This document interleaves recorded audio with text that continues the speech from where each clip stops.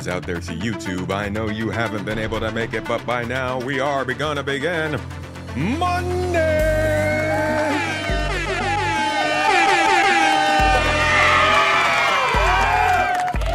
Yeah, guys. Dude, those guys are always so pumped for Monday. It's crazy. It's wild. I've never seen anybody so excited. Welcome in, everybody. Good to see you. How you doing? YouTube, you're a little bit late, but you should be getting in here. Man, for people who just like started the YouTube video this after we're all done with the live stream and it just pops on with all that noise, my apologies. But we're back for another week, and I'm kind of excited because honestly, there's a lot of stuff to go over.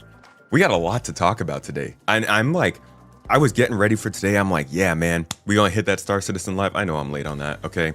Yeah, people were covering the Beijing Bar Citizen the day it happened. It was like 10 days ago now. Whatever. We're gonna jump into it. We're gonna check out the Bar Citizen that took place over at Beijing, their Star Citizen Live thingy majigger, with John Crew. That's gonna give us a lot of looks into some of the upcoming ship features, and we'll dive into kind of what they said about those things in the past. Then we're gonna look at the Con42 information that came out over the weekend. Some pretty solid text references. It's not going to be the actual video itself, so we'll probably cover that at some point in the future. But for now, we're just going to talk about the notes that I've found on that here. Yeah, pretty solid amount of stuff. I'm looking forward to it. But also, as I'm sitting here getting ready to go live, they drop a couple other videos for us. So they've just launched the Mirai MISC sales pages. So we're going to talk about the new ships that are coming out there. Probably going to be a pretty big source of excitement for people this week, and a real good source of news for us today. So we're going to be busy. How y'all doing? How's your weekend? Toes Gang, I see you. Much appreciation for you. Notification Gang, I see you. Thank you for popping in here right when we get started. Chat Gang, I see you. Thanks for keeping things exciting. Oh, you didn't miss much, Jay. You're good. I'm just saying my hellos to everybody. Baltzen and Maverick, Thaki, my friends, Vivi Jr. Good to see you all. AAK, rubbing the head. It's so weird to see like a hand on my head in chat, but sure, why not? Space Guy, Frisch, Mr. Frisch Prince. Scar Theory, how you doing? Toes Gang. You just hit a taco and there's nothing any of you can do about it. Is that a euphemism, Vastin? Am I supposed to? I'm gonna let you have that one. I hope it was a good taco. I'll say that much. Mr. Arctic Wolf, hello and welcome in. Shifty, Zoster, good to see you. Good to see you. X4711. Is that a Hitman reference?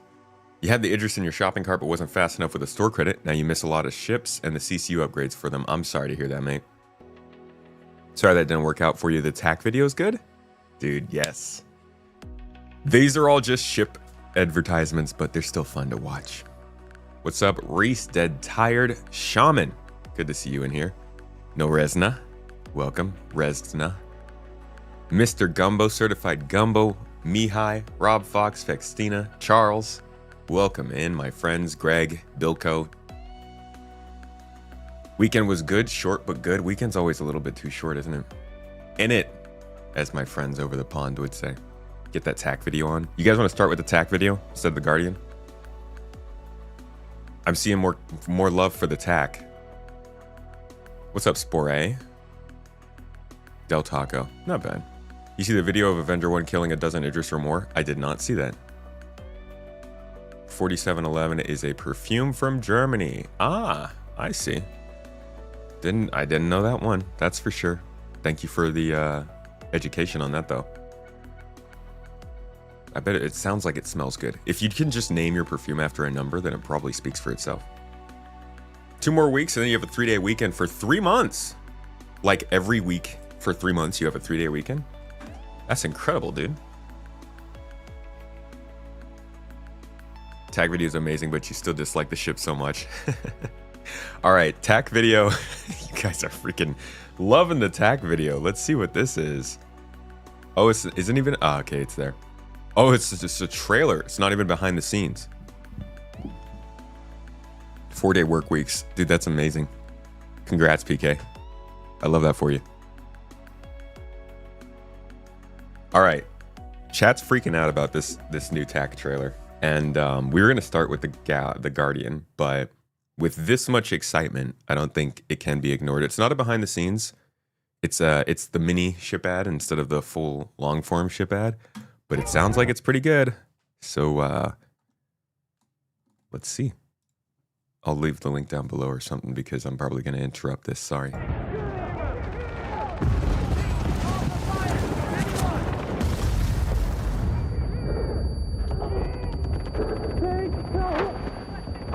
Oh, shit.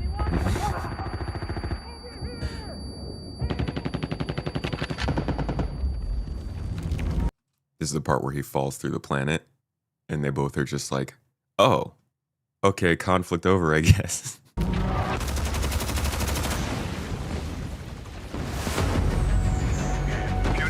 TAC 1, we've softened your approach. Copy that. Brother! Wait! Wait, this dude just got taken out by a ship weapon? Could you imagine a ship-sized laser hitting somebody like this that close to you and it not affecting you? Fury 6 to TAC 1. Honestly, I would consider myself lucky. Copy that, Fury 6. Inbound. You see, that's what it would look like, right?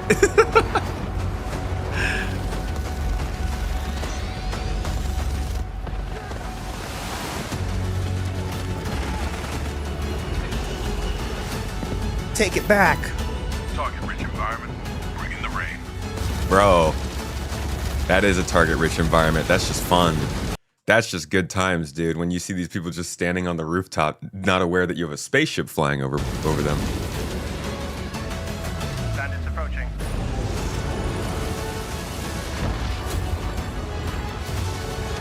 Engaging. Target locked. Fox 3. Hey! Inbound to LZ. Wait, who are they shooting down? Drake? Yeah, of course. Who else would you be shooting down? Inbound to LZ. We'll get those troops on board. CIG. Dude. Oh man, I bet Astropub fell out of his chair.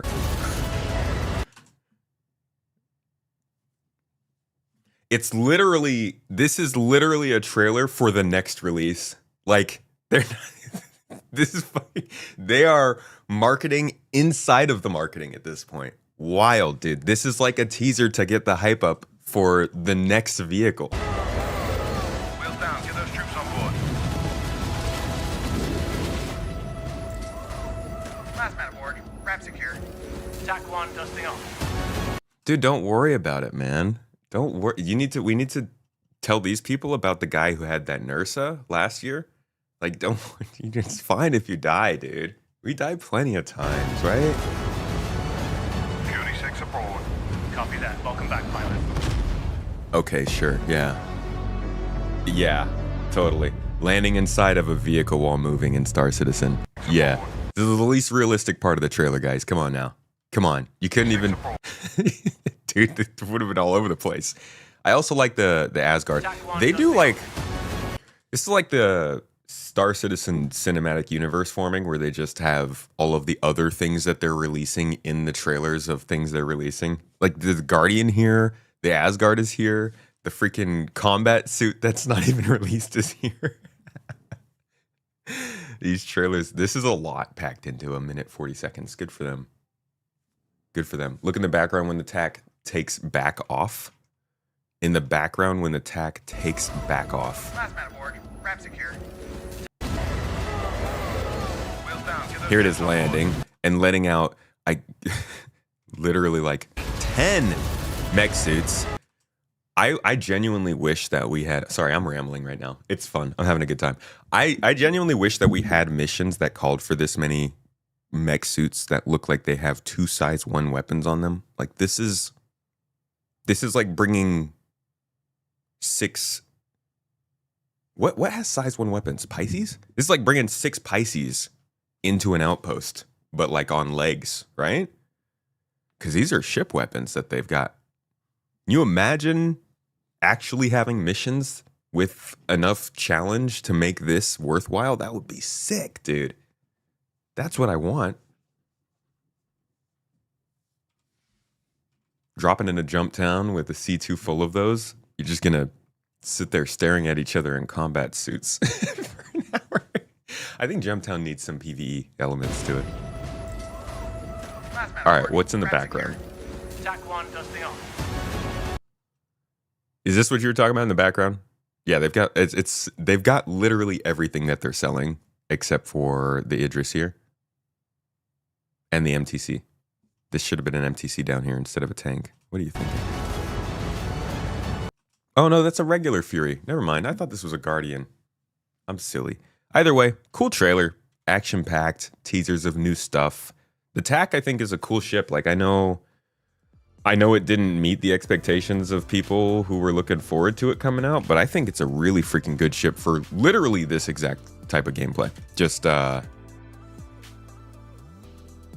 dropping people in. I mean, this makes it look like it's like a gunship support dropship kind of thing, but genuinely, I think at least as far as Star Citizen goes right now, one of the top loops you can do, this is what I choose to do because I come from like Halo and Titanfall and Call of Duty, stuff like that. Yeah, I'm a weird, stupid console dweeb or whatever, but I love the loop of just getting a ship, maybe with a ground vehicle, running ground FPS missions where I may or may not shoot a lot of people, but ultimately I'm finding loot, I'm moving around on my feet, I'm getting in and out of a ship, and I am like just I'm going to a destination, running an FPS mission, and leaving. And I think the Starlancer TAC is probably one of the best ships now in the game for that. It's just got all the things you need. They show it all in here. It's got the weapons, it's got the space for vehicles, it's got the defense, it's got the med bed for respawn, it's got the space for cargo. Really the only thing you're suffering from here is that it's a big ship. Bigger than you could probably be comfortable with like one person, but I think it's still doable with one person. I don't know. I think the TAC's a great choice. I'm looking forward to testing it out more in the game over the next couple months and seeing where it fits into GII. Hashtag join GII. It's like almost a hashtag, right? Okay. Stupid. Bye. Thank you, Baltzen, for the 10 memberships over on YouTube. Getting us started on Toes Gang today. And actually this whole week. I don't know. What do you guys think about the TAC? TAC is their take at an AC-130 gunship. Dude, I think it feels more useful than an AC-130. It's like an AC-130 with a military folks. You might be able to help me out here. What's like a medical focused ship? It's like a military combat ship with medical capabilities. I don't know, man. I think it's really going to shine in the long term. In fact, color me a conspiracy theorist. Hold on. Baltzen, my dude. Is it 10? Thank you, dude. Really appreciate you on the YouTube members. Put my tinfoil hat on. I feel like the Starlancer TAC is kind of like the Zeus in that it comes at a time where CIG has finally actually realized what they want Star Citizen to be as a game, even if it's not, even if it's forced by the fact that they've taken this long. They laid out their 1.0 plans. We can all tell that they're doing things in the game now that feel a little more focused on being an actual game, right? Like the narrative, the events, the way they're releasing stuff. It all feels like they're trying to be more of an early access environment than an alpha environment. And even the website now says you can go on the website, and I think it's a subtle change and one that they definitely didn't make an announcement of, but like down here, it definitely says early access for Star Citizen now. It no longer says alpha. And I think they're trying to sell that experience. And still no $45 package up here, CIG. And I think that the TAC came at a time where they figured that out. And so it is built as a purpose-built size and form for the game that they want it to be. Kind of like when they first were building Star Citizen, they were like, this is what Star Citizen is. Let's build the constellation around that. It has cargo. It has a pilot seat. It's got turrets. and you can move around it. Now we all play on the Constellation and we're like, hey, this thing's a little out of date. Maybe update this now.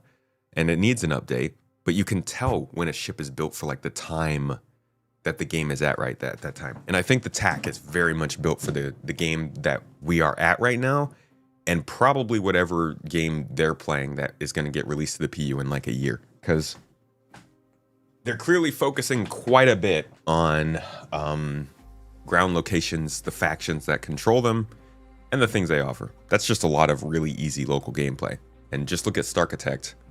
They're pushing more for ground-focused gameplay. That's right, your space sim is now a ground-pounding simulator.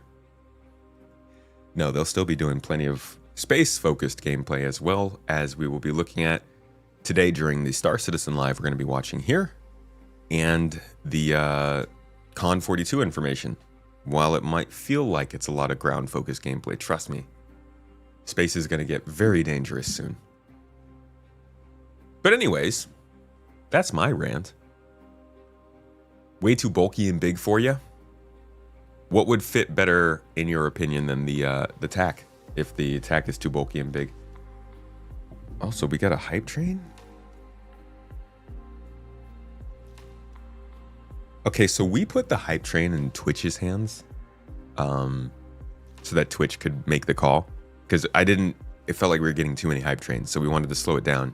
And we thought Twitch would just like balance it out so they would happen less often like this, but now we just have hype trains for no reason.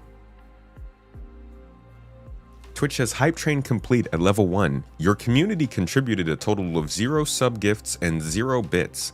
Like, bro, nobody even did anything. Why are you doing this? Why are you embarrassing me like this, Stream Elements? Come on now. Lord. Also, it looks like the bot's not working because Baltzan definitely gifted 10 subs. Hold on a second. Something's wrong here.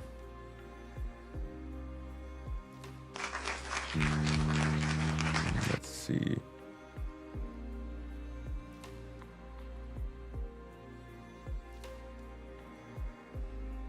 I think I need to refresh these maybe. How do I do that?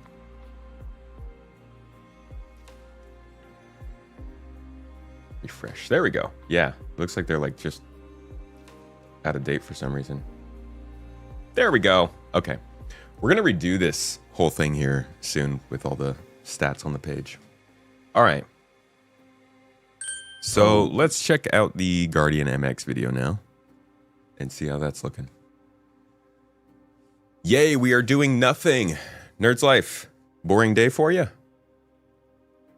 Not doing much? Played with friends for the first time since 323 last night, and we had a blast trying to fumble our way around the Hathor sites with some air support. Happy to see this kind of stuff starting to emerge. Yeah, dude, I love the Hathor sites. Completely outside of why they're there. I still haven't been able to do the like the actual Hathor thing, the whole loop. I haven't even seen the mining laser freaking launch, but I unfortunately still love going there just because you can get stuff, which is nice. That's all they need in this game. You've received as many subs as Iceland got votes in Eurovision. Well, Mihai, if I've learned anything over the last week, it's that Iceland just needs to pay for more votes, bro. Oh, you're talking about with the hype train, yeah. Yeah, Twitch is like, good job, guys. Absolutely nothing from the community. You love the Asgard and the Constellation series. It's the perfect size, not too big so you get lost or take 3 minutes to get to the pilot seat. Honestly, I feel you. That's exactly where I am. The Mercury Star Runner is my perfectly sized ship. It's just not correctly made. I feel like if you combine the Mercury Star Runner and the RSI Zeus in terms of philosophies, but then like gave the Crusader styling, that's probably my favorite ship in the game. Hopefully we can get there. All right, I'm gonna go turn the fan on because it's freaking hot and I'm sweating because all this ship talk and trailers are just so hot, you know? And I'm sorry. I'm sorry. That's just, we don't need to hear that. Craw Nice, Nerds Half-Life, thank you both for summing up. Craw Nice at 8 months, dude. Appreciate you, buddy. All right. Guardian MX. Now, this one's exciting to me because if we go back to their video, their lovely silhouette video that we all looked at least a half dozen times in the last 6 months, one of these silhouettes really got me. Really freaking got me. This one. I thought this looked like the Guardian, but it looked like if the manufacturer of, like, whoever makes Slave One in Star Wars, it looks like if they had made the Guardian. And it got me real excited for like a hulking, four-pronged, almost like Drake Interstellar looking beast of a ship. And now it's releasing. So we get to see, does it actually look this cool? Or did the silhouette just make it look cool? So I give you, my friends, the Guardian MX.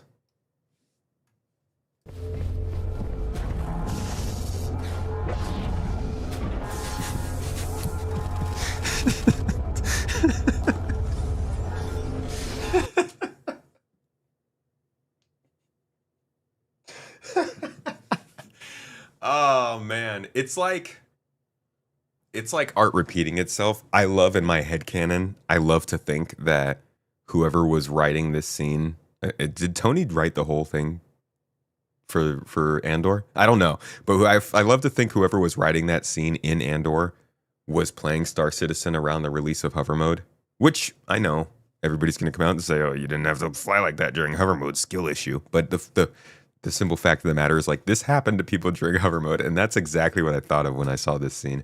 It's like, great reference. Great reference. If you guys didn't catch it over the years, the folks building Star Citizen very much are aware of what Star Wars is and quite like referencing it.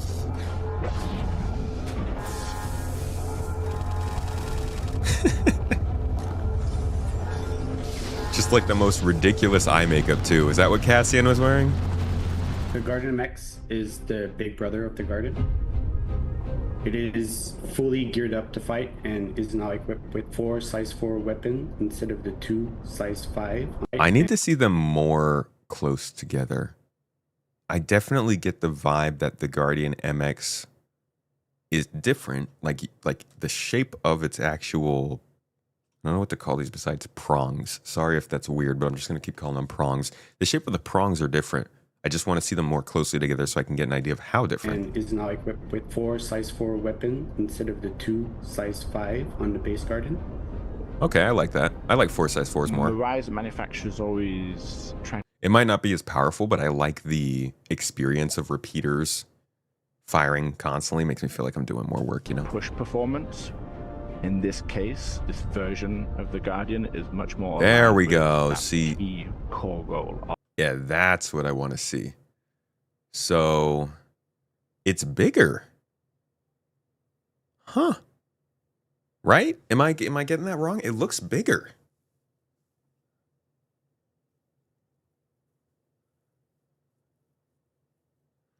I love, yeah, no, I it's definitely got that hulking feel to it.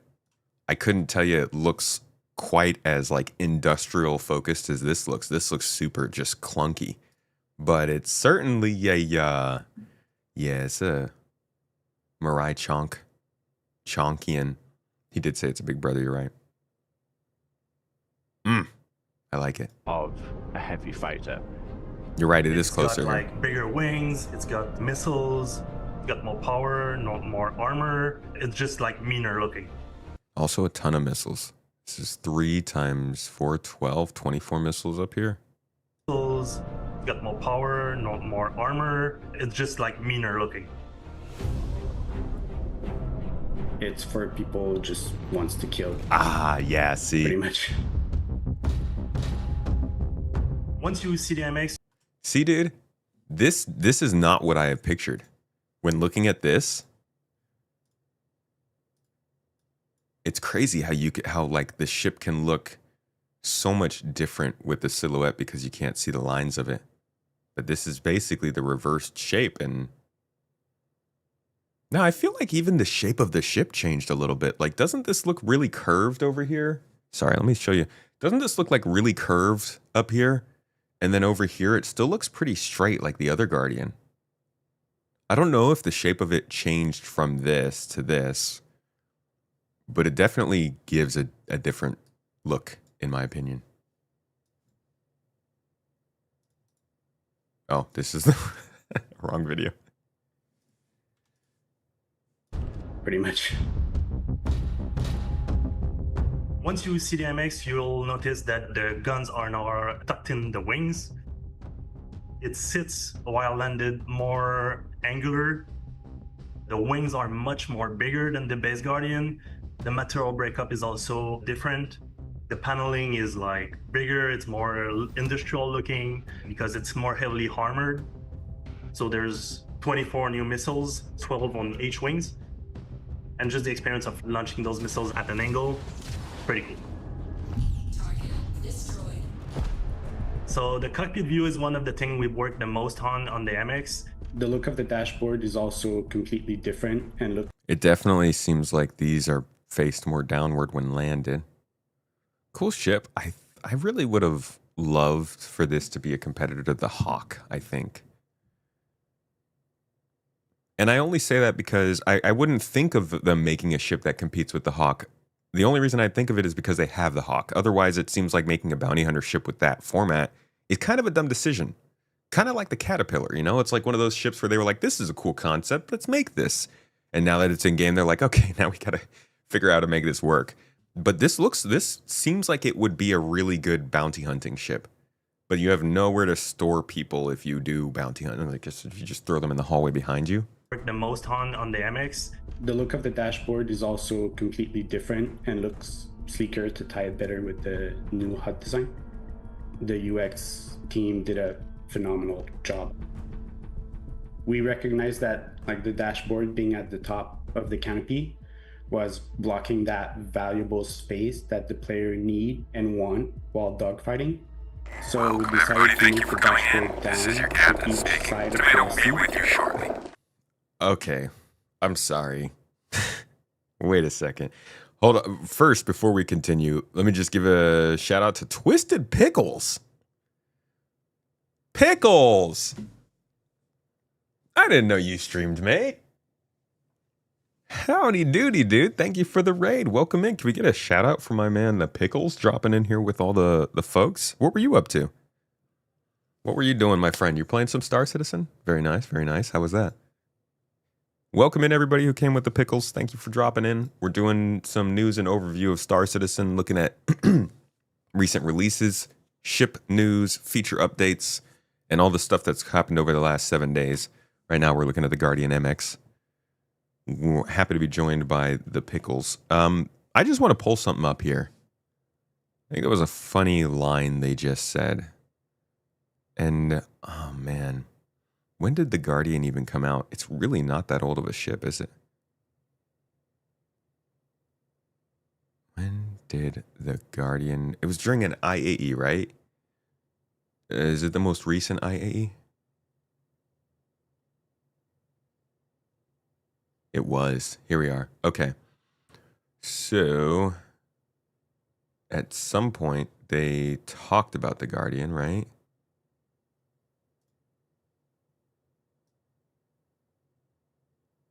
They gave us a little looky-loo at the guy. Here we go. Okay. Fuel drives the legendary Space Wolf All right. itself, the Mirai Shh. Guardian, makes its presence known. Target destroyed.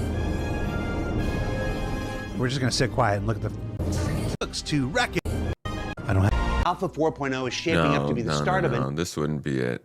There's a video where they talked about the Guardian before it came out. The patch watch is what we just watched. All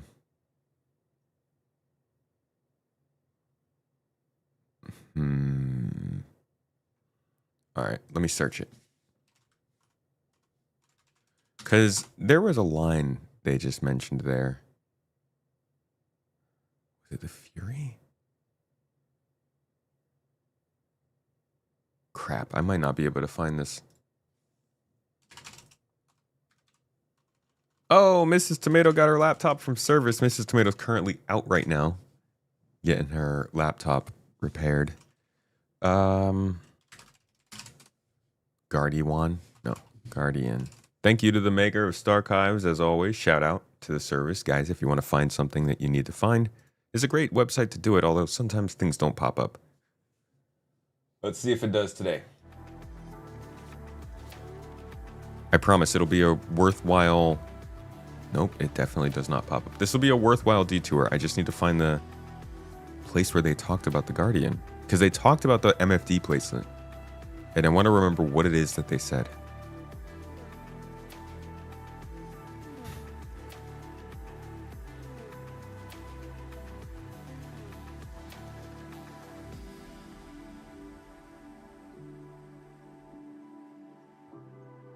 I feel like it would have had to have been Overall, here. we are super excited to.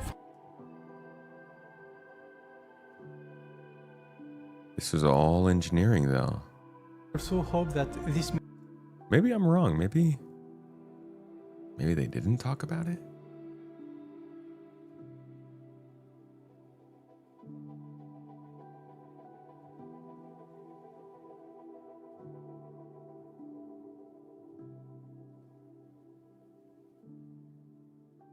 Behind the ships, behind the ships. Yeah, this is like the last video they put out that year. I'm very confused, guys. I know they talked about this. I mean, I know that the Zeus had the MFD, but this was something they said specifically about the placement of... No, I think maybe I'm just imagining things. Or maybe I'm thinking of the Fury or something like that. Either way, I could have sworn they had... So the reason I brought this up is because I could have sworn they had mentioned something about these controls being up here. Actually, you know what it was? You know what it was? I think that was the criticism other people had for the Guardian when it came out. People were like, hey, you have all this visibility in this cockpit, but then you're blocking the view from up here with this gigantic layout. I think that's what people were saying about the Guardian and the Fury. I think I remember maybe Zero saying something about that. So it's interesting to see that instead of fixing the ship that was a problem for, they just released a new ship that fixes the problem and then straight up told us, hey, this is a problem on the other ship. We're just going to fix it on this one. Blocking that valuable space that the player need and want while dogfighting. So we decided to move the dashboard down to each side of the seat, freeing up the top. From the Q&A, the other Guardian variants will get the new dashboard someday. Okay, that's good to know. Probably should have done that now. It gives that feeling of like operating this massive gun turret with all 4 guns sitting at the tip of the wings. So the MX has a new blast shield, which looks like really cool. It got camera and screens on the inside, so the player can see the outside even when it's closed. It's going to give you a little bit more protectability. Should just build a sim pod into the ship. To make you feel a little bit nicer when you're in that exposed glass cockpit.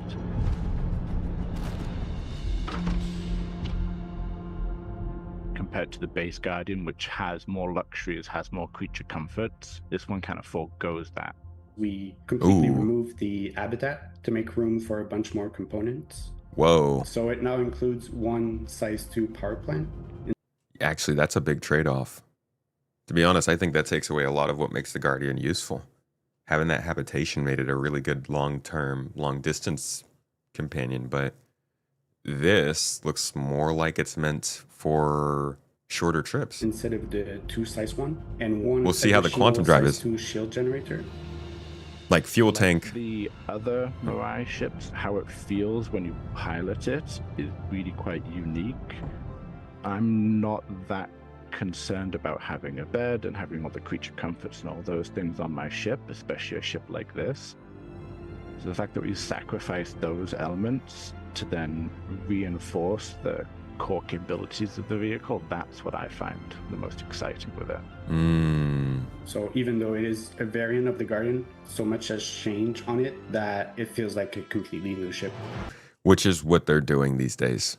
I think they've really understood that they can make a lot more money from making slight variations of chassis than making modules for ships, or, I mean, even making entirely different types of ships.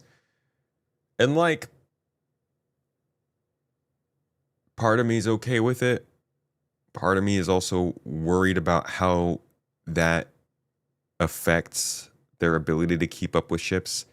I think a really convincing move to build confidence in this whole practice that they're doing with building these sort of slight variants, one would have been if the Prospector got updated when the Fortune did. Two would have been if the MFDs on the other Guardians got updated when this is released. But we see that like these ships are getting refinements that aren't really going to the variants. So what does that mean for the future of maintaining the ships? Does it mean you're going to have to go through each one and update it as a separate pass?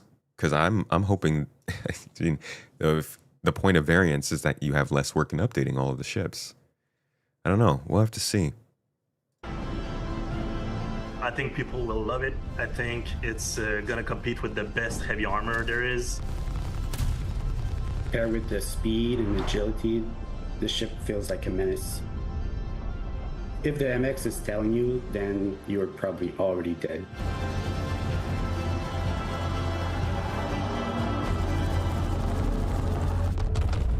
That's a very hype-focused statement.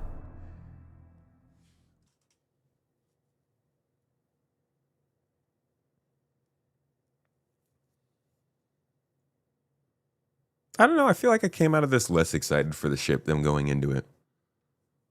And that's not because of the ship itself. I think it's just the combination of different iffy bits of it. Especially because it's another missile-focused combat ship, kind of like the Saber Firebird was. Yeah. This I don't want to say this could have been an update to the original Guardian because it's obviously a different chassis. It doesn't feel necessary. That's for sure. I freaking love the design of it. God, I love the design of it. It's a very cool ship, and I would probably get one in-game if it had a bed. I would not buy one of these. In fact, let's jump over to the store page real quick and see. All right, so they've got all the infos up. We can also check out the Q&A. Deadly, resilient, explosive.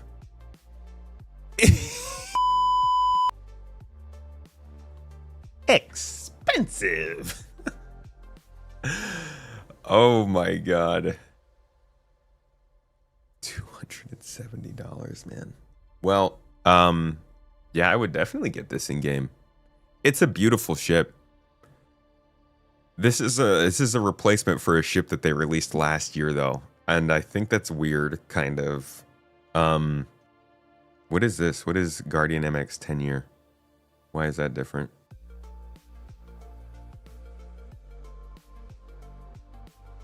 Oh no, this is lifetime insurance. What is 10 year? Why is it?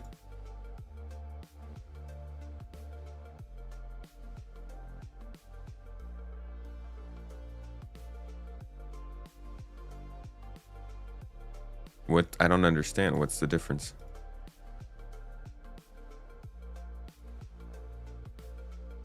Is this for Sork? This is Warbond?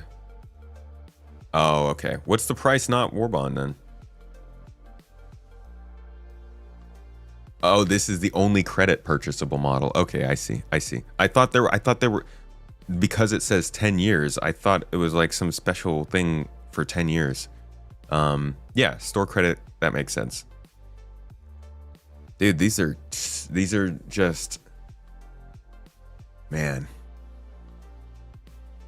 So this is considered, from their own video, this is considered as a upgrade to the Guardian. They fixed the MFDs.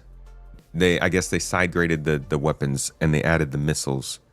Yeah, I don't know. I don't have like the numbers and statistics to compare this to the other Guardians, but it's so close to the other ones, you know? It's almost like if the Zeus MR had come out, but it was also just like a different type of cargo hauler. I'd be like, well, why wasn't the Zeus CL just kind of made to fit that as well? I don't know, man. I love the Star Wars reference, obviously. I'm not a big Star Wars fan, but oh boy, am I an Andor fan.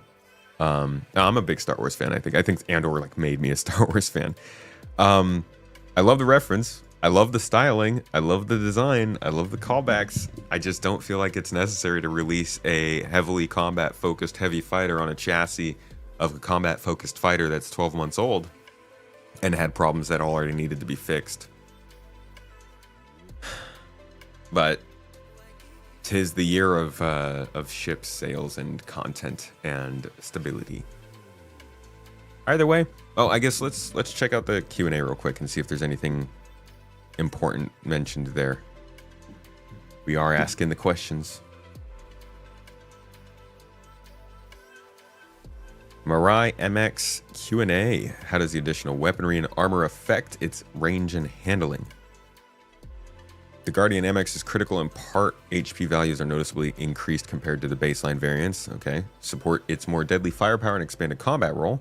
That said, the same fuel tanks as a standard model, so due to its increased mass, it will burn fuel, especially during atmospheric flight. For quantum travel, range remains the same since fuel capacity is unchanged.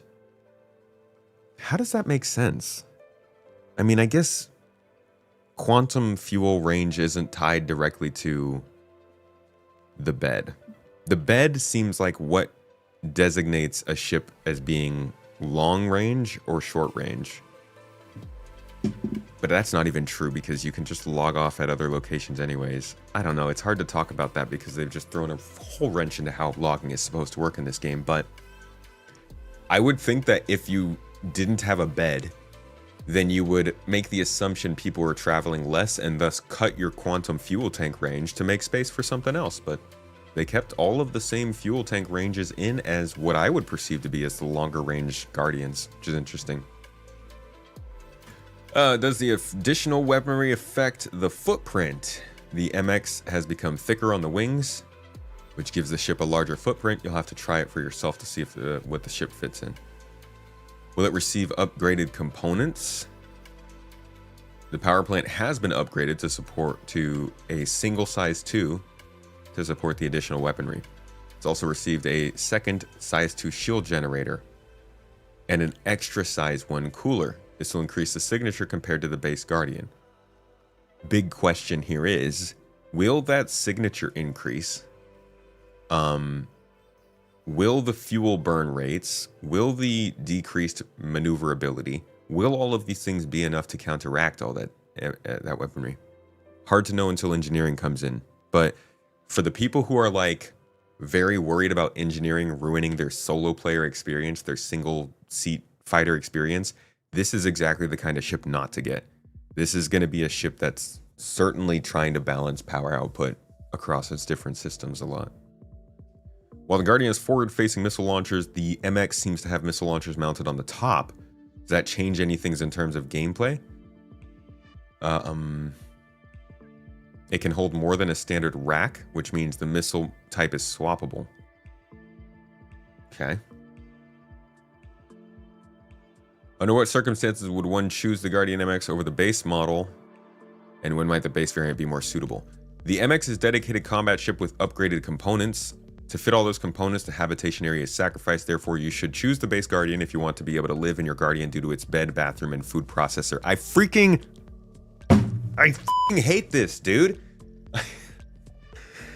I hate that the bed is still such a negotiation tactic on picking your ships when they said last year that we would be able to log out anywhere. Okay, now that I've calmed down, it's totally fine because they're probably going to add buffs to beds that make them still worth picking one ship over another, right?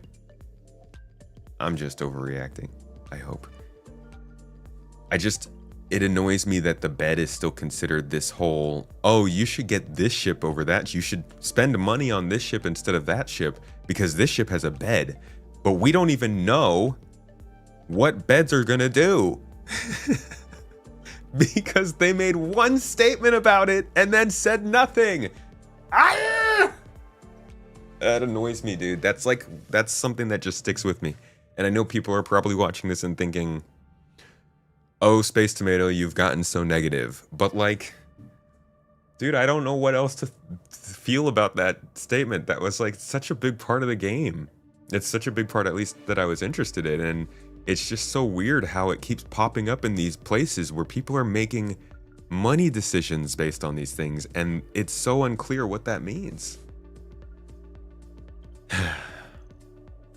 How does its performance compare to other manufacturers' heavy fighters, such as the Hurricane or the Lightning?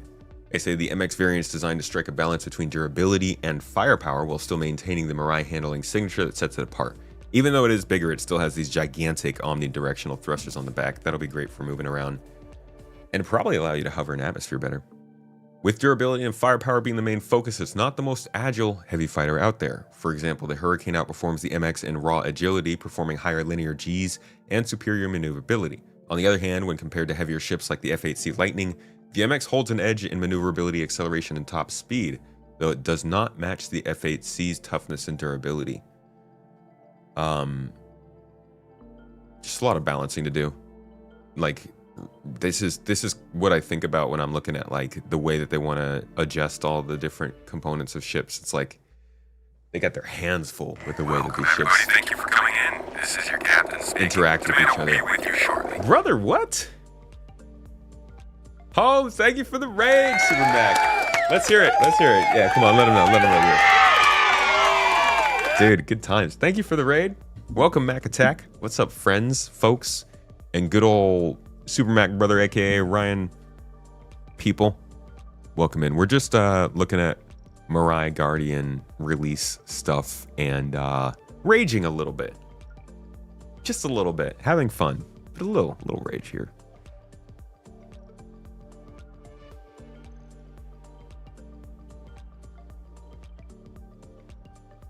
Adding other forms of bed to the game may be balance needed for that original statement. Dude, that's what I thought they would do. Why would you not just give the people the ability to carry beds around with them?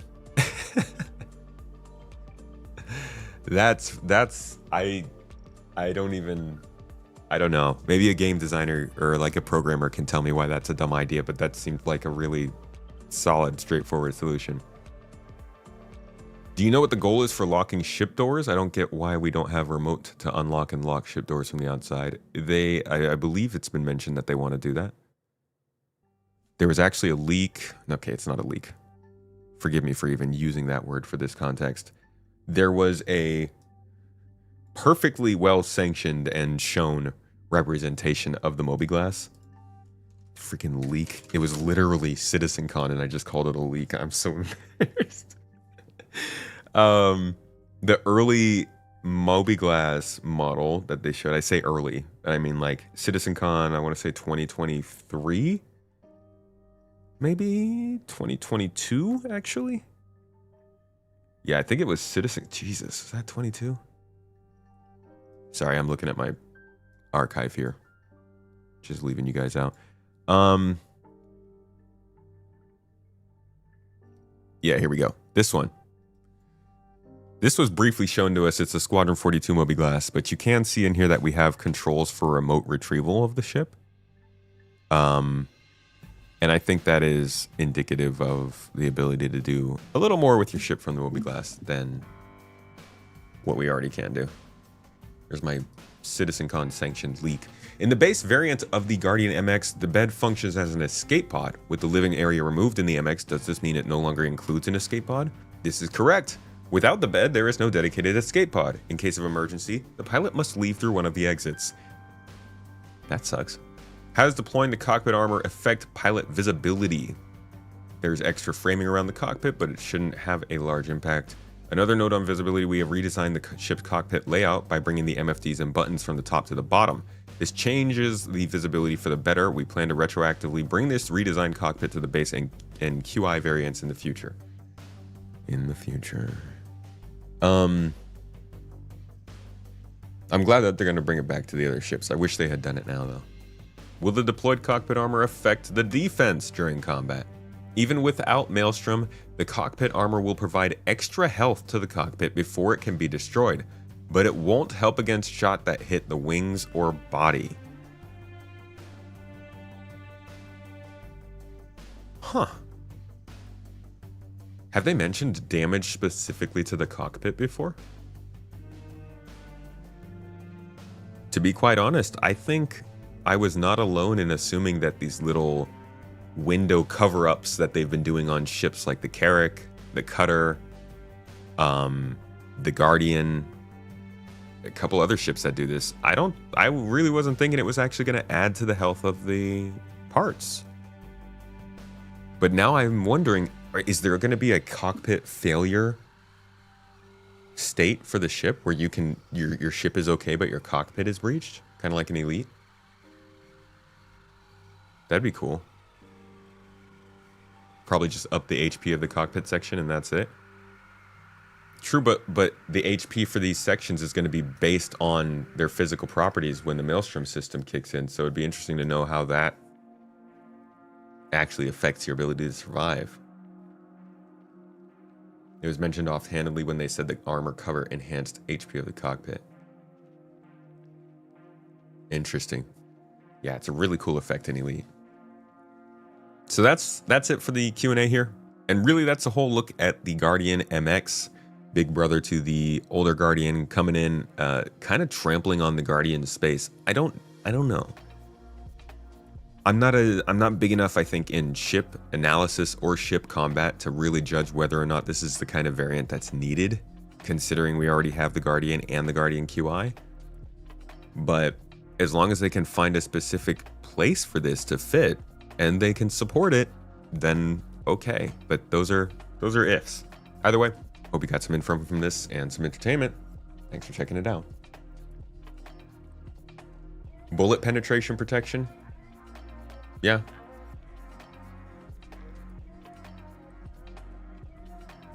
It was an SC right before 401 when they put in the armor cover for the Carrack.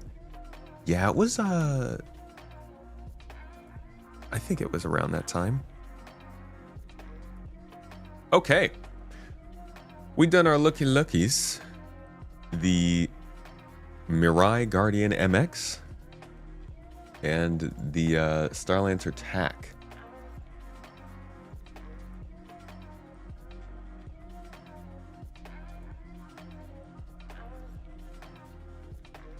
Now, the real event of the day, we are going to check out Star Citizen Live from, well, the first Invictus Star Citizen Live. I don't know if they're going to be doing other ones throughout the week, event. But this one supposedly has a lot of info. I know plenty of you have probably gone over all this info. It's been out for like a solid week. I wanted to wait until the official video was out so that we could cover it and know exactly what was being said and get it in like, you know, a decent quality. So thank you if you did wait to watch it with me. If not, thank you for at least coming and watching it again with me. I'm sure this is going to be a lot of really good discussion. Yeah, I hope we're also getting the Titan suit because the Atlas combat suit is not what I was picturing. And part of me thinks this is their way of releasing the Titan suit without having to make the Titan suit, but we'll see. Anyways, here is the latest Star Citizen Live with a whole bunch of ship news that we'll be covering in depth for the next, like, probably hour and a half. Let's get to the introductions first. But ground and hovering, you know, stuff like that. Like I always remember, you know, I grew up with G.I. Joe and stuff, and those mobile-based things, like the Rolling Thunder. Rolling Thunder would be a great name, by the way, especially if it hovers, which just really confuse people. Something like that. I think there's a lot of room for that kind of stuff. It's definitely something we've talked about and looked at in the past. We have, obviously, ground vehicle garages, and we have ship hangars. And the slight problem that has always somewhat interfered with that plan of a larger ground vehicle is our ground vehicle garages aren't big enough. Our ship hangars are, but not necessarily every ship hangar you can. Okay, I somehow just dropped into the middle of this. Sorry. Obviously, it's while we're hard at work getting the next release of Star Citizen out, working towards the closing of Squadron 42, whatnot. We can't pull a whole bunch of people necessary to get that full breadth of questions that you guys sent out. We were able to snag longtime friend and human meat puppet vehicle director John Crew on the show. John, say hi. Hello, human meat puppet here. Human meat puppet here to answer your questions related to vehicles and vehicle gameplay and stuff. So with that, we're going to jump right in because I imagine there's a bunch of people sitting in a big convention hall and everything. Wait. So what is that about? How they got the questions? Star Citizen Live before and a rare first time thing. So I'm not going to explain what the show is. Should I explain what the show is? I can't change my format. Because I do feel like it's where we take about 30 minutes out of our time to sit down with one of our CIG developers and make them answer questions from you, the Star Citizen community. In this case, our wonderful Chinese community. Somebody, I didn't get the name, sent us a massive, wonderful list of questions covering a huge variety of topics. Obviously, it's while we're hard at work getting the next release of Star Citizen out, working towards the closing of Squadron 42. Whatnot. We can't pull a whole bunch of people necessary to get that full breadth of questions that you guys sent out. We were able to snag longtime friend and human meat puppet. You guys think this is going to be a regular thing? Like, do you think they're going to split the community and do specific shows and stuff for, I guess, English-speaking audiences, and then specific shows and stuff for Chinese-speaking audience, or Mandarin, or I don't know which specific language, but like, do you think this is like a special sort of thing, or are they going to start to do this regularly? Because I'm wondering, like, how does that work? Are you going to? Why not take, like, they didn't take questions from the English-speaking audience, which, okay, it's, you know, that can happen, but it's also been like funded by the subscribers. So if the subscribers don't even get to take part in the Q&A, I don't know. I feel like this should at least have a questions thread also. Like, both communities should be able to get a questions thread so that they're answering questions from both instead of splitting it up like that. That feels a little weird. It's all in English, but did they ask any questions of the rest of the community, or was the question section exclusive to the Chinese community? They're showing the same video to both of us. Then I'm not talking about the video. I'm talking about specifically the show. The whole point of the shows generally is a Q&A, and I'm wondering, will they combine the Q&A section? Or will it just be like, we'll pick questions from one community and then show the results to all of them? Might not have access to the other SCL due to the restrictive internet rules in China. That's fine.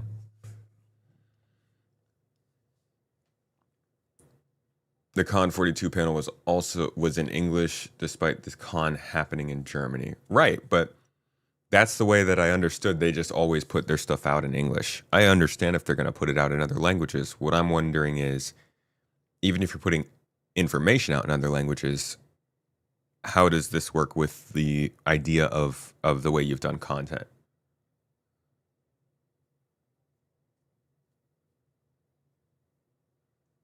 I think this is only for China. China is special for several reasons, including the most populous country, not to mention all the internet lockdowns.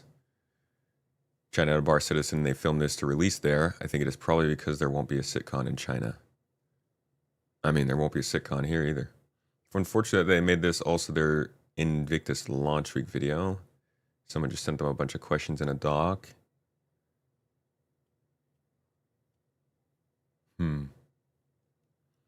Yeah, it would have been nice for it to be a separate one. I'm fine with them if they need to like restrict themselves or censor themselves or whatever, and they want to be in a certain market. They can do your business. You got to figure it out. But I do think it's they should make sure to still put out a question thread at least. I mean, I guess it sounds like they just received some information. I don't know. Either way, we'll see if they keep doing them like this or not. Vehicle director John Crew on the show. John, say hi.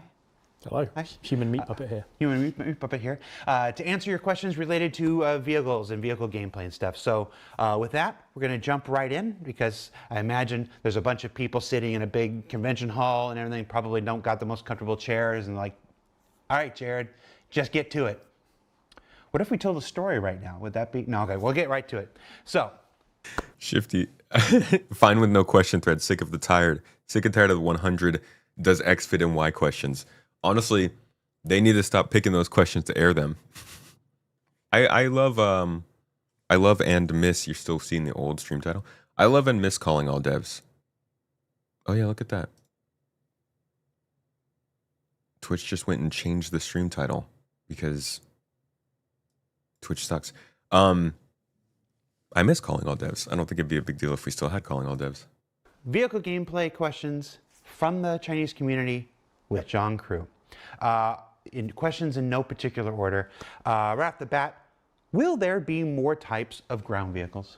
Yes. There's obviously we have a range of ground vehicles at the moment, but they're pretty much a select few manufacturers and either wheeled tank tracks and a couple of hover ones, but they don't really cover the full range. Like I know you've had Alberto on SCL in the past doing like the chopper, the chopper, and like the Origin hover tank. And I'm not going to say which ones we want to do. He means the Battlefield 2142 hover tank. That's what he really means. More in the sort of gaps we have, like let's say combat hover vehicles rather than transport ones. Yeah, I've always had I feel like we've been doing this for 10 years now. I feel like at some point you and I have had casual conversations about some kind of like mobile base that kind of hovers around, like a floating platform with doors and rooms and stuff like that. Something more akin to a ship's to a proper ship size, like a Cutlass size or a Freelancer size, but ground and hovering, stuff like that.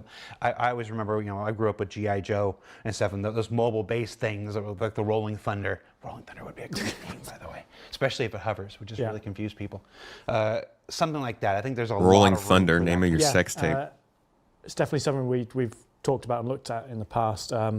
We have obviously ground vehicle garages and we have ship hangars, and the slight problem that has always somewhat interfered with that plan of a larger ground vehicle is our ground vehicle garages aren't big enough. Our ship hangars are, but not necessarily every ship hangar you can hover or drive a vehicle out of. Especially not the ones with the ceiling exits. So it's coming up with a solution to that, and then we could have maybe not. I always forget the film with the big roving cities. Mortal Engines. Mortal Engines. I'm not gonna say that big, but probably not. Probably not that big. But we've both been here long enough. Never to say never, ever. Plus, I think if we're being real candid and honest, I think we need more gameplay systems that utilize ground vehicle technologies. There's a couple. I was just had a meeting with Rick Porter, design director for the PU. Last week, where I wanted to pitch, like, if we get, when weather comes online and stuff, being able to keep ships out, but having like giant Sturgis style hog wild kind of events that require hundreds of ground vehicles in place and stuff would be super cool. And that's just casual conversation between me and the design director. It's not a commitment to an idea, but promise. I think there's a lot more we can do to incentivize the use of ground vehicles. Yeah, we have a lot of ground vehicles at the moment, but there isn't a lot of I'm working on a vehicle. The use they have. I'm working on a video about this right now because the MTC is a fantastic vehicle. It's just got two problems. One with itself and one with the state of the game. Would love if ground vehicles were more useful in this game. We have a lot of ground vehicles at the moment, but there isn't a lot of use, and the use they have sometimes is not ideal. So when we can incentivize that use more, then I think it'll be a natural kind of progression. Let's find out what other kind of ground vehicles we can add to this. Like that. All right. How do you design ship living quarters? What equipment and features are essential for gold standard? So in terms of gold standard, living quarters really depends on the role of the ship.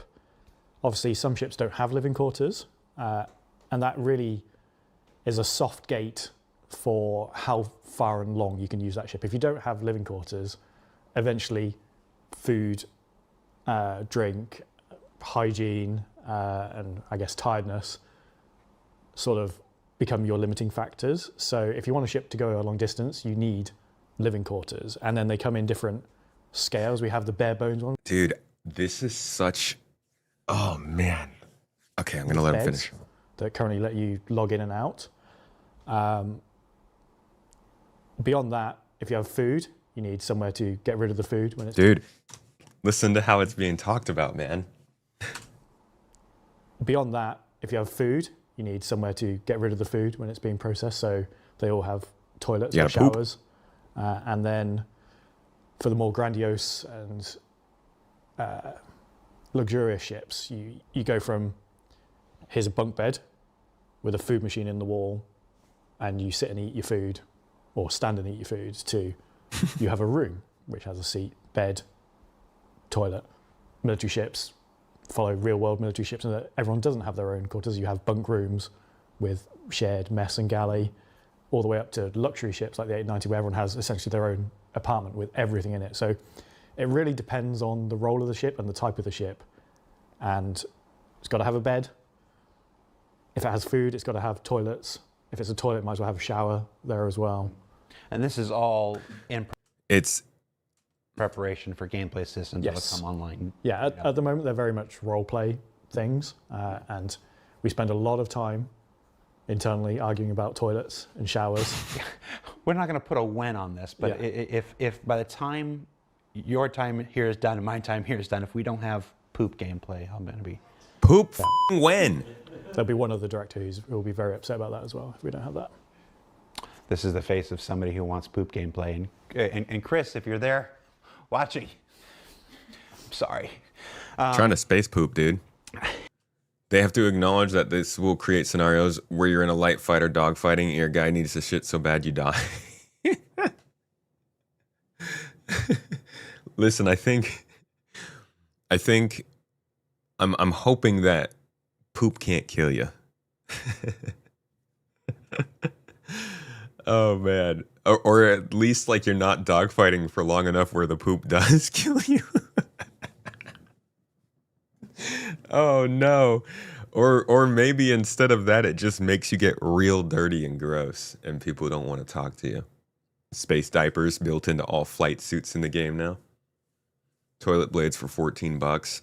Nonsense, dude. Toilet paper for $14. And then you're gonna get a top Hurston employee CEO to come out and just throw the toilet paper at you. Doesn't get delivered.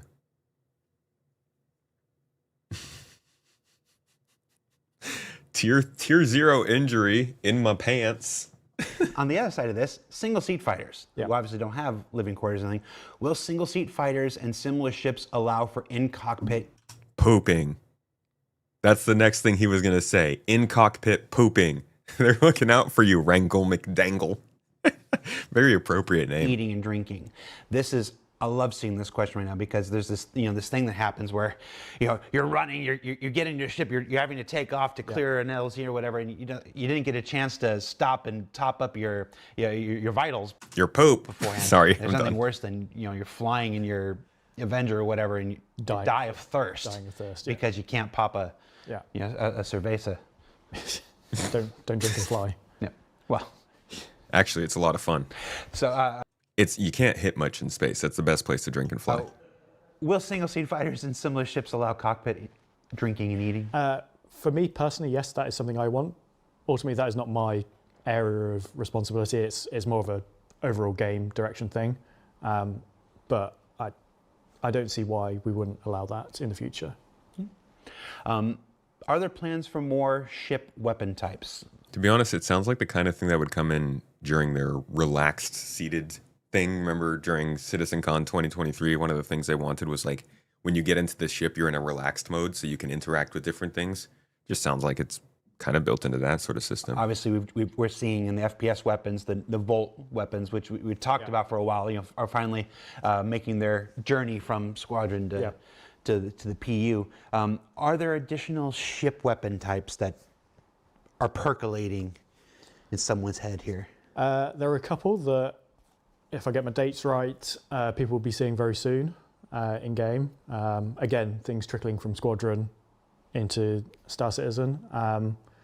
Beyond that, we haven't really looked into new weapon types. It's more expanding the range of the existing ones. So at a very simplistic level, we have ballistic ones, we have energy ones, and distortion ones. And then within that, you have cannons, repeaters, Gatlings, and we have gaps in those lineups because you also have the size ranges within that. So it's filling those out, giving them different flavors first before we chuck in another archetype. The FPS weapons are actually in a fairly good place because of this sort of thing, but I think ship weapons still don't really feel that distinct. How many people in chat actually focus on what kind of weapons they're using for their ship versus don't? I know there are a lot of people who do. But I'm curious to see, it's like what percentage of it. Obviously, it's not going to give us any sort of data in the chat that's reliable. I just feel like the weapons in the game for ship systems right now are still... You're mostly just looking for weapon type and not specific model. You guys do, depending on ship size, about the model, and if it matches your paint. Does it look good? Gumbo, you're saying waiting for engineering. I don't have any data to back this up, but I do think that they are missing a lot of variety that gets people more excited to choose what they want or to find what they want. Even if you find like a cool weapon, it still doesn't really feel like it's that different that you're like, yeah, I use this and it. I want like a really large caliber ballistic Gatling gun, you know? Sometimes I just want to be shooting my guns and hear this like the Warthog chain gun had such a nice sound to it in Halo Combat Evolved. Something like that. And then sometimes I want to switch over to like some kind of mystical pulse firing weapon that sounds really weird in sci-fi. And still don't really quite have that. I do think that what are they called?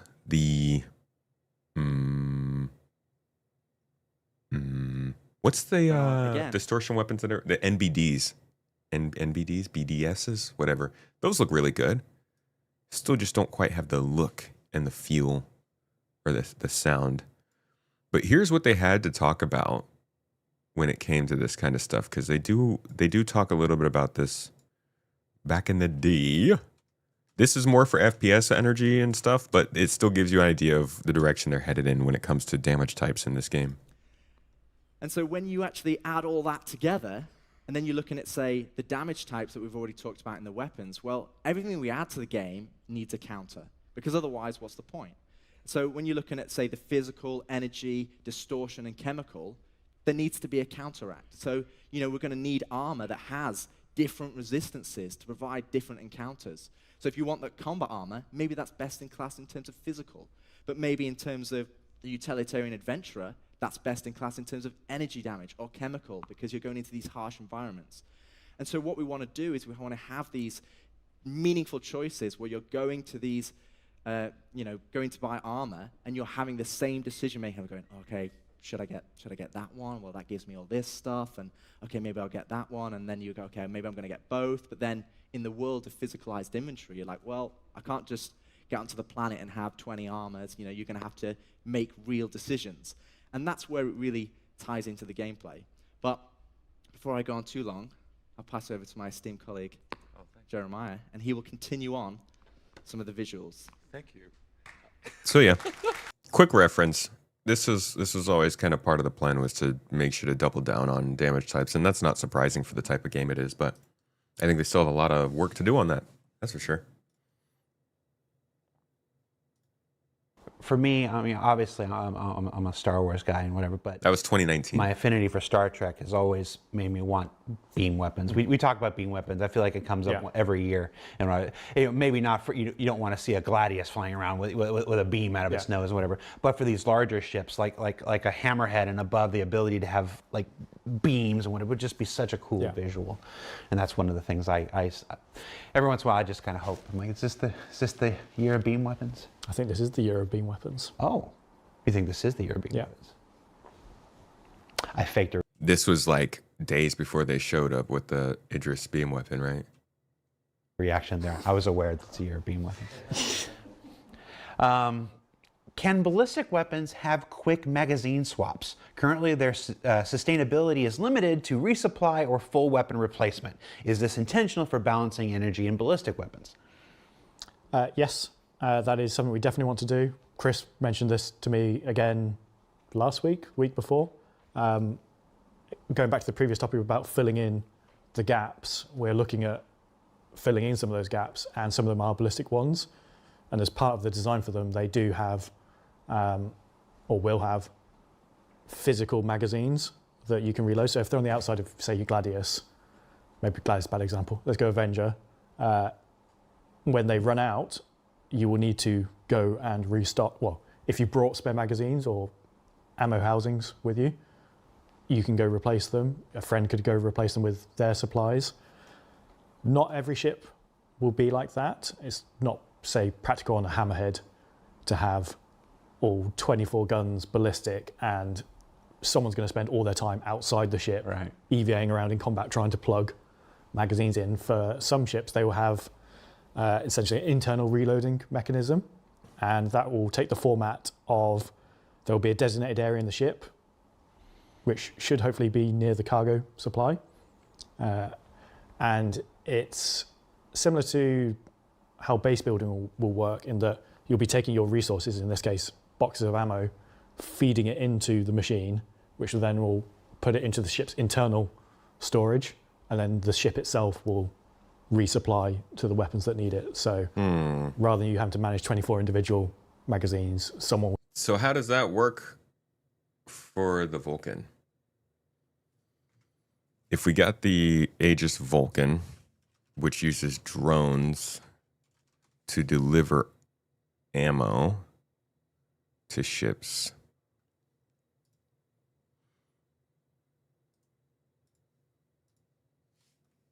I could see the refueling working because you got one place for that. But if you do have ballistics all over your hammerhead, how do you reload all? Do you have to reload them from each separate place if it's on the outside, or will they also have like a centralized ammo repository on the exterior too? Could do that. That wouldn't make it too much more complicated, but again, you got to find out where to fit that on all these ships. We'll just be feeding the crates of ammo in as needed. My understanding is that that's the only real reason to have children. Yes. Yeah. Okay. It doesn't change because it's private for the Chinese community. Can the Mobi-Glass ship interface include remote control of doors, elevators, and cargo ramps? Oh, we've been talking about that for years. Desperately want this to be a thing, pushing on it internally. Again, it's not directly in my wheelhouse, so it's subject to other teams' schedules and directions. But yes, being able to unlock, lock, open doors from your Mobi-Glass for your ship. Yeah, it's hard. At the beginning of this year, this is a good time as any to reiterate this. You know, at the beginning of this year, we had Benoit on and talked about the big change in focus of this year. This year's focus for feature teams is on closing Squadron 42 out. Squadron 42. Improve.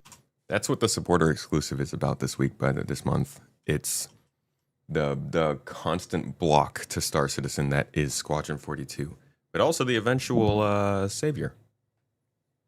I don't have any wood to knock on.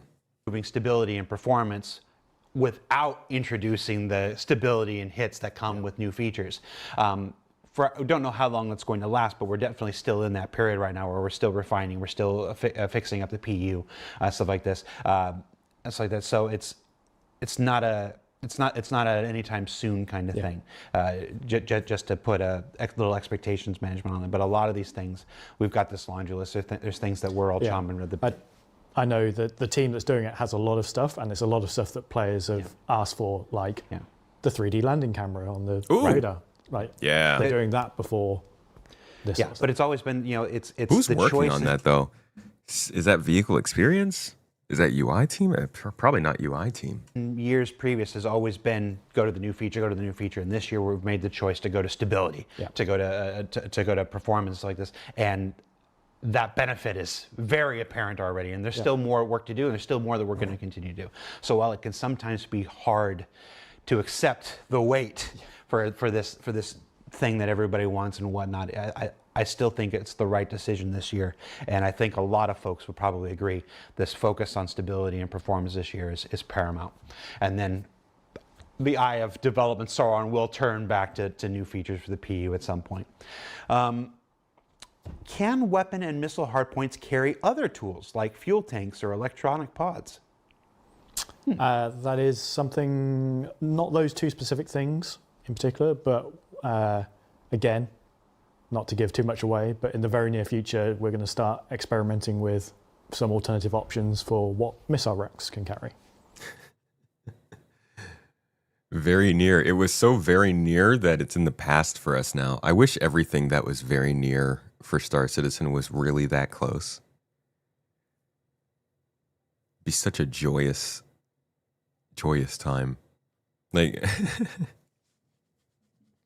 But yeah, they're doing that. I still wonder how much they're going to allow us to switch up utility mounts too. It used to be back in the day that you could look at a utility mount like a tractor beam on a ship, and they talk about how other utility mounts could go on there, like a mining laser or something. That'd be cool. Imagine putting a mining laser on a Nomad. Right. Yeah, you're of course talking about Invictus launcher. Yes. Yeah. So you'll see a couple new items that you can swap out both on the exterior of ships on hardpoints and interior. Yep. Some component upgrades and stuff. So look out for that. Yeah. We looked and we saw. It's getting very confusing. Hey, there's a video for Con42. Honestly, I was going to just read it. Using filming this in advance. If there is, please send it to a mod. Flying to be here with everyone in this room, wherever I am. Oh, yes. Say something to future you. Hello, please get a haircut before you go to China. Currently, marine seats on ships feel underutilized. Will they have unique functions in the future? Assuming this is drop seats. Yes, they sort of do already, but it's sort of underutilized or unnoticed feature in that we do impart G-forces onto loose actors within ships. So for drop ships, if you have 20 people crammed in the back of a Valkyrie and the pilot does a hard turn, you're all ragdolling and falling over. It doesn't happen really as much as we want or the way we want it. It's very binary at the moment, like big impulse happens, everyone falls over. Whereas the way Chris has talked to me about it is your gravity generator on ships, which is not yet a physicalized item but will be, sort of lags in its compensation of gravity. So rather than it being too much gravity, everyone fall over, it's hard turn, gravity's failing, everything starts getting loose, and if it continues, then people start not necessarily falling over, but almost like EVAing inside the ship because the gravity cannot keep up with the force and the directions. So then, being sat in the seats, you're not having to deal with any of that. But the counter of that is we want to make dropships be more utilized. At the moment, they're probably not tanky enough to... These are like the kind of things that I wonder how much they'll be impacted as this game becomes slightly more casual in its design. Because people really want to be able to do anything with any ship, and requiring people to have the right amount of seats for the folks in their ship is like, you got to pick what's going to happen if not. Are these people just going to get thrown off their feet? Are they going to get injured? Are they going to have to like pick up stuff that was on their body? What is the consequence? Because if the consequence is just, oh, you're thrown onto the ground, then you could just lay down on the ground and everybody can still be on a ship that's not meant to carry that many people to the right place. And I wonder, because I know they want to put restrictions and consequences in this game for choices you make. That's part of the reason I've loved it all this time. one of the biggest reasons I always follow it. But I do wonder how big those consequences will be and if they actually will make a difference for people in these contexts. Like, they don't have enough health to survive the drop-in versus other ships, so we've got to bump that up to get people using them. Dropships are literally the living manifestation of putting all your eggs in one basket. They need to survive the drop for people to bother using them. So it's a sort of cyclical thing. The Zeus's design is impressive, especially the interior. Will the Galaxy follow a similar style? Boy, I hope so. Yes, obviously we talked about it. CitizenCon doing the RSI ships in sort of sequence. So we've done the Polaris, doing the Perseus at the moment, and then the Galaxy will be after. The difference in the Galaxy is it's a civilian ship. It's not the RSI military theme. So the Polaris and Perseus share a lot of visual cues together and materials and lighting. It does take bits from the Zeus, but not everything. And you will see more of the Zeus styling in the Galaxy, and other RSI ships this year will have that Zeus aesthetic rather than the Polaris and Perseus one. Yeah, I love that. The poor Galaxy, man. Where is that ship? The RSI interior, the Zeus interior. You know, I personally, I'm not a big fan of the Dorito shape, but the interior just knocked me on my butt. Yeah. And what I love the Zeus interior. So you mentioned the Perseus. I read on Reddit that that's coming in Invictus this year. It's not. Don't believe everything. Yes, it is. That and the Ironclad. Will ships like the Caterpillar and Kraken have cargo lift functionality? Loading and unloading on the ground is currently cumbersome. The Idris also is apparently coming, but like, who would believe that? The Caterpillar is an interesting. The Caterpillar is an interesting pain point. So we recently changed the side doors to go down to the ground to sort of improve that, and it sort of improved some things, made other things worse. That's not how we want to do it. I think retrospectively, if we were designing the Caterpillar today, it would not have doors like that. Knowing what we know today versus what we knew in 2015. I am convinced that the Caterpillar is their most, at least John Crew's most regretful design in the game. Do you guys think there is any other? Because I feel like the Caterpillar is the one that always comes up, from the escape module thing that they have to figure out to the difficult shape of it with the length and how problematic that was when it first came out in landing, to the fact that it has these three-stage door elevators. It's like, this ship is constantly coming up as an actual technical issue to the game. And he's always talking about how like he never would have had it be this way if they had come back and done it again. Redeemer, only because they didn't design it. But the Redeemer seems like it just does what it needs to do. Like, it still works. The Reclaimer is definitely a pretty bad one, but I don't think he talks about the Reclaimer very much. Susie. Freelancer and Starfarer needs some work. Definitely, but both of those I think also still do their job pretty well. I'm talking about like ships that actually cause them problems, like headaches. The Hull C was another one. What was another one? The Reclaimer is definitely one of those. What are some other ships that they talk about like that? It mainly has been the Hull C and the Caterpillar that I can remember. The Banu Merchantman? I think that one's mostly caused them problems because they just don't know how to design it. That one's, the Banu design style seems to have escaped them for the large ships. The Banu Merchantman in design-wise, or in function-wise, is just a Kraken privateer, right? The grid is a mess, and the rear door is too small on the Reclaimer. Yeah. Yeah, the Reclaimer is definitely going to need a big redesign.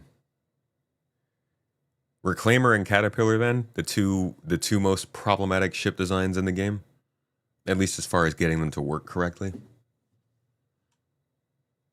Poor Reclaimer, man. We're sort of hamstrung by that design.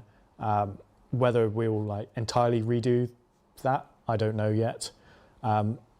But we do, if it stays in that design, we do still want to have the 3-state doors. The current limitation with the existing door tech, and I saw someone moaning on Reddit about this today, doors in Star Citizen have 2 states, open or closed. The Caterpillar doors, side doors, are doors, so they are closed or they're open, and it's just where that open state is. So we chose to move it all the way down to the ground to improve things. We can't currently add a 3rd interim state, so open and keep it there. Yeah. We do want to have that state, but that, again, it's a feature. Anyone that's ever worked in games knows how horrendously complicated doors are. It's the big meme. Doors and elevators. Doors and elevators. There's a lot of videos about it you can find. And we can't use elevators or transit because they're essentially using platforms, which we could get them to rotate and translate, but you wouldn't be able to have all the synchronized animation for all the pistons on the side. So that's why we have to use doors. And that's why we're stuck with 2 states. Trying to think about how those patch notes would go off.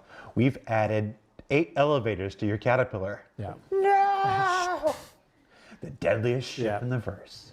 And then the Kraken, I honestly cannot remember right now how the main entranceway to the... It's kind of funny to have to deal with just having a badly designed ship. Not in the sense that it's bad, like it doesn't make sense, but it's bad and like it creates such a headache for the game to get it working. Cargo bay is. I think it does have a lift on the bottom. I think it just kind of tips on its side. And it just all falls out. Drops everything off. But we are going to be looking again at the Kraken concept soon, because hopefully towards the end of this year, it will be going into pre-production. Oh. You just... Oh. Didn't they say something about the ironclad leading to the Kraken?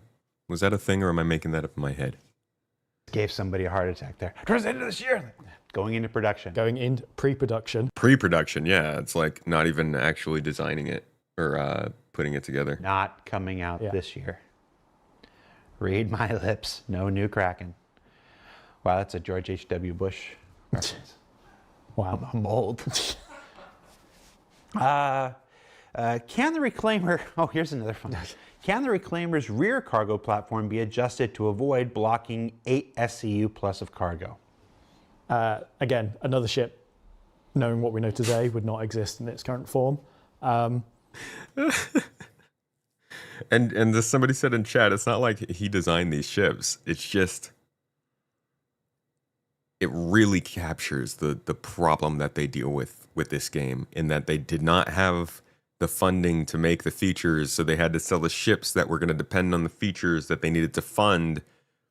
Then they got the funding, and now they've made the features, but then the ships that they sold to fund those features don't fit the features, so they have to remake the ships, and it's like, what a Star Citizen problem to have. It sucks. I don't really blame them. It happens. The Reclaimer did seem like it was going to be able to salvage, but the game changed from underneath the Reclaimer, and now here we are. The Reclaimer is an interesting one. I'm aware of that issue. It's something, if I can find someone free to do it, but it's a snowball effect with the Reclaimer. Everything is, the way it was built back in the day is not conducive to quick and easy changes. It's sort of, you change that, you end up having to change a lot of the rear rooms, and this is an interesting quirk we found when we did the Hull C. So obviously the Hull C took forever to come out. We did a lot of the work 2017, 18, and then we waited years for the features to be ready. And when we came back to it, the way we build ships now is different to then. Oh yeah. And the rooms we hadn't done, we did, and the two clashed visually significantly. So we sort of ended up having to downgrade the current art style and slightly up-res the old art style to make it not look so jarring, and the Reclaimer would suffer from the same thing. So in my opinion, if there's something quick and easy we can do, we'll do it. But that whole interior needs a complete, not redo, but reimagining. Newer. I wonder what the plan is for the claw as well. You know, it's there's something to be said about selling these ships based on a cool feature that honestly would have brought in maybe 2 to 10% more people buying that ship than if they had sold it as a very basic ship that only has a laser that does salvaging work, which the Reclaimer was not designed in that way. So I'm interested in seeing what they do to use Maelstrom to make the fracturing part of salvage still an interesting thing to do with the Reclaimer. But it is disappointing when these designs have to change so much from what they're originally sold as. All the new ships are similar in design now, flat angles or misc. You better put some respect on Origin's name. Going against your boy like that. But yeah, most ship manufacturers do use more sharp angles. I think that's kind of mathematical though. Sharp angles are a lot easier to make, no?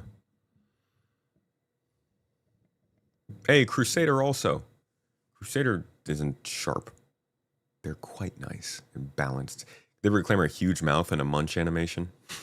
Citizens might not know, folks who have followed the project for 13 years would definitely be able to tell folks about how process and procedure have changed and evolved over the years. You know, the way we make anything in 2016 was not the way we were thinking about doing it in 2012. It's not the way that we learned to do it in 2020, and it's not the way that we've come to understand things in 2025. There's a reason we call it game development, not game construction. Drink. You said the thing, and whatnot. It's so many of these ships. I can't help but notice the Caterpillar, the whole scene. I think these are old Jim Martin ships who I love. Who was at the very beginning, along with Ryan Church, developing these things before we had things like metrics, before we understood all of our game mechanics and how they would actually function versus how we imagined they would function and stuff like this. So yeah, I think we've started seeing, obviously we've started seeing Mark IIs and stuff with like the Hornets and stuff like this. And I imagine some ships will probably just get a Mark II and whatnot. Other ships like the Reclaimer, the Caterpillar need some more TLC. Yeah.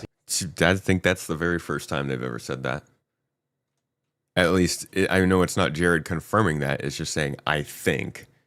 But I do believe in the company's history, they've never hinted at any other ship getting a Mark II, except for the Hornets and the Zeus, which was, lower. Other ships like the Reclaimer, the Caterpillar, need some more TLC, need some more, time going back and fixing those things. Yeah, the question that is starting to prop up more and more is what necessitates or drives the reason for a Mark II versus a just update the existing one. And really that comes down to, we can do a Mark II for something that functions, and we just want to sort of deprecate the visual style of it. The Hornets, for example, there's nothing wrong with the Mark I Hornets. We just wanted to have the cooler Mark II Hornets visually out there. But for things like the Reclaimer, if we made a Mark II Reclaimer, we've still got to make the Mark I Reclaimer actually function how it's supposed to function with the salvage mechanic. At which point, that's redoing a lot of it. Yeah. So there won't be like a Mark II Reclaimer. The amount of work will just be an updated Reclaimer. Yeah, that's kind of important to note, is like they still have to update the actual ship they made. The Hornet only had a Mark II model because they had literally already made the Mark II model for Squadron 42. It existed. It had to be made. It was planned from the beginning. So while Jared said, I think there will be other Mark IIs, I don't think John even said anything here that signifies there will be. There always could be. I just don't think there's much reason for them to do it because it's just another ship. They could just make a variant instead. Will just be like they could have made a Valkyrie Mark II, but why? Why wouldn't you just make an Asgard and have them be two different ships and make it a little bit more different than what maybe a Mark II would look like? Updated Reclaimer. Just a couple more questions and we'll wrap up here. Modules are often expensive optional additions. will modules for ships like the Galaxy be available for in-game currency upon release, so players aren't stuck with half-functional ships? Nope. The modules, it's an interesting one. Part of it's an economy reason, part of it's a marketing reason, and part of it is it's pledge law and stuff like this. The Retaliator is really the only one that we've released with modules, and it sort of had an awkward. There was two ways to get a Retaliator over time. There was the original pledge, which it was a bomber. It wasn't modular. Yeah. And then there's the modular version. When that was announced, you couldn't get the bomber one anymore. So people were pledging for the base one with no modules. And then you opted into the modules after that. So when we came to deliver it, we had to deliver both of them. So there was a lot of people that had the bomber one as like a loaner ship for their one without it and were surprised that they didn't have anything. And the current rules set it's the same as any new ship, that it will be available in-game after X amount of time from its actual release. So I know the amount of time right now. I just can't remember it specifically. I don't want to say the wrong thing right now, but it comes down to when there's, again, I'm not going to get into it, but there's general marketing stuff, and then there's actually some laws and crowdfunding and pledge that you have to deliver the thing to those people who paid money before you can give it to stuff like that and whatever. So I don't have to worry about that stuff, which is why I don't have the information. And I don't know if it's the case right now, but So this is an interesting point. For a few different reasons, and I don't know what the specifics of something like that are. But basically, what's being said here is that they sell the ships, and they have a level of exclusivity to them, where the people who paid money for them can use them, and then they come into the game one patch later, a month later, 6 months, or 6 weeks later, 3 months later. I don't know how long it is, but he's saying part of that is legal. And I don't remember who it was, but somebody mentioned then if that's a legal thing, it would be interesting to see why they can let people rent these ships for free at events like IAE or Invictus, even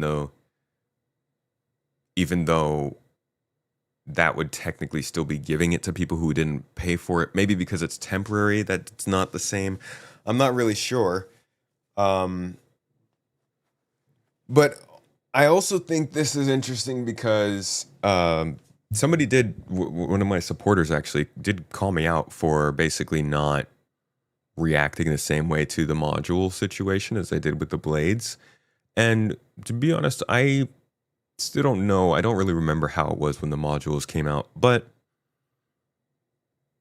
not sure I feel the same way about them that I do about ship components themselves. And I think having a exclusivity or even any like sort of payment method on the components and like the means of customizing the ships is a little bit more weird. Even then though, if they do release modules for ships that have specific gameplay in them, I hope that they don't try to do this exclusivity period with that as well. Just blocking off the gameplay like that. I think it was acceptable when it came to something like salvage coming in with PES because everything was all over the place, but at this point I think they need to be a little bit better about releasing that kind of stuff. Was it Paul that said it with the rental thing?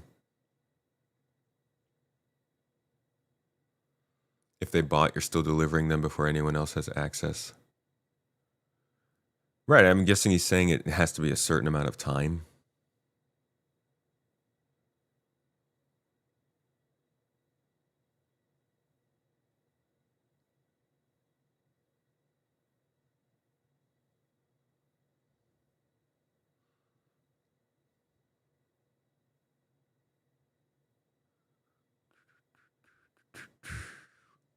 Walgrit. Hey, my dude. Thank you for leaving a few memberships over on the YouTubes. Getting that toes gang. Appreciate you, man.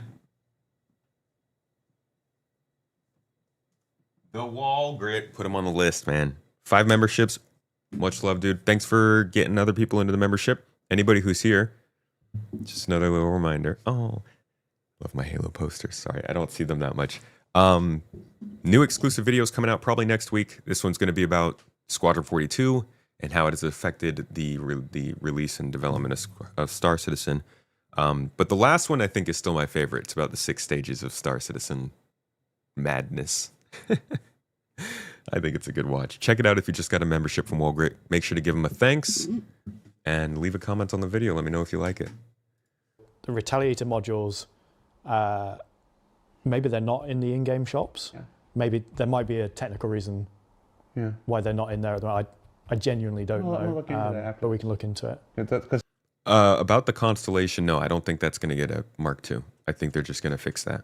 Some of those have been around for long enough now. Those should have passed the date requirements. Yeah. So, yeah. Can ship hull damage and breakage effects, as seen in Squadron 42, that's Maelstrom, be implemented in the PU? Yes, that is the plan. Maelstrom is full speed ahead in Squadron. My team and a lot of other teams are working on it currently. I think they are about, at the time of recording, about... If you don't know about Maelstrom, I'll give you a quick look. Maelstrom is their procedural damage simulator. It is going to be used for ships, items, buildings, and other objects in the game.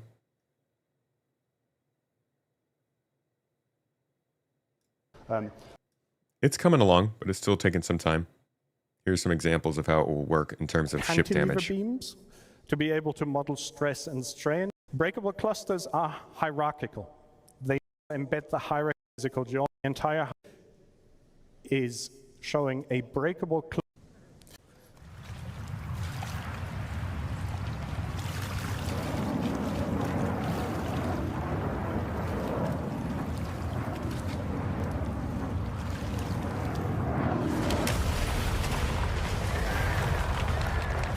So the idea behind this is,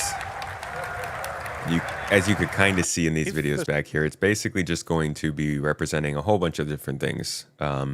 Stress, strain, identity. You're even going to know your ship's avocado number. Really, all the different things that you need to know how objects will fail under force. And this will be applied to a lot of different things. We've seen it with cover. We've actually seen in the last Star Citizen or CitizenCon how AI will respond to cover depleting because of this system.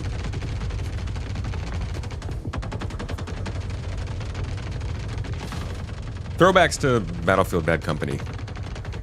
It should be pretty fun, but it's going to be extremely interesting to see how this is balanced in such an open environment, and how they're going to handle things getting replaced and repaired in the meantime when this does happen. But that's Maelstrom. When they're talking about something like that, it's currently being worked on for Squadron 42, and I think they're about to tell us about how it's going to come into Star Citizen. Full speed ahead in Squadron. My team and a lot of other teams are working on it currently. I think they are about, at the time of recording, about,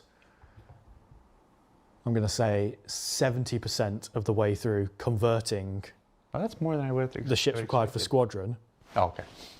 It's Maelstrom. So Jared was as surprised as all the rest of us there. It's been built in a way that facilitates, we take the existing damage model that's in Star Citizen, press a few buttons, that's the Maelstrom version. It visually behaves the same, but it's using all the physical behaviors under the hood of it. That's converted to Maelstrom. That's the 70% quote. After that, tech art and art can go in and chop it up more if they wish. Make it better, make more it dynamic. better, shinier, break into more parts, make it more believable. And that's been done on a case-by-case basis. So we're doing all the hero ships, all the ships you fly and fight the most are getting that first. So the actual fully Maelstrommed conversion is a lot lower percentage. But overall, we're quite a long way through it. There's a lot of ships used in Squadron, but a lot of them are only used once, so they're just going to get the PU damage model ported to Maelstrom, done. I'm going to give you a little behind the scenes. It was just a week or two ago when I messaged. Okay, so is that saying that they're running on? Sorry, I need to hear a little bit of that again. Sorry. Did they actually explain the 300 bugs fixed number, or did they just say we fixed 300? What are you referring to? 300 bugs fixed? It's been built in a way that facilitates, you take the existing damage model that's in Star Citizen, right? Press a few buttons, that's the Maelstrom version. It visually behaves the same, but it's using all the physical behaviors under the hood of it. That's converted to Maelstrom. That's the 70% quote. Okay. After that, Tech Art and Art can go in and chop it up more if they wish. Make it better, make more it dynamic. better, shinier, break into more parts, make it more believable. And that's been done on a case-by-case basis. So we're doing all the hero ships, all the ships you fly and fight the most are getting that first. So the actual like fully Maelstromed conversion is a lot lower percentage. But overall, we're quite a long way. 70% of the way through the overall conversion, then they have to do specific work on each ship and squadron. Through it. There's a lot of ships used in Squadron, but a lot of them are only used once. So they're just going to get the PU damage model ported to Maelstrom, done. I'm going to give you a little behind the scenes. No, it's not done in the PU. It's actually pretty far away in the PU is what it sounds like. You meant 200 bugs that were occurring in 4.0, 4.1 live. 61 of which originated from the issue council from the patch notes. There's a list of bugs on the patch notes. I don't think it's 200. I think it's the 61 maybe from the issue council. Cool how it works right now. When you take damage and pieces break, they delete that asset, reload it with the broken off part and appropriate configuration. Huh. I see. Yeah, that's got to be a lot more work than if you could just break a part of the ship off. It was just a week or two ago when I messaged Sean about something or whatever, and Jesse looked at me. He's like, "I'm in Maelstrom hell. Can I get to it later?" And I'm like, "Okay." Yeah. It's a whole new way of thinking about setup. Again, like you said just before, things we did years ago. In case of Maelstrom, things we did weeks ago is not how we need to do things going forwards. Yeah. But it's definitely underway in progress. Yeah, and it all does genuinely work, and it behaves physically correctly, and you see the visual result. Like all those ships in the CitizenCon Squadron gameplay video, those were all Maelstrom, and they break up differently to how things do in the PU now. Cool. How is weight calculated? And what are its effects, such as ship overloading? We were just talking about that in... Yeah, it's all related. There's two answers to this. Both are the correct answer, but it depends what project you're working on. So obviously in Squadron, it's Maelstrom, and that does a lot of the work for you. So depending on the material you apply to the ship, or per parts of the ship, like you could have left wing be one material, right wing be another, you set the thickness of it. It calculates the surface area of that part based on the physics mesh of it. Does some clever maths for the thickness value provided. And then that part is that weight. So you apply a titanium wing, it's lighter than a steel wing. And it all just goes into the physics engine and just works TM. Star Citizen is different because we don't have Maelstrom, and that it's more designery numbered. And the process we've done for years is you take a rough volume of the ship, and 3ds Max calculates the volume of it, and we put it into an Excel that I made years ago. And that you take that volume, you take away the volume of the interior space, which is another mesh. That gives you a volume of the hull. This shell, Multiply that by a density value we decided, which has some plus and minus, very like plus 5% for... I freaking hate volume calculations. Integrals suck. Aegis, because it's a combat manufacturer versus Origin, which is all high-tech and carbon fibre-y, plasticky stuff. That gives you a mass for the entire ship, and you put that on the entire ship, and then the game engine goes, about 50% of the volume of this ship is this part, so I'm going to put 50% of that mass here. And that's why occasionally you see things behave oddly, because the physics is misinterpreted. Maybe the asset has a slightly dodgy physics proxy, and it thinks it's got 5% of the mass when it should have 50% of the mass, and it flies off into space, or the reverse. So again, that's the reason for having Maelstrom, is that those designer numbers go away to be created with ones that are actually fully derived from the assets themselves. And it does impact flight. In both games. That's yet another one of those things that I'm like, man, how are not only how are the more casual players of Star Citizen going to react to this? How is the game going to communicate it to you? That you're overweight or your weight is in a certain part of the ship that maybe is not efficient, that you're burning more fuel because the weight's on the back of your ship instead of the center. Like, are people gonna be able to figure that out and make it work for them? In Star Citizen, if you strip weapons and components off your ship, you will fly slightly faster. The ships are quite heavy, so you don't.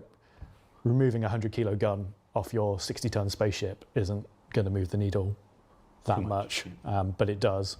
And cargo will impact it. It doesn't currently for any ship where the cargo grid is inside, because we're intentionally ignoring that at the moment. But for ships like the Hull C, Hull A, the Raft now, everyone's new favorite ship, if it's on the outside of a ship, it does account for that. So you will feel like if you've loaded your Raft up with gold, it's going to fly a lot slower and heavier than one that is empty. Yeah. I love that. Can't wait. Combining that with control surfaces. Ooh, VTOL thrusters. Like, you get that real specialized atmospheric delivery service. You know, nobody can match you. Players teaching players has been a thing. I do hope that the game can teach the players some things. I don't want to have to tell someone in their first 30 seconds of their playthrough when they get in the ship that they have to go and ask someone why they're flying weird. But I do agree. It helps to be able to team up with others and learn this stuff quickly. Yeah, and the heat mechanics.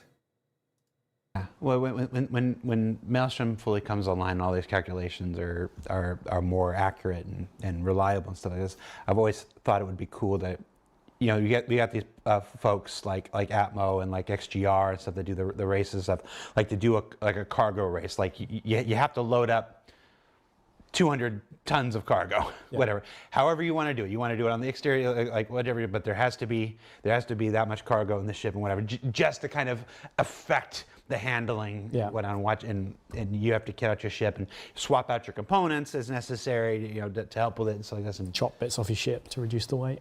Like maybe you clip a bit of your ship intentionally so that breaks off. It's like, I don't need that to go, and you pick up a little more speed and stuff like that. It's, you know, I'm always more interested in like the cannonball run style, anything you can do to turn a race on its head and make. Throw everything that's not tied down out the cargo hatch. We gotta go. Except for it doesn't matter because you only had a couple boxes to ditch and you got like a 10-ton spaceship. Get more crazy, I suppose.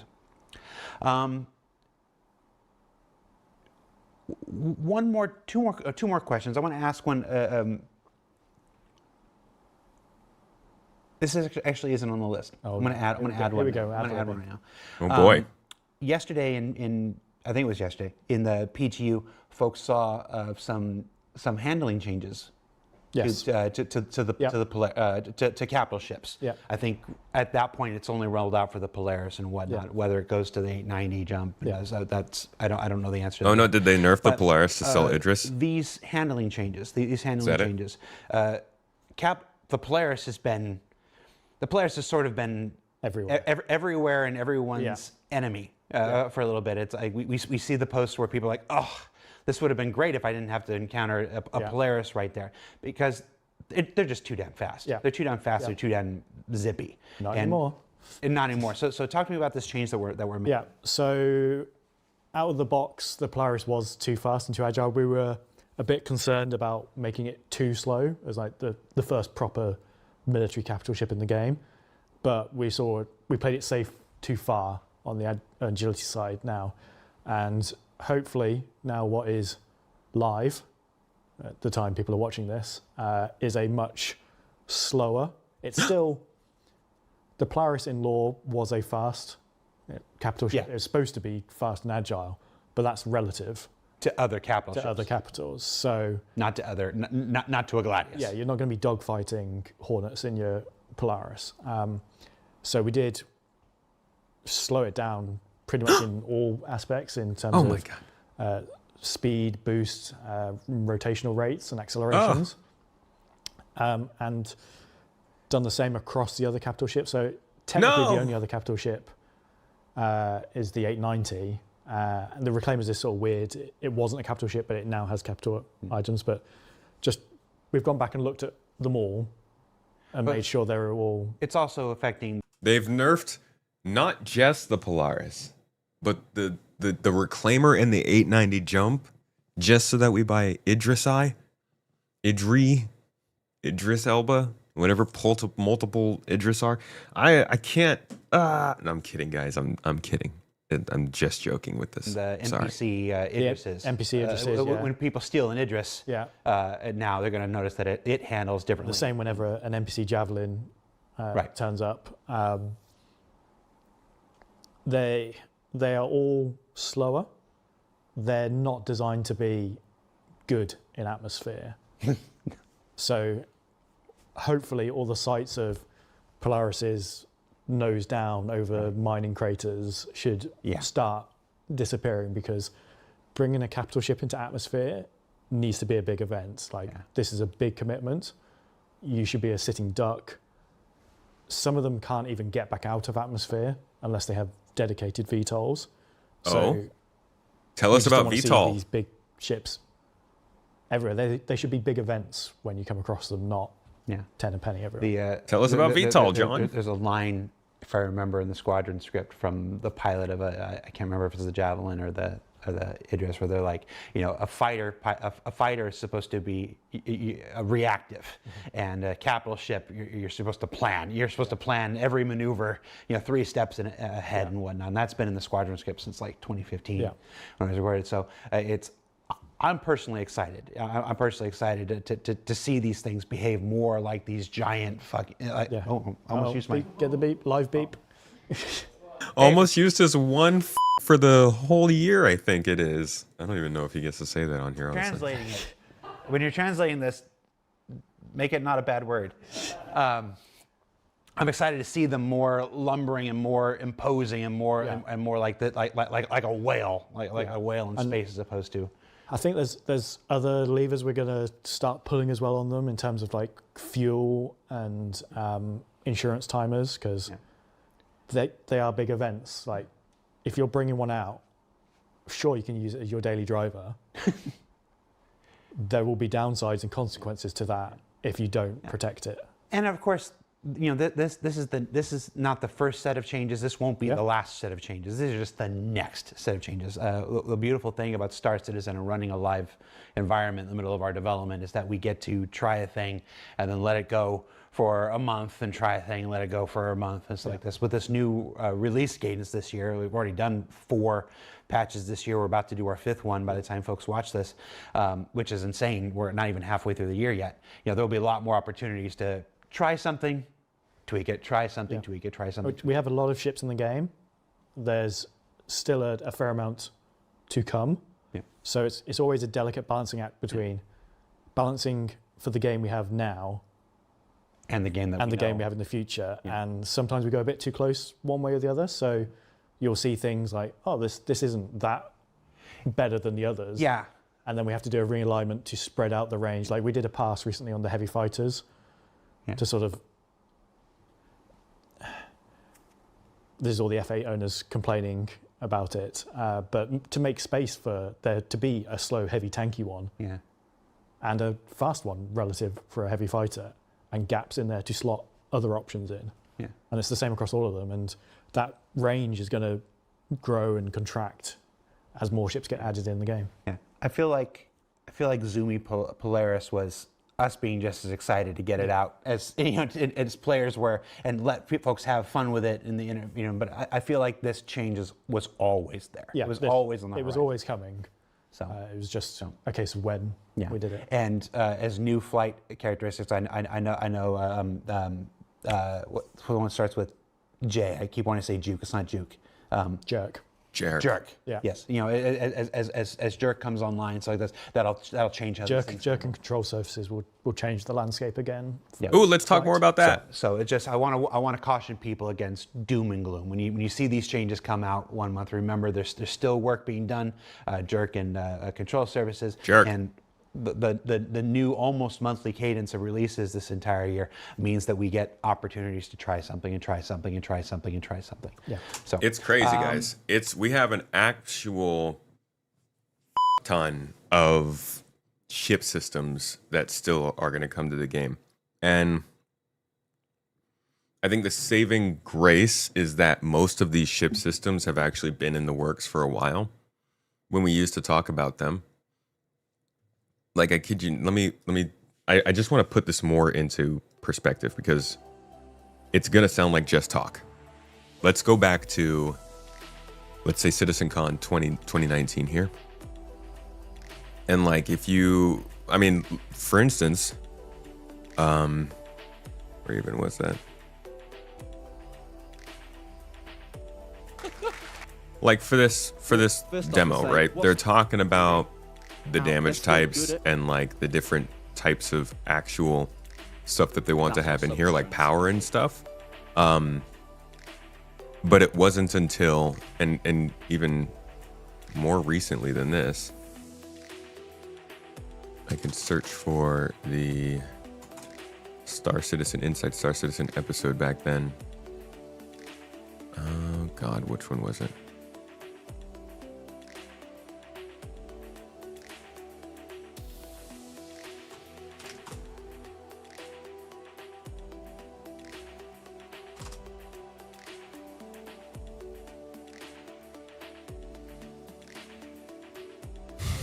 I had to search for Count Disco to find this video. Like this kind of stuff. This is 2020, right? The other thing I was just showing you is 2019. I could find a whole bunch of other examples of things that were being shown around this time that were being shown as the beginning of what to expect. I mean, even these outposts.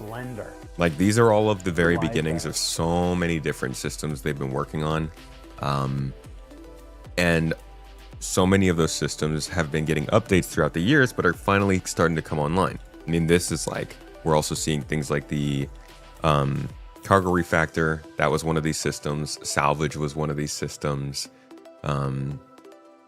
Jump points was one of these systems. But also things like the jerk settings or control surfaces or maelstrom or engineering are all super long-term things that all started around this sort of 2018 to 2020 period. And they're kind of starting to come to fruition now. And I think it's later than they wanted it to be. It's later than we wanted, for sure. I do think, though, that we're in like a significant period for Star Citizen where a lot of this stuff is happening. And that's why every single week it feels like something different is drama. Because you guys, many of you have been here for a while. You know that it's always been dramatic to follow this game and be in the community. But as of late, the things that are changing are so consequential and such big deals that more people have an opinion on it. So it feels so much more chaotic and like there's so much more conversation and drama, which I think is a good thing. Much better that we're talking about the dynamics of the gameplay they're adding than whether or not the freaking like sand looks like real sand. You know, these are things that matter. So it's cool that we're in that period, but I do think that we're in that period because all these things are happening right now. And I'm hoping, at least going by what they're saying here, that they do have plans for at least some more good testing in the near future of the next wave of these significant systems that we've been waiting for. Last question before I go, I'll let you go here. We've got a lot of good information. This episode is obviously going to the members of our Chinese community, to those big events that I've never been invited to. Tyler, I want to go. He'll be standing right next to me. Come find me, and then it'll be Tyler Whitkin. We're gonna release this to the public sometime during Invictus and whatnot, because you know everybody deserves to have the information. We're giving these questions came from the Chinese community. We're gonna give them their first shot at seeing them and stuff like that. It was a nice little thing we can do. I want to ask you about the ships that are coming this year. See, he said it's a nice little thing we can do. Maybe it's just like they're just doing it for this special occasion. Well, we've got a lot of good information here. I want something that folks aren't expecting. Can you tell me, just name for me, one ship that's coming this year that folks might not know about? Let's go for the RSI Meteor. The RSI Meteor. Meteor? What is... Meteor? Make the dinosaur. I'm sorry. It's a pretty funny joke Mrs. Tomato had from like a short form video back in the day. And it was like somebody, I think it was like, I don't know, God telling God something. I don't know. He's like, hey, the dinosaurs are looking a little small. How are they, or no, it's like, how are they doing now? And then God is like, what do you mean, how are they doing? He's like, I told you to make them meteor. It's like, you told me to make them a meteor. She's like, I told you to make them meteor.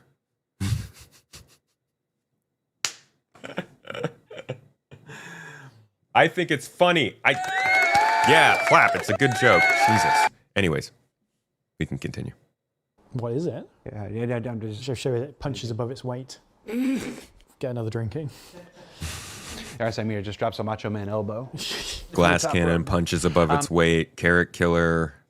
I don't know what all right, else. cool. The RSI Meteor. Yeah. So look forward to that at some point later this year. And I want to see the Reddit thread where people are wondering I want to see what they can evoke from the name and manufacturer alone and see who's right. If it's another combat ship, thank you for watching, everybody. This has been Star Citizen Not So Live with John Crew.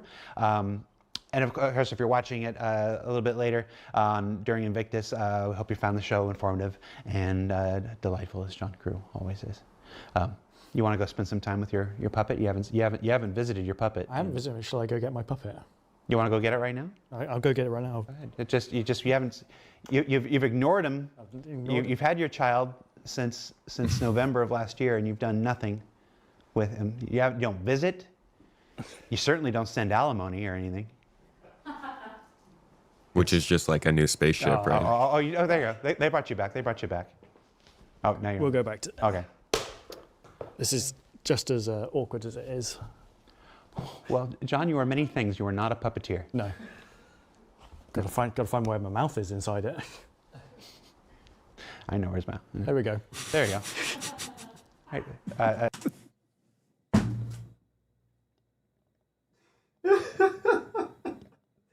It's so funny to see somebody hold a puppet of themselves that looks like this.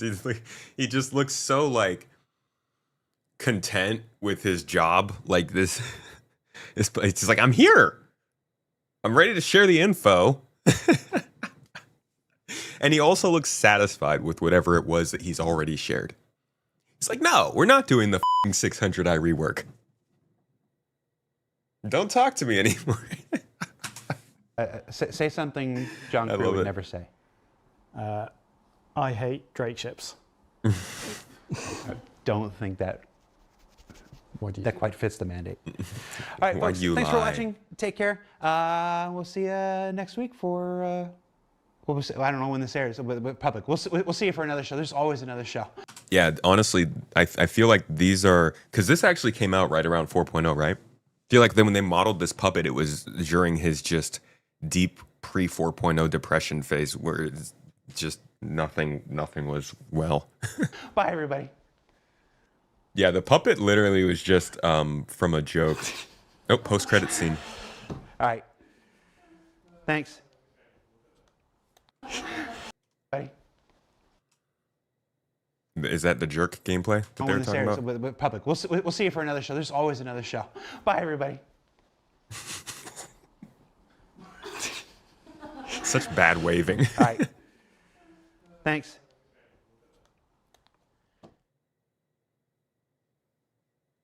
No more post credits. All right, cheers. So that's our first video. We're gonna check out Con42 after this. That was some good good information. Definitely some stuff. I think a little bit of stuff of consequence there, but it was a lot of it was stuff we kind of know already. Just a little bit of clarification. We'll see where it goes. I don't really have too much else to say behind that besides what I've already been ranting about.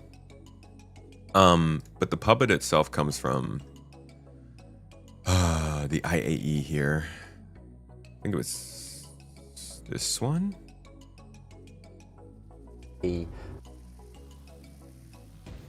No, it's this one. Priced. And what's the best Drake ship? The cutter, obviously. I ask you, puppet. Do you ever feel like you're a soulless marketing puppet?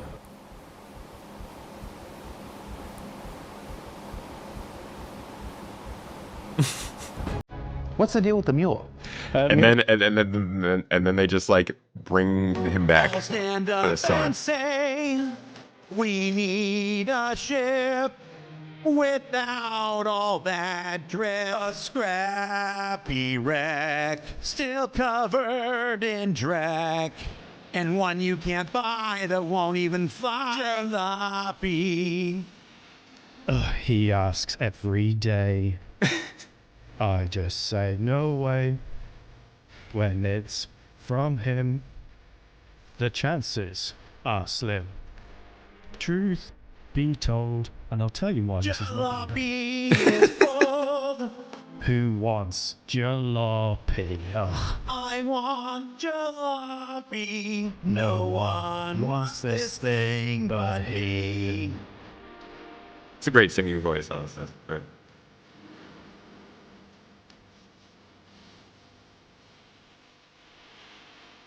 Hold on, you don't even get to see John there.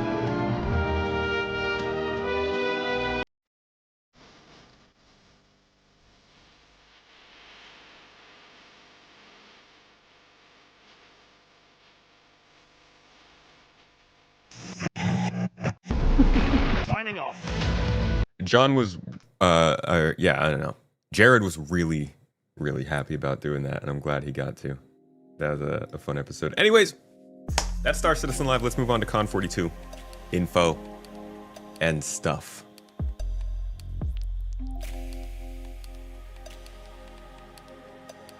In order to move on to that, I'm gonna have to find that. I think I've got it here pulled up already, actually. Yes, I do. Oh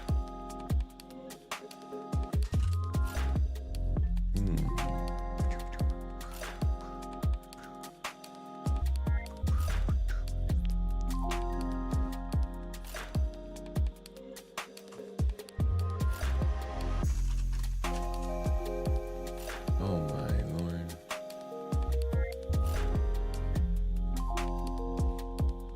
In your DMs? DC message? No. Like Washington DC message?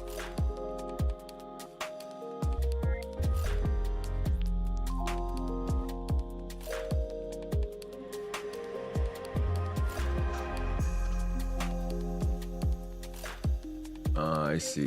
It's it wasn't on their channel. Okay.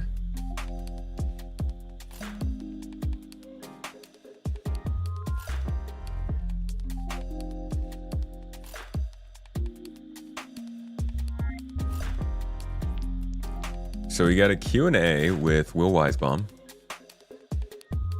And then we've got a Q&A with Jared, I think somebody said. And then we have a QA with Jared and Torsten, which, like, let's be honest, Torsten's the kind of guy you want to hear a freaking QA of. So that's the one we're going to watch. At least for now. Oh, it's the main panel. Well, that makes sense. Einmal kurz noch bitte das Licht auf der Audienz lassen. Wir haben gerade noch die Information gekriegt. Alrighty. So for anybody wondering, this is Con42. It is a third-party fan convention in Germany for Star Citizen. And I believe this is, is this the third year now? I don't remember if it's the second or third year. They've been doing it though. They've been getting it together, and clearly it's gotten bigger, and They're having guests, and we've got a good info drop that happened over the weekend here, so figured we could watch it. Check out what kind of stuff they're talking about. What's the newest? What's the greatest? What's the juiciest? Give me the juice. Let's get into it. I'll, of course, be stopping and commenting and saying a whole bunch of stuff throughout this, so if you do want to watch this on your own, without my voice popping in every 20 seconds, I'll try to leave a link down below for you. Let's get into it. It's quite fresh. Oh, it's quiet. Let me look. Oh, fresh. All right, because it's so quiet, we're gonna switch browsers real quick so I can boost the sound a little bit.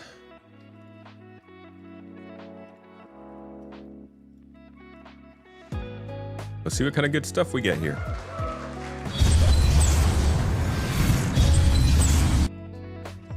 Jared Huckabee and Thorsten Leimer.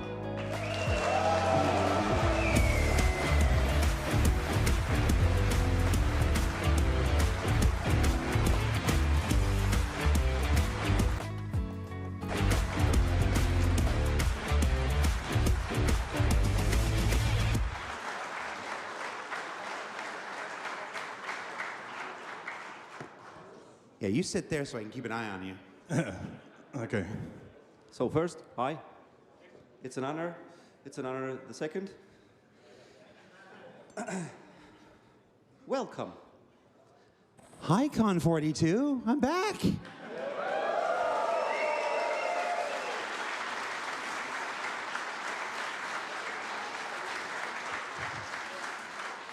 And with me today is the guru of gameplay himself, Thorsten. Hi. Yeah, Torsten, so just for reference, Torsten's working on things like power systems and reload systems, ship systems in general, and other big gameplay stuff that we are very excited for. It's not my show, it's your show, but I do want to say that Torsten is always one of my favorite guests. That's a lie. You can always rely on him to just give you this straight, no BS, yes, that is how we are doing it. No, we would never do such a thing. So I'm actually really excited to see somebody else tackle good with accent. it. So I'm just going to kick back, put up my neat shoes, go at it, man.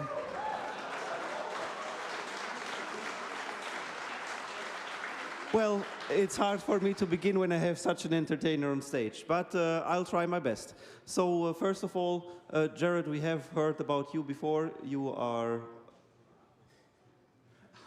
What am I? Come on, say it right to my face. What am I? You're working at CIG. Yes. So, Thorsten, please tell us for what are you, audience in the Thorsten? live stream. That's all right. It's not easy to host something like this, I imagine. What is your job at CIG and what do you do on a daily basis? Hi, I'm Thorsten. I'm a lead systems designer for CIG, and what I do is right now sheep herding a lot, which is like making sure that all my team is working on exactly. Is that different from cat herding? Is asked of us, so pushing the features forward, making sure that no one forgets what features exist in the game and that people use them correctly is right now my main job, it feels like, but yeah, that's my everyday life right now. You want to add something? I told you. So, also in this panel, like in the other panels that I did with Jared and also with Will, I will have some questions here and the others might come from the audience and the live stream. That's okay also for you? Yeah, hit us with what you got, man. Okay. So, just to clear that up from the beginning, are there any kind of Man, is it still not loud enough? meaning questions that you will definitely not answer based on your work? Yes, I'll take this. We're at like 300% volume right now. We'll give you a little heads up. This will help you understand the questions we're going to talk about and the questions that we can't. You might remember in February of this year we did a big 3-hour-long show with Benoit, our Chief Technology Officer, and indicated that this year was going to be different than every other year in Star Citizen's past. We were putting the new feature development kind of away, kind of onto the back burner. Not as many folks were going to be working on new features this year. We were instead going to redirect them back into older features to fix many of these long-standing bugs, whether that's fixing an elevator or reinventing an elevator or just murdering every elevator. Making things like unique item recovery so that people wouldn't be afraid to wear their cool armors and stuff. And focusing instead on bug fixes, performance, and new content. This year, we're putting out 11 major patches this year instead of the traditional 4 that we used to do in the past. So Up from each 10. one has a whole new realm of content waiting for you. The July patch is going to be so cool, by the way. No, I'm sorry, the June patch. The July patch is okay. The June patch is really cool. That's coming up. Jared, are you hyping up a future update? Didn't we learn from 2024? Didn't we learn from Q1 2024 not to hype up future updates? It's hard to resist, but now, okay. So a lot of the questions that we can talk about today are going to be fixes to existing stuff, so mining, salvaging, medical. Torsten's the guru of engineering, so we'll take some engineering stuff. But features that aren't in the game yet, like research or exploration or base building, crafting. Those are ones we're probably going to want to. We're going to have a harder time answering because those are in lower levels of development right now, while those people are focused on closing out Squadron 42 and fixing the things in the PU we'd rather have them fixing right now. Other than that, we're going to talk about all kinds of cool stuff. So let's do it. Great. Thanks for clearing this up. So I guess this is a question for Jared. Even if CIG is right now prioritizing and stabilizing the service and remove bugs, we guess that you're still working on the base building possibilities. Yeah, so when I say that things have lowered in priority, that's not to say that they've stopped. Kian is still completely dedicated to base building, stuff like this. Torsten is working on, well, not only Kian, right? So like Deck also. Yeah, but I wasn't going to give him a list of names. Well, but I would like to mention Deck. But yeah, Deck really pushes hard, so I would consider. Declan is fun to watch talk about it too. I like his presentation style on it. Hi, Declan. I know he's watching. He's a good guy. But yeah, development on these features are still underway. Base building, crafting, stuff like that. It's just pooping. Whereas before in 2024, sorry, that's a throwback to the last video. If you are new to this, or previous years, there might be 15 people or 20 people. Now it's a lower amount of people because those other folks have been redirected towards performance improvements, fixing bugs, closing out squadrons. So they're still in development. They're just not moving as fast as perhaps anybody would want them to because we have higher priorities right now, which is improving the stability of the persistent universe first before we start reintroducing all these new features again. Okay. So, Torsten, one for you. Given all the things you're working on right now and possibly are not allowed to talk about, is there anything, literally anything, like a piece of meat that you can throw it to us to make us more hungry, something that you are allowed to give us the meat, Torsten, for the hunger. Say and you love to see coming in game. So slip up. Yeah, Jared already hinted at it. So it's engineering gameplay. So I think the good news there is that we are really trying to get it out sooner than later. I've been saying that for quite some time now. I'm aware. Yeah, Torsten. Like Torsten, you can't say anything about this anymore. He can't tell us anything about when engineering is supposed to come out, because if I do recall correctly, the last time they had him on camera to talk about it was Star Citizen Live. I want to say 2 years ago, Engineers Scrutineer. And I don't think we have a timestamp. But I might be able to search. I might actually be able to find where this happened. Where the heck is the transcript? Did they remove transcripts or something? Whiteboard is, which is the main goal that we envision for the engineering gameplay, is that player decisions matter, and one of the decisions can be, it's not my gameplay, so I'm not. All right, they removed transcripts, I guess, on YouTube for the sake of us not doing this. In this video, I'm pretty sure he said it's coming sooner than later, but I don't know where that would have been. In the persistent universe without, diving particularly deep into it. If that's not your particular cup of tea, you'll be able to, take your ship back to repair stations. Or what happened to the stations and transcript? Get the work done automatically as needed. It is there. Well, I won't be able to find that, but I feel like we can't talk about when engineering is coming anymore. We just got to talk about what it is. It's been a while. Arena Commander demo that we did was really helpful, and we really would like to, we mentioned it at some point that we have the tech preview channel, so we really want to utilize that, and especially from the key lessons that we learned from the Arena Commander demo that basically showed like a glimpse of the engineering gameplay or what it can be. We realized, wait, we need more feedback. We need but the gameplay also needs to be in a more advanced stage than it was when we were in the Arena Commander time frame. So now we are really pushing hard, and everyone in my team is right now, or the people that are actually supposed to work on that in my team, they are really pushing hard that we hit a certain deadline that we set ourselves, that is sooner than later. So the earliest we can actually... Brother.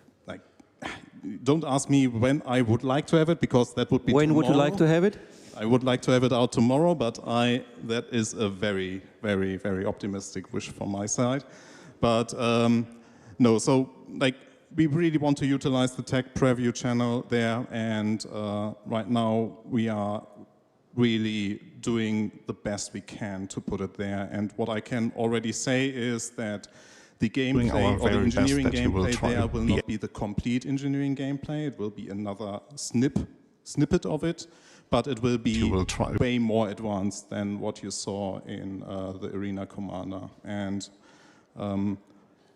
what you will also be able to do, so it will not only be Arena Commander, but it will also be like the PU. So we will be the first time experiencing the full, or the first segment of the engineering gameplay in the PU, which I am really looking forward to get in all of your hands. And fire.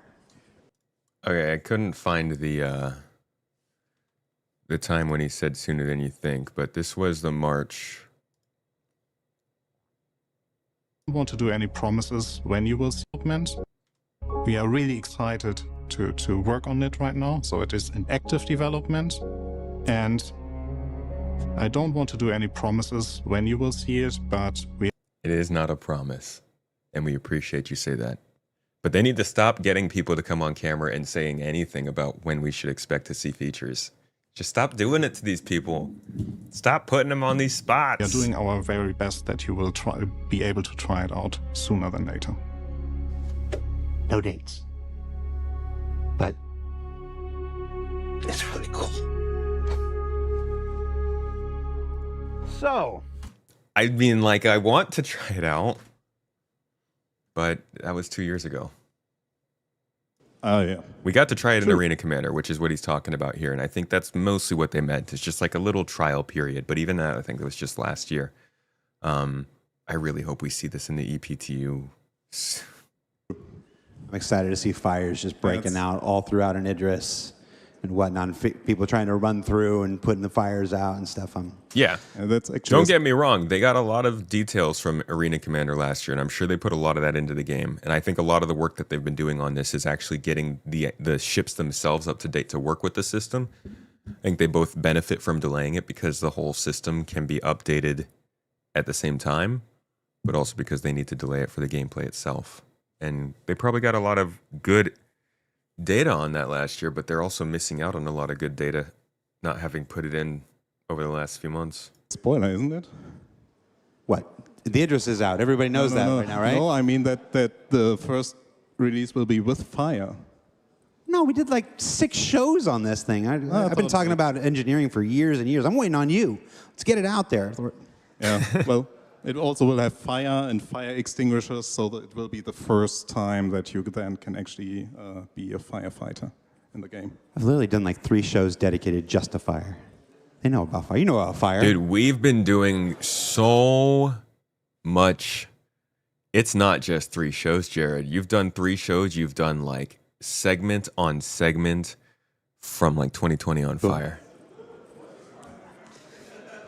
Well, I will just go down there because you two are the main attraction and I'm just disturbing the picture here. Pardon? What? How you guys doing? Oh, he's going to get questions from the crowd, huh? It's been a pretty good convention, hasn't it? This is impressive. I've really been impressed with the convention so far, especially with the production value. I went back and toured with the team back there. They got some good folks back there and some good hardware. This is really nice. I'm happy to see what I see here. I just fill in time. Fine.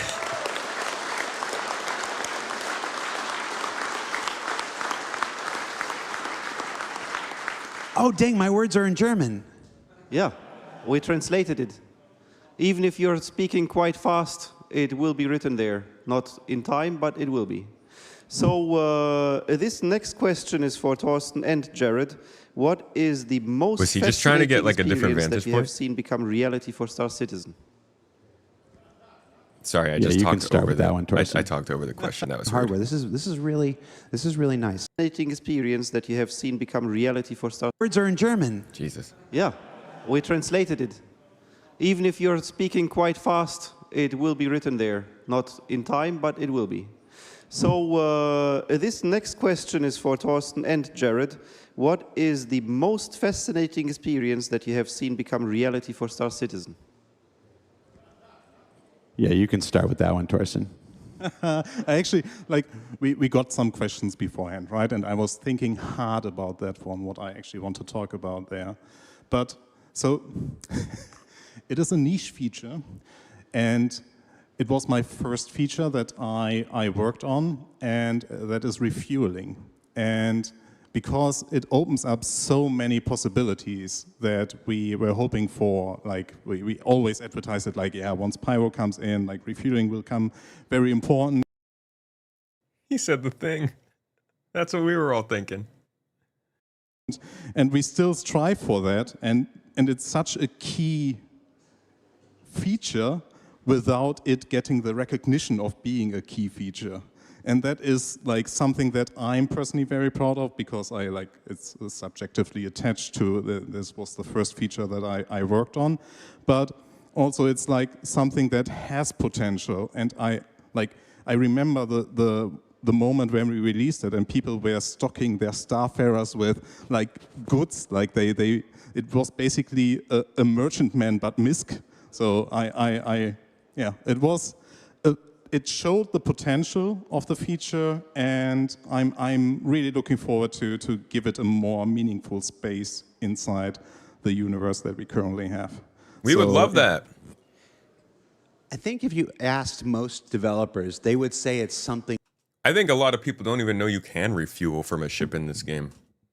It's so, it's just so unimportant right now. Smaller like that. You know, I think people expect us to say, you know, something huge and mind-bogglingly game-changing like crafting or base building or stuff like this. But it's almost always for developers, and I've been doing this for a long time, it's always smaller things like that because it's those things that everybody else just kind of glosses over and you think it's a smaller thing and it ends up having the most long-standing ramifications. I'm going to cheat with my answer, and I'm going to talk about a feature that isn't in yet, and that comes in the June patch. Oh, that's... I can. That is very, very unfair. No. This is one of those really small, silly ones. It's not a big thing. In in the next patch, there's a new way to open doors. So you know, we've heard the criticism of Keycard Citizen. We getting breaching charges? Like you're constantly, every event or whatever, you're always chasing key cards. Oh, I can't produce his name right now. I really wanted to give him a shout out. Oh gosh, I can't think of his name right now. But there's a new door scanner for the content that's in June that basically the door only opens if you're dressed like one of the bad guys. and so you have to kill one of the bad guys and take their outfit. You have to put the outfit on. Oh, wait a second. Wait a second. That's a throwback. Citizen Con 2019. We've made multiple references to this today. Look at that. Look at them actually coming back and putting in one of the things people saw. This is like just a lot of early Citizen Cons were like this. Like, hey, you're putting in all this stuff that doesn't actually affect what we're doing in the game. And that's what happened here. I think you'll find everything you're after just over there. Ooh, over there.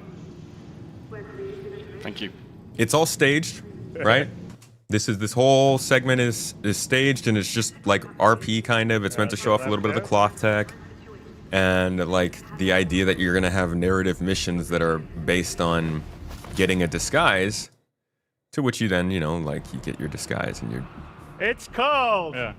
go to do all your stuff. But like when you finally get to the location, the idea is that you're sneaking through and everybody trusts you because they know who you are and you're disguised. And yeah, we're not going to get it in this sense that it works with NPCs that don't see you, but at least with door scanners, that is a start.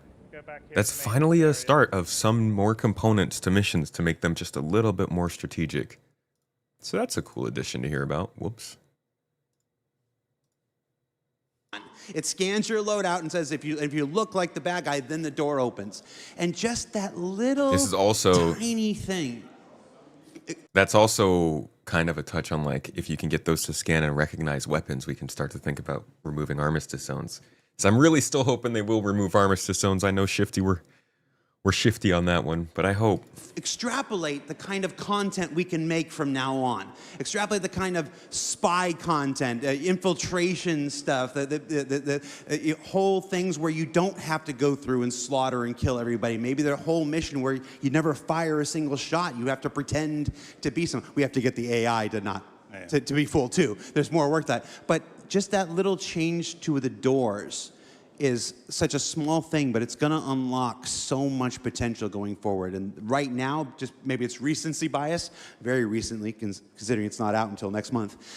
It is definitely a small thing, but I hear what he's saying. This is how a lot of the features in this game are. It's like, okay, cool, great for your first release, but most of the time for the first release, it's not only is it very bare bones, but they kind of force everyone to go and try it and use it. And so it's kind of not how it's supposed to be. It's like the Hathor locations right now. But over time, having doors that only open for specifically dressed people is actually a really good addition to a game like this. That's what popped into my head when you asked that question. That's a feature I'm most excited about right now. Do we want to mention that there's also another way, but instead of dressing like them?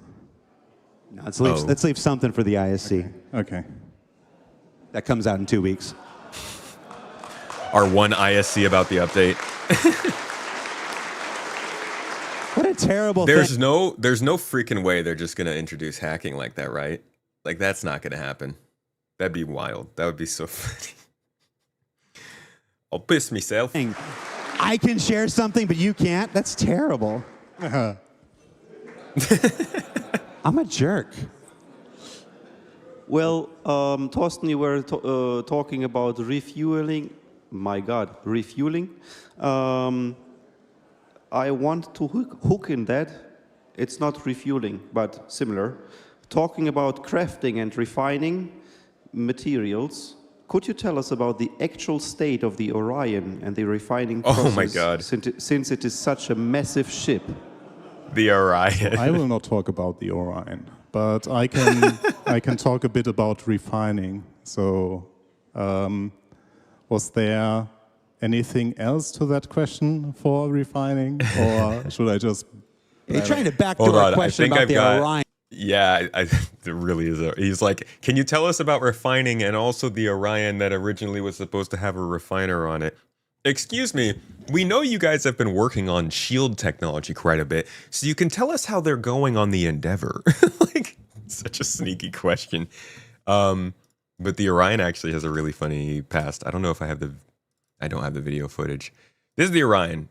It's this pretty cool looking industrial mining ship. It's got like rotating mining pods on the outside that no doubt are going to be reconcepted when this ship finally comes out. There is a really good video though showing like the difference in size of the Orion from what it originally was to what it is now, and it's freaking huge. Orion. Yeah. You really want to know about the Orion, not the refining. No, I'll tell you. I don't want to jump in for you every time, but the reason he can't talk about the Orion is because we work on the gameplay first, and then when the gameplay is there and the gameplay is developed and it's working, then we'll spend the time building the ship. So the reality is there is no progress on the Orion right now. The Orion is sitting, waiting for resources, waiting for a time where refining gameplay has come to the point where it can support a big, giant, crazy ship like that, and then we go, okay, so that's ready. Now we can work on the ship, because nobody wants a ship that doesn't do anything. You know, we've made those mistakes in the past. When the Starfarer was first put out, before refueling was done, and it doesn't do it. When the Reclaimer was put out, before salvage was, it's you have these ships and like it doesn't do anything. So we've learned our lessons over the course of the last 13 years, and work on the Orion won't start in earnest until such time as refining gameplay comes up to the point to meet it. It's true. They need to say that more and more. They messed up. And I know he's not exactly saying that, but they did. The model that they chose to build this game is a difficult one, and I'm not going to say that they messed up by selling ships before the features came out. There's nothing else they could have really done other than get some better like venture funding or some good private funding, which I think they were trying to avoid. You had to make the proof of concept in order to get the funding to develop the features. I think their problem was going too nuanced in the design of these ships, or too specific rather in the design of these ships, that they were both locked into that design and also locked into gameplay that looked like it might fit that design. I don't know how they could have done it. You can't just like sell a generic ship model and be like, oh, this will change in the future. But you couldn't have sold like names, right? It would have been kind of crappy to just be like, hey, I'm buying this name that says it's the Reclaimer. I have no idea what it's going to look like or how it's going to work, but I know it's going to be a large salvaging ship someday. Would that be better than them selling you a ship that is going to possibly get remodeled in the future? I don't really know. I think that's different for everyone. Obviously, a lot of people are going to come at this from a legal perspective, but from a subjective sort of how do you feel about this perspective, I think a lot of people are going to have different answers about how the ships should have been designed for this reality. I'm glad that they say it, though. Maybe not the answer you wanted to hear, but... So, refining. Refining? What questions? I can talk a little bit about that. Well, go ahead. I want to know how is refining a mineral going to either retain or subtract from the benefits that mineral gives to the finished product, you know? So if you find a mineable resources out in the wild, and it's the highest level of quality, how does that high level of quality pass through the refining process and eventually give me a better gun? That might be a crafting question. It's fun. I hope it's fun. That's great. We love fun freaking. Kidding. It's very boring. As you all have noticed already, now that we have the mining sacks and everything associated with it, work with a freight elevator that can lead up to you having a lot of raw materials inside your station hangars, for example, or your station inventories. And that highlighted an issue that we currently have with the way that we do the refineries on the servers. So we already are actively working on it. I was hoping that it is already, I'm Say I'm it. a bit scared now. No, don't say it, actually. Don't say it. Don't say it. Don't give us a date. Don't set expectations. I know I want it, but it's dirty. Don't do it. I was hoping that we already have it in the current patch, but it didn't make the... He said it! It's literally, I was hoping not what he was going to say. Cut. So I am quite optimistic that it might make the next cut, but we did an update, for example, to the station refineries to recognize the fact that you actually have a lot of materials now in your station inventory. Oh, okay. Sorry, this is just for station refining. I thought he was talking about player refining. I was like, don't talk about So that. it is not the end goal that we want to reach with refineries, but it's at least mitigating or recognizing that now you all have way more materials that needs to be refining. Because that's good. Red Monster sent me a screenshot of 300 hours of refining time, and we're like, yeah, okay, that's not in a normal play session achievable. So let's fix that. As you all might have, or if you all were at the CitizenCon, and we talked a lot about the ambitions that we have, or the goals that we want to achieve with crafting. And refining is a crafting process, or we treat it as a crafting process. That also means we treat it as a true profession. That means that it also, all the other rules will apply to that. And missions, it also factions. has to fit then in the future of materials that come, or the changes that will come with crafting. So it has to support quality of materials, it has to support the blueprints, it has to support the vehicles that we have with that, it also has to support the bases that we have, it also has to support the stations that we have. So there is a lot to come with refineries, and luckily for us we already have a plan, but as Jared already said, this year we have a different type of momentum for development of features like that, but yeah. Put them in the EPTU. If you wanted to put it in kind of an order of operations, as crafting comes online, you'll see more refining work. As base building comes online, you'll see more refining work and development. And then it's after crafting, after base building, as refining continue to develop beyond that, that would be the time we would kind of make an assessment. And now is refining far enough along that we can start working on something like the Orion. And that's where that kind of decision would be made. What are they working on now, going on a decade later? I mean, that's what this whole video has been about. I don't know how long you've been around, but that's kind of what we've been talking about throughout the day. That, and then I would check out the monthly reports if you want to know what's actively being worked on. Thank you for your answer. One more for Thorsten. Do you think that it will be possible in the future to repair the hull of your ship by yourself, like you have a storage with metal plates, a welding tool, and you fly to your hull to fix it until you reach a repair shop? So we already have hull repair in the game. So it is the second function of salvage, right? So you basically print the hull on that, and this is what we will have for the longer future. So the idea of welding things to your ship and having metal plates there, it's an interesting idea, but at this point we really want to focus on delivering rather other systems that tie in more into different types of repair. So component repair will also be very basic, and once we have all these bases done that you will then hopefully see with the engineering gameplay, we can decide to go more in depth. So if we at some point detect the painting of the hull back onto your ship is not sufficient, or it's not fun enough, or we need a little bit more depth, we will investigate something like you need to buy metal plates and then weld them again to strengthen your hull or something like that. But right now, the exact same functionality of repairing your hull is supposed to be the repair functionality of the salvage tool. That's something to unpack. He doesn't really talk anything about the actual structure of your ship. there's no mention there of if I get a wing blown off, how do I make that come back? Which was in their original documents for ship repair. But that is a significant omission to that answer.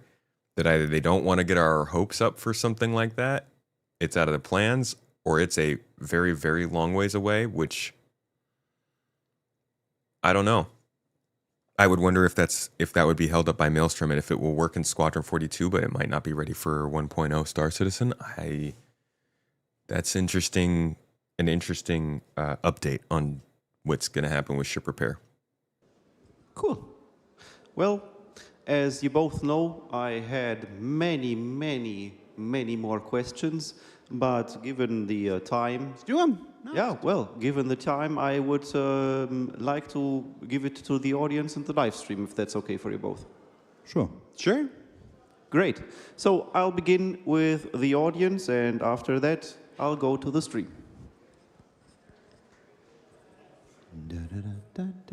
Is the Orion mining drill going to have the same fate as the Reclaimer Claw in terms of laser citizen? That's one of those questions that's so far out from needing to be decided. We don't have an answer for you right now. There's this. I'd like to use your question to talk about something that I think will apply to everything. So it's a good question. It's the kind of question that we get a lot. There's this idea that happens a lot. I've been doing this here for over 10 years, and then I started in the industry back in 2004. That all the decisions that are involved in making a game are done before you start. And that's frankly, it's not true. It's not even close to true. When you make all the decisions before you begin making something, that's called construction.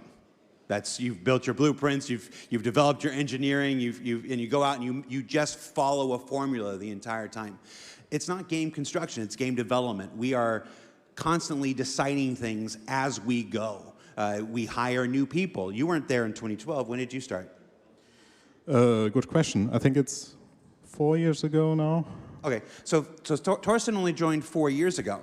And imagine if we had every single answer figured out. Imagine if we had every single decision made, and Torsten comes and joins a company and wants to make a game, and he has no decisions to make.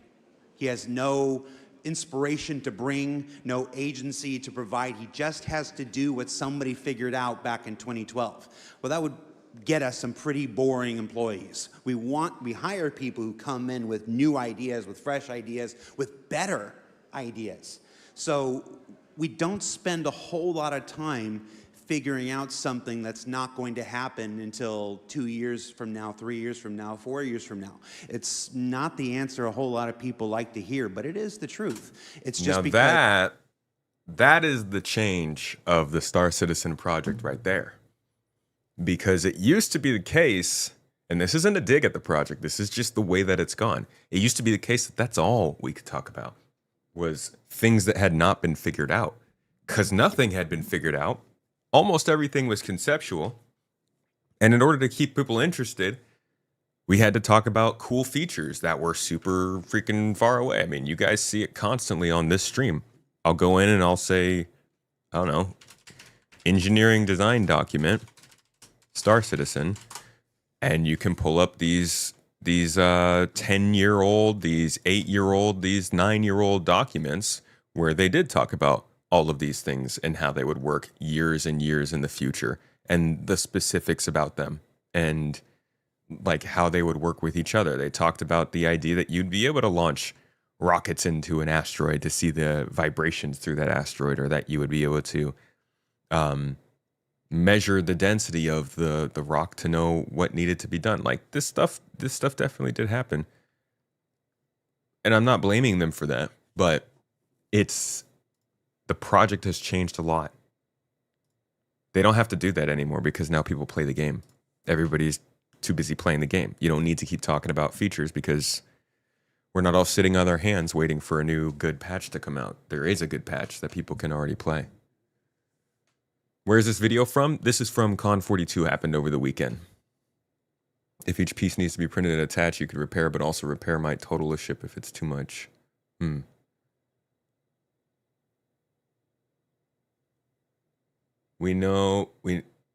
we know it's all speculative. None of that matters. Only thing that matters is how it will land on release. True.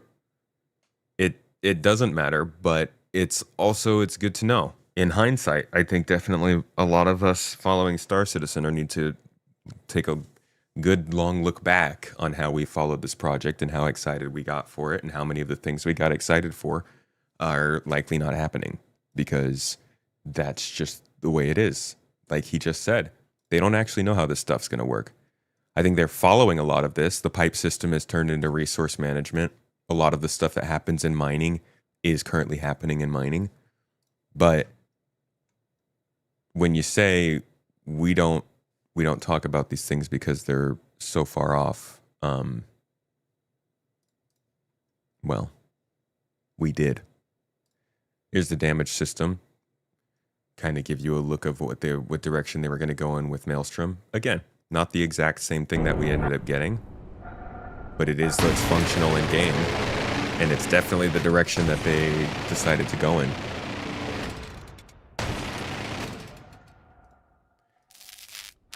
And then we got some like this, civilian passenger transport, where you can look at this and we can say, there's plenty of details here about how it's going to work. They even talk about reputation, and don't even get me started on the Mixmaster. Hello.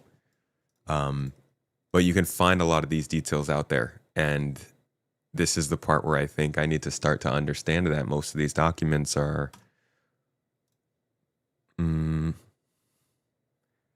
suggestions rather than guidelines for this gameplay.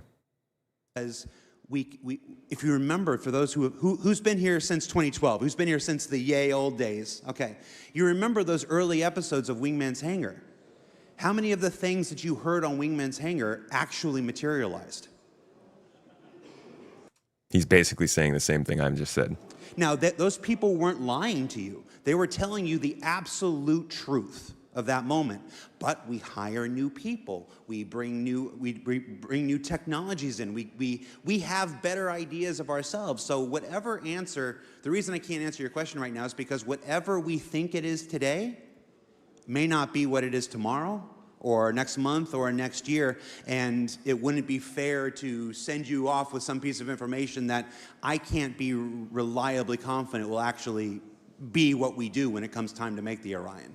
So I apologize for not being able to give you the answer to that question, but I hope the context here is actually more helpful to you and to everybody else. Maybe? Okay, maybe not. I tried.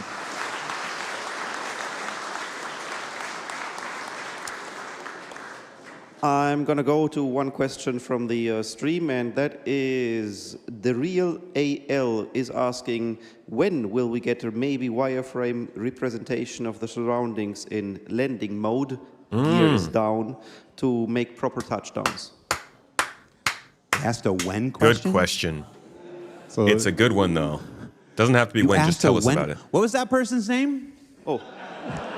The real AL. Real AL. Now, people use their Twitch names for their account names oftentimes, so we're just going to see what ships that person has. By the way, he just opened the calculator. That is just pretentious. I don't have roaming data. No, we can't answer when. I understand this is being streamed and whatnot, but I'm going to be real candid with you. The when question is the hardest question to answer in all of game development. I mean, not even Rockstar, who's making GTA 6, which is not the 6th game in the franchise, by the way. It's like the 14th game in that franchise, and it's not their 14th game. It's their 50th game over 30 years. Not even they can tell you when their thing is coming. And he said the thing. Official CIG is tracking the release of GTA 6. That's because there's one simple fact in all estimation, whether you're building a swimming pool or a house or a video game or a feature, and it's all based on prior work. We built this before, how long did that take? We built this before, how long did that take? We haven't made a game before. Not CIG. We've all done it individually for other companies and stuff, but CIG, us together, we've never done this before. So, and we're not making a game that's been made before. We're making a game that hopefully, if we're doing it right, has never been made before.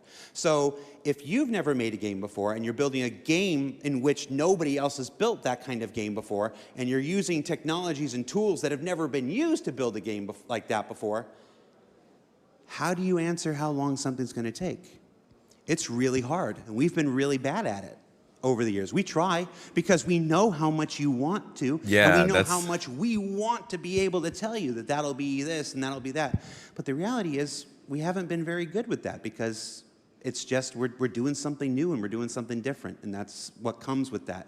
So that's why we don't answer when questions anymore. We stopped because it just got too... It got too painful. We kept letting you down. We kept giving you our best answers. We kept giving you our best intentions. I appreciate that he's saying these things. There are feelings of annoyance with it because they are the things that have made this project more difficult for people. But like these are legitimate problems that they can do with some acknowledgement and some like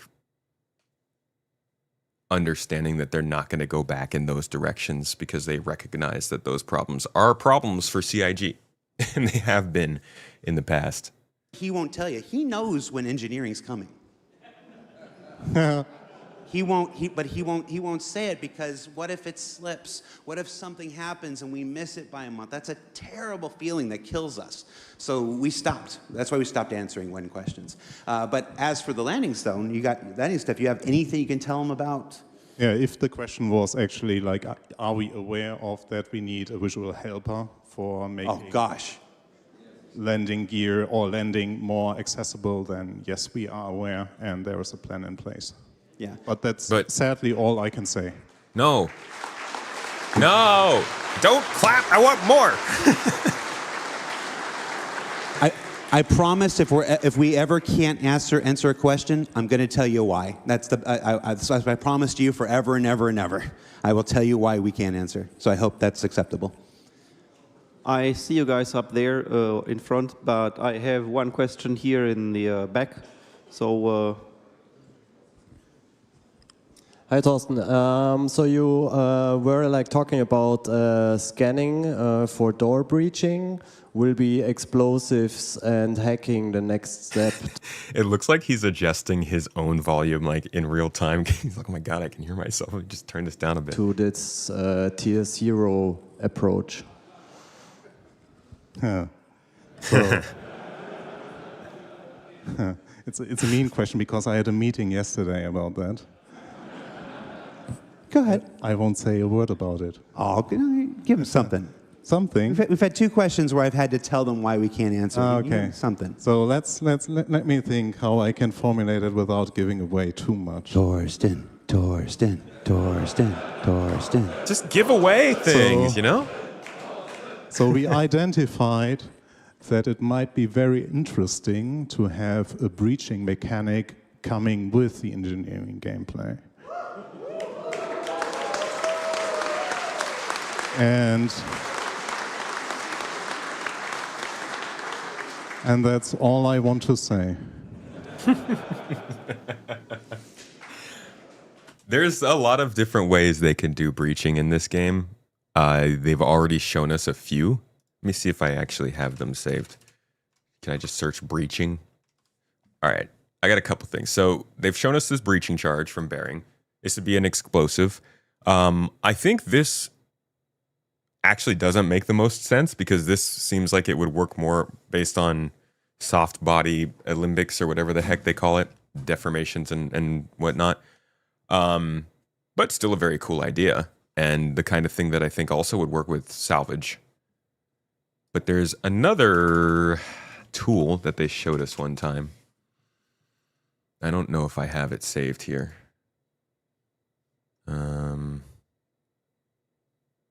There we go. So this is like a manual door breaching system. It's actually something they were testing back when they had. The idea here was like you have power systems in this room, so you can tell there's like lights and everything here, and the power is supposed to run all between these components. When the power for a door goes out, it doesn't open. So they have this little manual forced pressure breaching tool that you pick up and you slap it on the door, and it basically powers itself to push the door open for you. So that's another option that they could have for breaching. I think another option they could have for breaching would have to be the ability to depower the ship yourself, which would also work a lot with engineering. I think this is one more thing they had. I don't know what this is. Oh, this is just to lock a door open, I think. Yeah. These are just little tools that they were playing with before. Here are some models of breaching charges that they were working on. This is really all I have on this. Not sure what they're going to do, but I do think that even outside of breaching ships and doors, there's a lot of potential for breaching charges to be implemented into the game as the mining gadgets version of salvage. So instead of a mining gadget that changes a rock, you can use a charge that's placed the same way as a mining gadget, but its job is to blow apart spaceships in the same way that a laser might do. But I don't think that's going to happen until we get Maelstrom. Once we get Maelstrom, they can allow us to blow apart ships to fracture them and then suck them up as we do for the salvage. And this is why I think that fracturing will get more complex, because you'll have to break ships apart in certain ways to make them salvageable chunks for the ship you have. But I do think that those salvage charges can work basically the same way as these kind of door breaching charges. I'm getting way off course though. A cutting torch could work too, but I do think that a cutting torch would require more functionality with the ships being able to be broken apart and cut into. And I'm not sure, because since they're talking specifically about doors here and not just crawl spaces and panels, I think that might be a little bit bigger in scope than what they could do for the next patch. Very interesting to have a breaching mechanic coming with the engineering gameplay. And that's all I want to say. All you want to say, Torsten, but it's not all we're going to make you say. I tried, everybody. One from the stream again. It would be very useful to give inventory boxes names. Is adding tagging boxes still planned? I want that. I can promise you that there's not a single person who works for CIG who doesn't want that very badly. Mm-hmm. It's when especially it was a big point of discussion when the new personal persistent hangers came online for the first time, and you're able to actually put boxes out and leave them out. It's like, gosh, I would love to know what was inside that box. You know, it's like I stack all these boxes up. It would be great if I could label us helmets, and this one was armors, and this one was guns, and we want it so much. It's just, I would say, of every single team at CIG who is working hard and is taxed and is doing so many things, it's hard to keep up, the UI team. The UI team is one of the most taxed teams in all of CIG because they're one of the few teams who touch everything, every single feature, every single piece of content, from a sign in a room, anything. It has to be displayed. See, I thought they were making the building block system so that didn't have to be the case, so that everybody else in the company had a lot easier time working with the UI dev tools. On UI, the mini maps, stuff like this, they are involved in anything, and that's Bone. Bone. No, nobody remembers this isn't gonna joke. It's all right. The best I can tell you is that we all desperately, desperately, desperately want it. It's just a question of resources and priorities. It's the list of things that we want are as long as this table. And at any given time, I think I said this in the last panel, we can only work on 6 inches of this table at a time. So it's just a question of as soon as we get enough of the things that are in front of it done, that it can edge into that first 6 inches. Actually, now that I think of it, I guess UI would still have to touch all those things because the gameplay programmers made the UI. It's only the UI folks that actually know if it's a good UI. Oh gosh, I'm going to be so happy. I'm going to be so happy when we can do that. And then, if it's visible to other people, the terrible messages you're going to write because of boxes. You're going to build entire barricades that just spell out entire... Like, I imagine people are going to do the entire Lord of the Rings spelled in box names. We even had isn't it the official term TTP? Why don't you tell them what TTP is, Torsten? No. I don't take bad words. You brought it up. No. We had the TTP issue with the hull scraping at some point. Yeah, we knew that was going to happen, though. Yeah. If you don't know what TTP is, ask your parents. So, hands are going up. Well, now, camera boy, you have to walk backwards. By the way, if you see me keep checking my phone, it's because Chris Roberts is messaging me about, he wants to know how many people are here today. No, it's about 600. About 600? Well, I've seen this guy before. It's the motorcycle improved. He still has his gun, so better answer his question. Hello. Hello. Jared, you told that maybe burning ships are coming. You think it's planned to open all doors and venting the ship? Is that possible to put out the fire? But yeah. It's part of the engineering game. Yeah. But it's not part of the first bit that you will see. As I said, we really wanted to, like, the problem of the engineering gameplay, or like problem is the wrong word. The challenge of the engineering gameplay is that it's touching so many fields, and it's such a huge change to the game that we internally discussed how to cut it up in the sense of more digestible bits.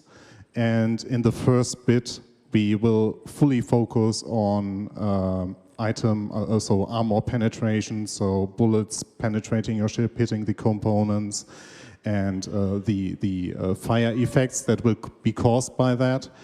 Whereas the life support be defined as its own big thing. So we really would like to have a full focus on that.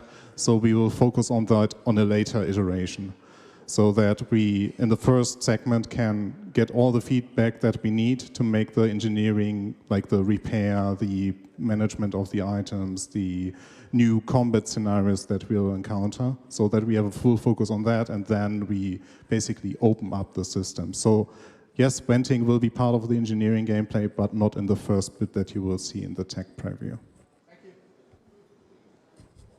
They're watching the stream. So they're watching the stream. So everybody, if you would, on 3, say, "Hi, Chris." 1, 2, 3. Hi, Chris.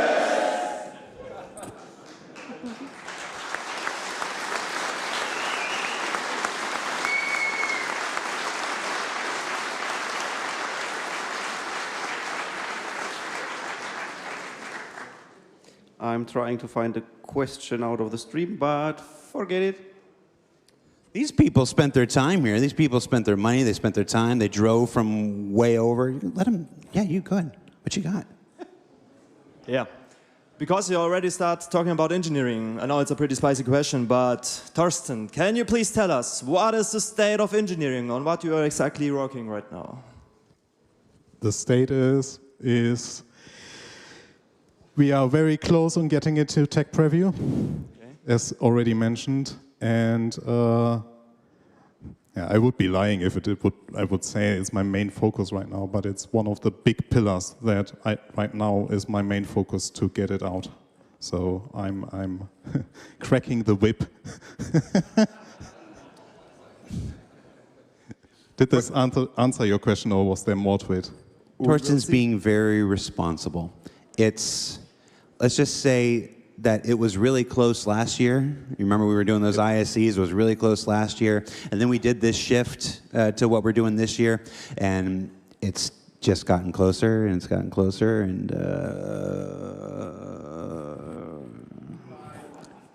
so I didn't say that.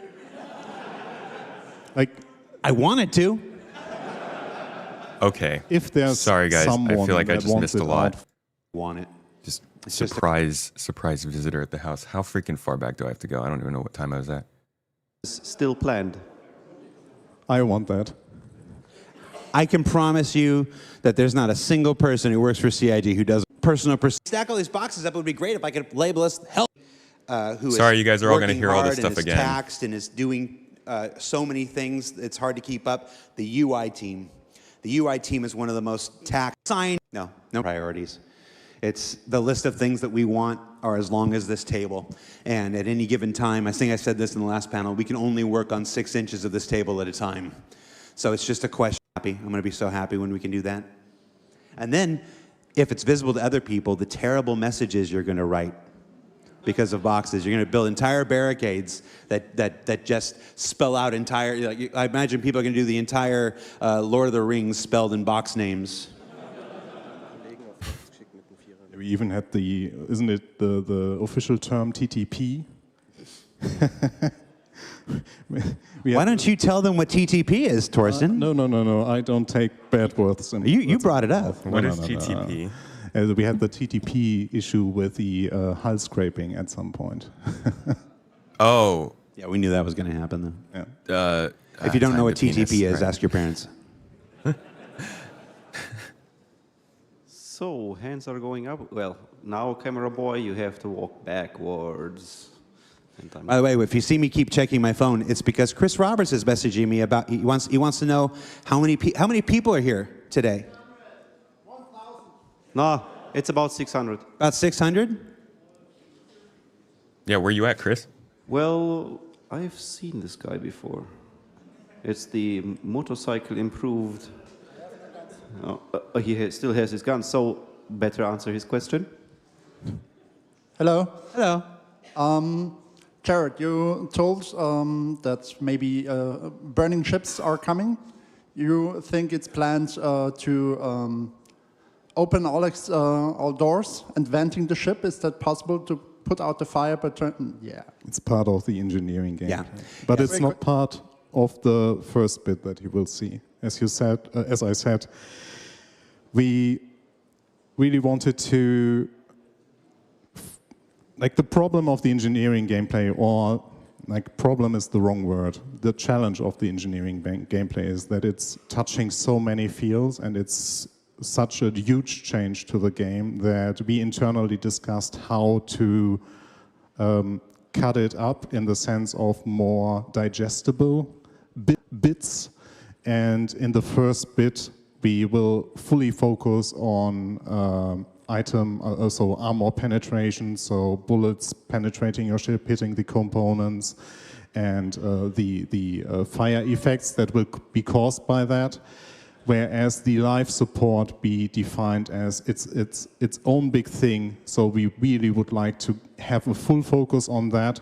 So we will focus on that on a later iteration, so that we, in the first segment, can get all the feedback that we need to make the engineering, like the repair, the management of the items, the new combat scenarios that we'll encounter, so that we have a full focus on that, and then we basically open up the system. So yes, venting will be part of the engineering gameplay, but not in the first bit that you will see in the tech preview. They're watching the stream. So they're watching the stream. So everybody, if you would, on 3, say, "Hi, Chris." 1, 2, 3. Hi, Chris.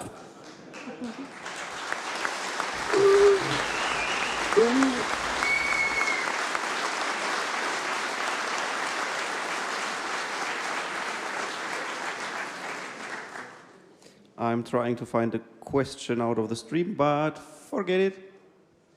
These people spent their time here. These people spent their money. They spent their time. They drove from way over. Let them. Yeah, you go ahead. What you got? Yeah. Because you already start talking about engineering, I know it's a pretty spicy question, but Torsten, can you please tell us what is the state of engineering on what you are exactly working right now? The state is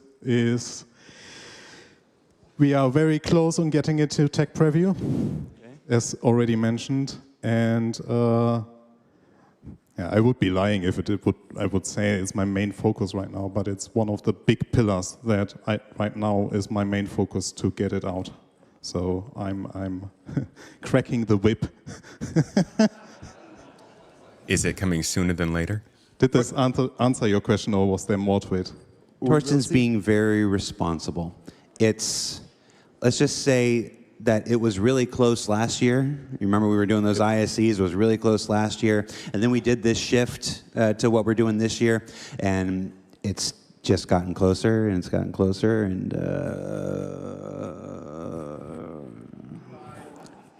so I didn't say that. Like I wanted to. If Sooner than there's later. someone that wants it out fast, it's really me. And like, not only speaking for myself, but the team that is working on it. We really want to have you play it because it is a big change to the game. It will not only come with the actual experience of the engineering gameplay, it will be a full rebalance of every item that we have because suddenly we have to take armor penetration for bullets into account. That basically makes health of the components relevant. So there's a huge balancing path that comes with it. So it's a huge effort, it's a huge amount of work that already went into it.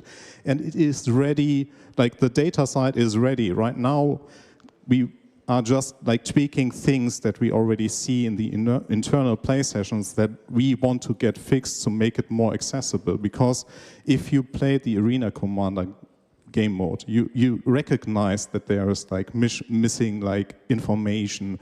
It was really hard for you to understand what is actually happening, and we are aware, also, and we are. It's also kind of like the engineering system, FPS scanning, or sorry, not the interaction system, FPS scanning. Different little things that'll also make that a lot easier to do than it was in Arena Commander. Like solving the problems right now still, because like some solutions we had worked well, some didn't. So that's the reason why we have very focused internal testing on it right now.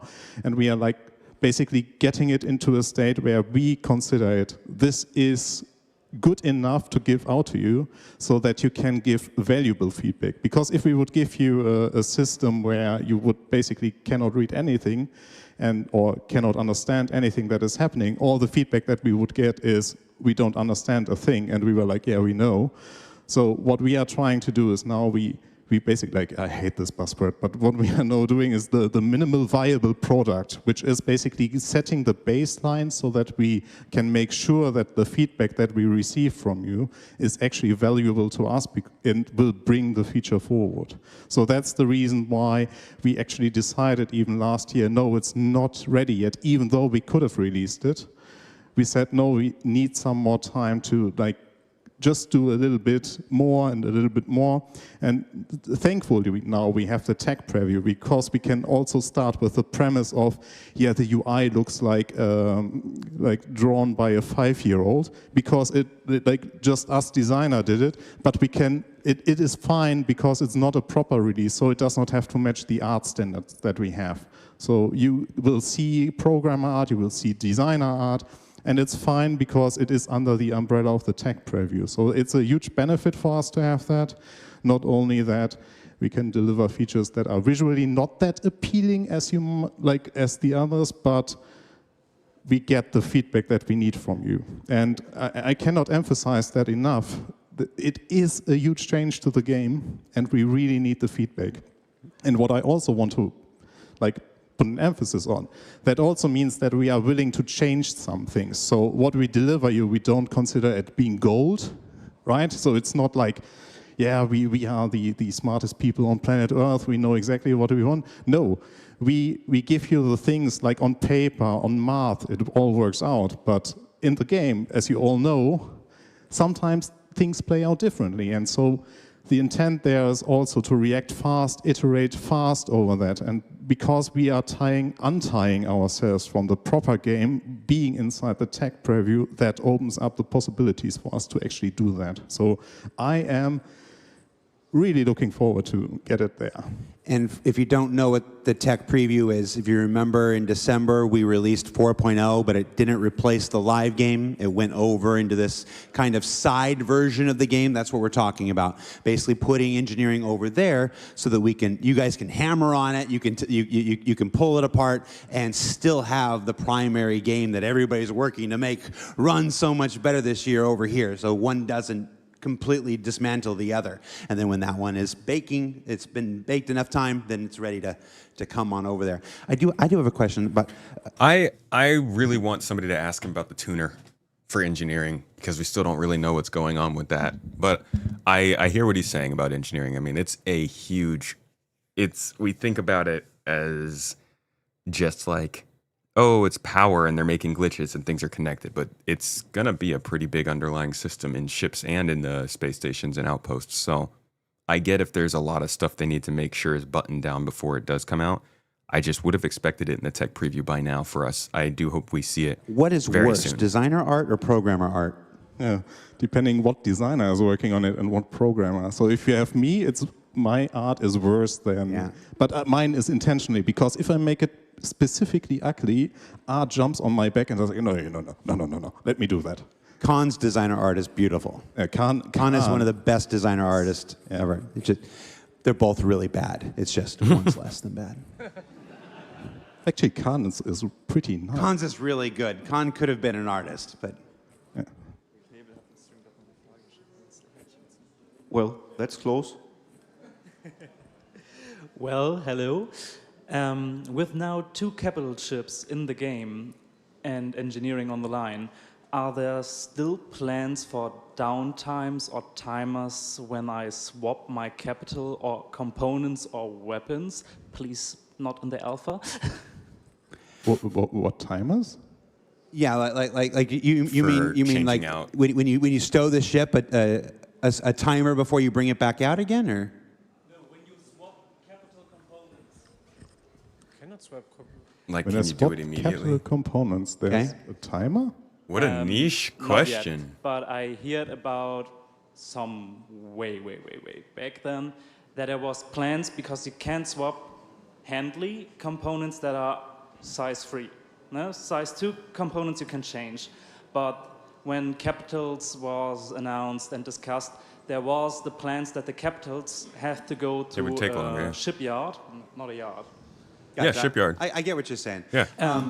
To rebuild the interior parts But or so other components. there's no plans for that. So the churn that you have is actually like the benefit you have if you have a size 1, size 2 component, you can change them on the field, and I think it is tedious. Like, it is effort enough if you have to bring your ship back. He can't even say tedious because people are. It's like poison to some Back people. into your hangar and then exchange it there. So there is no intent of like adding a timer there. Now that said, we might hire someone next month who comes in with a new idea and you know, and it's. And they decide, you know what? Capital ship component changes would be a great monetization. Like, somebody could come in. That's like the worst possible way that I imagine that sentence ending. Somebody could come in next month with the idea that is a great chance to make some money. And my horrible post AI blade mind, it's completing the sentence the wrong way. That's just my saltiness. If it's a great idea and it changes all of our minds and stuff like this, that is what game development is. So I want to caution you, because I feel like, I mean, like, I don't want to get too far into it, but I feel like that must have been what happened, right? Somebody had the idea that, oh wait, this would be great to sell. It's not like it came about that way. the lessons that I hope that I've been teaching for 10 years now and whatnot. It's like when we're up here or we're on ISC or we're on SCL or we're on stage at CitizenCon, we're speaking the truth of the moment. We're always telling you the truth as we understand it, as we know it, as we believe it today. But we always, I said it in the last panel, we always love to make room for the better idea. That does not sound like a better idea to me. So that one might not be something you have to worry about. But it's always remember that whatever you hear today, whatever you hear on ISC, SCL, CitizenCon, anywhere else, that's the truth of that moment. It's the best information that we have to give you at that moment, but we always reserve the right to have the better idea, to think better of something, to throw it out, to test it, and have you guys tell us, well, no, maybe you should do it that way. And we go, oh, well, maybe we should.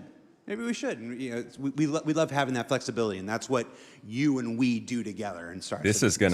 That's really gonna, I mean, I might be speaking for myself, but I think that's gonna build up some resentment over time, as they continue to just kind of be like, well, we changed our minds and, you know, we just got to figure out how to do it. Like, there's a lot of, it sort of makes you think, okay, well then what exactly is the game I'm backing? besides the one that they said in the Star Citizen 1.0 demo, I don't know. It's a little bit of like, yeah, don't take our word for it, sort of, kind of. I'm not sure. Welcome in. Judo Punch? Judo Punch. Good to see you. Damage control alert. I mean, there's been a lot of here's how here's the realistic take on it kind of moments today. Channeling his inner Salty Mike. Believe it or not, Salty Mike is not the only person who can have negative opinions. They're one of the best places to get SC news, development, and understanding, and also toes. There's room for improvement or changes. Yeah, I like that. I like that. I just feel like him saying this kind of thing comes on the back of like bad logging is changing, reputation is changing. I think there's a pretty decent amount of things that have been changing over time, and at this point it's sort of like, okay, well, now they're basically just telling us like we need to make a game, and everything else that we have talked about before might change because of that. And that's... Who's next? So, yeah. Ready? Okay, yeah. I have a question where you already teased at some point you already teased at some point that there are some FPS scanning things. We saw also a lot of that a bit in the CitizenCon, I imagine. I think you already did the first thing with the Hathor helmet coming in, doing some FPS improvement. When there will be more about that, I'm really eager to see when we have more in the FPS realms, especially in the PvP. So I'm going to let Torsten answer this. There was a question in the last panel about whether a feature, you ever put a feature out and then there's a bug and people think the bug is the feature and whatnot. Oh, yeah. Yeah, that's one of them. Interestingly, it's the same as engineering gameplay because it adds also it will change up the entire way that the FPS combat works. So we decided that it would be a non-ideal decision to give it unfiltered into the PU. So as well as engineering gameplay, this is something that we plan to release with a tech preview, so that we can gather feedback and fine-tune it. So FPS scanning, you're talking about? FPS scanning, yes. So that we fine-tune it so it doesn't break the game, right? Because it can be, if it's wrongly tweaked, be a too powerful tool, and if it is badly tweaked in the other way, it might be so useless that no one will ever use it. So for that reason, we decided this feature is also one of the things that we want to get into. I think it was funny when they first started showing this off and people were like, this is going to break the game. This isn't going to, they can't possibly do this. This won't work. It's wall hacks. And I'm like, I mean, it is their job to make sure it doesn't break the game when they add it. It never got the idea that they weren't going to make it so that using this FPS scanning didn't hamper you in some way. I think we're always going to reach this point of pain when they have to start dreaming and stop dreaming and start delivering. Even if they have the leeway to make changes down the road, they need to ship something. Right, and there's some balance of ship something because you need to and also ship what you've been working towards. And I think I would prefer to... Actually, that's a hard call to make. Would I prefer to see sacrifices made to ship a game that falls short of what they've said, or would I want to see them run themselves into the ground to try and create what they set out to create? Everybody's got a different opinion on that. All depends on kind of what you were looking for when you got into this. But interesting thing to consider. Tech preview. FPS scanning, engineering are both tech preview things. Whatever the first version of crafting comes, that'll almost certainly be a tech preview thing there before it goes in the PU. Those are the next three that I'm aware of. There might be one I'm not aware of, but as far as the top three priorities for tech preview, it's FPS scanning. We really want to utilize I'm keeping repeating myself, but we really want to utilize the opportunities we gain with the tech preview, right? We learned from the jump points that having them in the tech preview, that we learned so much that we could tweak it before we moved further. And because it was in the tech preview, we were way more agile in iterating over the things in comparison to the PU. So that is a key lesson we learned there. And now we understood the strength of it, and we really want to utilize it for especially for the big features that are coming. I don't remember exactly, but in that 3-hour SCL we did with Benoit, when 4.0 was on the tech preview channel for a month, we crushed over 400 bugs in that month because it was on tech preview, and we were able to. There's ways to focus in on that when you don't have the entire PU trying to operate at the same time. So we had a really nice experiment with Tech Preview in December and January of this year. Honestly, that's rough because it still launched pretty buggy live. And I'm excited for us to use it again. I don't know what's first. I don't know if it's FPS scanning or if it's engineer that's going to make that first. But I do. Thank you.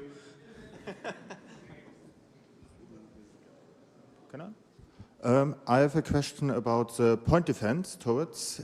At the moment, the point defense turrets here are also hitting my own party members in battle or combat or something else. Is there anything planned to switch it, or it's a bug? Okay, it's a feature. Good.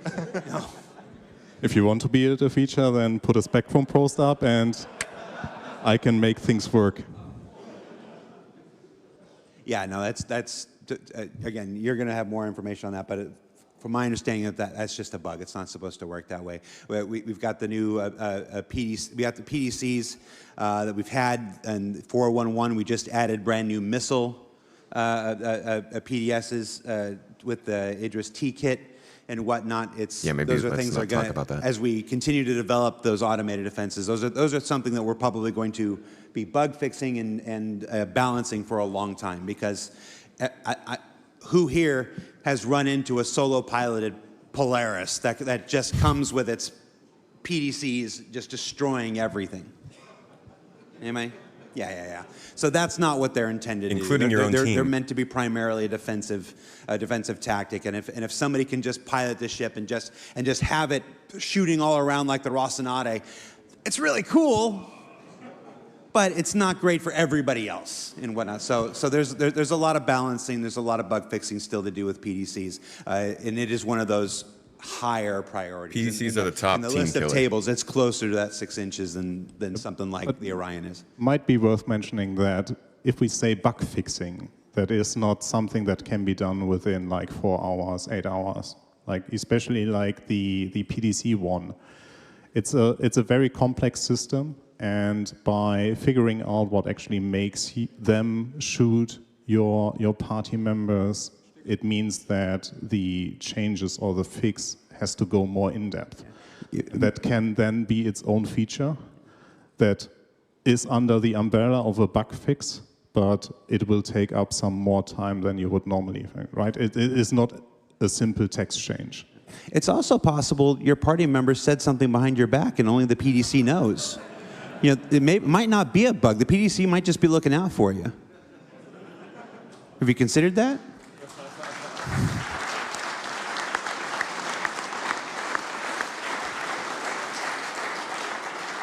Chris, I hope to God you stopped watching.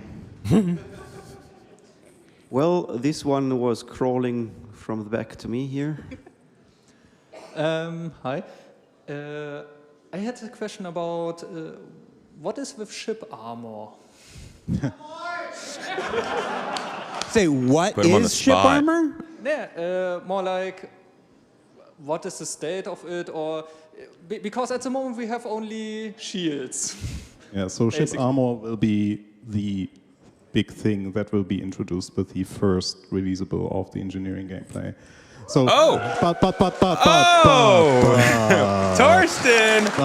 No, he said it. You can't take it back. Why did you can't say take it that? back. You said it. But. It is a mitigation. The whole freaking place is like, oh my God! Oh my God! Sorry, that was a lot. As of now, for the Maelstrom system that is supposed to come, right? We always, like, did we talk about Maelstrom this last CitizenCon? Yeah, so we talked about Maelstrom like plenty of times already, and I assume that most of you are already aware of what Maelstrom is. So physicalized material, different material properties, they are more sturdy, they are more tough, whatever. So a ship is made out of a material, and depending on the material it is made of, it has higher toughness, so bullets have more trouble to penetrate the hull. The armor system that we will introducing with the engineering gameplay is basically mimicking exactly the same gameplay, but being data-driven. So it is a data setup that we do for all the ships then. So it's like soft death, but for armor. Mimics the behavior that we want to see with Maelstrom. So it is... Yeah, I want to say it's a pretentious way of armor, but it's technically, it shows the functionality. So you as the player, or we as the player, we will also already experience the intended gameplay there. So that also opens up for us the possibility to iterate over it, so that when Maelstrom comes in, we are already at a better starting point than what we would be. So there is a new item that will be not player editable, so you cannot change the armor of your ship, but the armor itself will have a health value or will have a value, and depending on the value, it mimics the integrity of the armor. So that means that if the health of your armor drops, it will be easier to penetrate with the bullet. So there is a benefit of you damaging a ship before you start to aim for the components, because it's actually easier than to hit the components. It is pseudo armor. I hope that was answering the question. And some of those values are already being factored into ships, like they're already being set up for this, so that when this comes online, they don't have to go through and re-edit 200 some odd ships. Like when you look at the differences between the Idris M and the Idris P, obviously there's the missile launcher that the M has, and the P has the extra turret, but under the hood the M also has additional armor that the P doesn't, and stuff like that, and that's all been set up so that when this stuff comes online, you'll start to see those changes reflected in those ships, and your ships, and all of your ships should start feeling a bit different. That's what he means by engineering's a big... Yeah, maybe also, because maybe that's also not clear. The way that ships will die will also dramatically change with engineering gameplay. So right now, every ship has its health pool. Once it reaches a critical value, it will explode. So this will not be the case anymore, especially for player-driven ships. So if you are in a player-driven scenario, it will be more likely that you disable the other ship rather than having it explode. Fucking boom, dude! Yes! Oh, I love that! There will be still situations where you can make the other ship explode, but yeah, it's what we want to see more is the deactivating and boarding actions there, as already hinted at. Yeah, all of this is the stuff that we've been reading in these gameplay. If you watch the core gameplay updates that I do every month off the monthly report, they've been going through the iterative steps towards getting here. First, it was the life support stuff. They talked about the relays. They've talked about coolers now, the heat system, and I think we're just kind of waiting on the gravity generator stuff now. But it's all getting closer and closer to this reality where getting shot in your ship doesn't mean that you need to start panicking you're going to die. Getting shot in your ship just means you figure out what the next step is. And with the way that they're using armor and with shields getting a better work, hopefully we won't have so much panic everywhere we go if we're in danger, and it gives people the ability to feel like they can go places that's a little bit more risky without thinking that they're just going to die automatically. What video is this? This is Con42 from a little convention over the weekend. Thanks, by the way. Welcome to the talk. No more backspacing. Yeah. Give me that soft death, that real soft death, that soft death.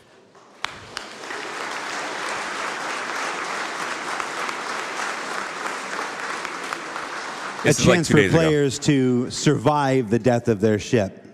Or earn themselves an Idris without owning one. Well, given the time frame, we are almost coming to an end. You're right. That will be a big change for challenge for salvage, not just salvage, but also medical. Rescue beacons. Yes, of course, salvage. We got to get rescue beacons better. We need security in game. Oof. There's a lot of stuff that's gonna need to take a step up along with this system. Yep. And I got another 30 minutes. Let's go. I know that a lot of you people have a lot of questions, but it might be hard to answer them all. Thanks a lot. Speaking about informations, you started the topic some time ago, especially in Pyro or other rough territories. You encounter other player, and it's mostly it feels more safety to shoot first and ask questions later, because we lack information about the other player who's encountering us. Here, here. So will there be information like a spreadsheet where we see affiliations, maybe some crime stat? I know we do see the crime stat in the color of the FF showing, but you don't see why. Maybe it wasn't just an accident. Maybe it was just a parking violation or something like that. So we need more information. Will we see them more frequently, and will we able to add personal notes or personal journals about players in the future? So those are two different topics technically. So the one bit of you getting more information is something that will be covered with the FPS scanning. So FPS scanning will give you some details on what, or will give you information, more information on what you're encountering. And that can include the faction they belong to, or a crime stat, or, no, I don't, no, that's not what's, no, I will not say this, but there's something that we are internally discussing that we also want to display there. That also gives you a bit of an incentive. Your social security number. Yeah. I'm just going to tell everybody. It's Jared's all the time. Their bounty? And the other question is for the notes one. So Gabriel and JJ and Benoit did a panel at CitizenCon about the social changes that we want to do. And this is basically open up you can add notes, and the intent is also have those reflect on the scanning, especially if you are encountering another player. Basically, did you have a chance to watch that social presentation from CitizenCon? Because based on your question, it's going to be one of the most important presentations you're going to want to watch. You have a lot of that stuff is there, and that's the intention about how to not just make affiliations, but how to track the affiliations, how to notate up the affiliations, how to share that information with others. We absolutely envision a world where you guys are essentially self-policing. It's through your own ability to assign reputation to people and track reputation and communicate that to the other members of your orgs and whatnot, to set everybody in this org is a close friend. Everybody in this org is a sort of kind of friend. Everybody in this org is Dust Cartel, and like whatever.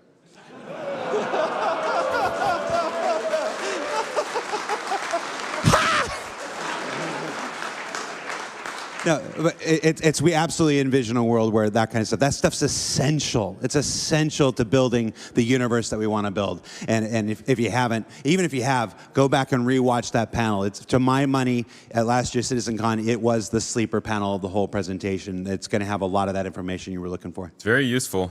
Would love to hear an update on that stuff. One question here. Yes, just not from Das Cartel. Ah. So I have a question about vehicle ammunition reloading. How is the state of it, and when can we expect it? No when. A when question? That's just what I expect. I didn't People need it. But so right now you restock by using the landing services. Oh, come on. Thanks, Torsten.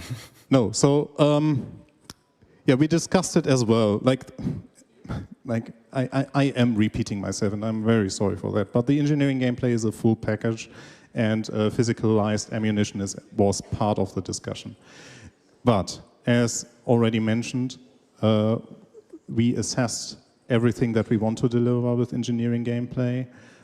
The physicalized ammunition is on the list, but it is not prioritized right now. So it will take some time until we get there, but there is the huge intent with the physicalized ammunition to give you the opportunity of especially of the bigger ships, that you can restock in the field rather than you have to go to like a landing zone and then like use the services there.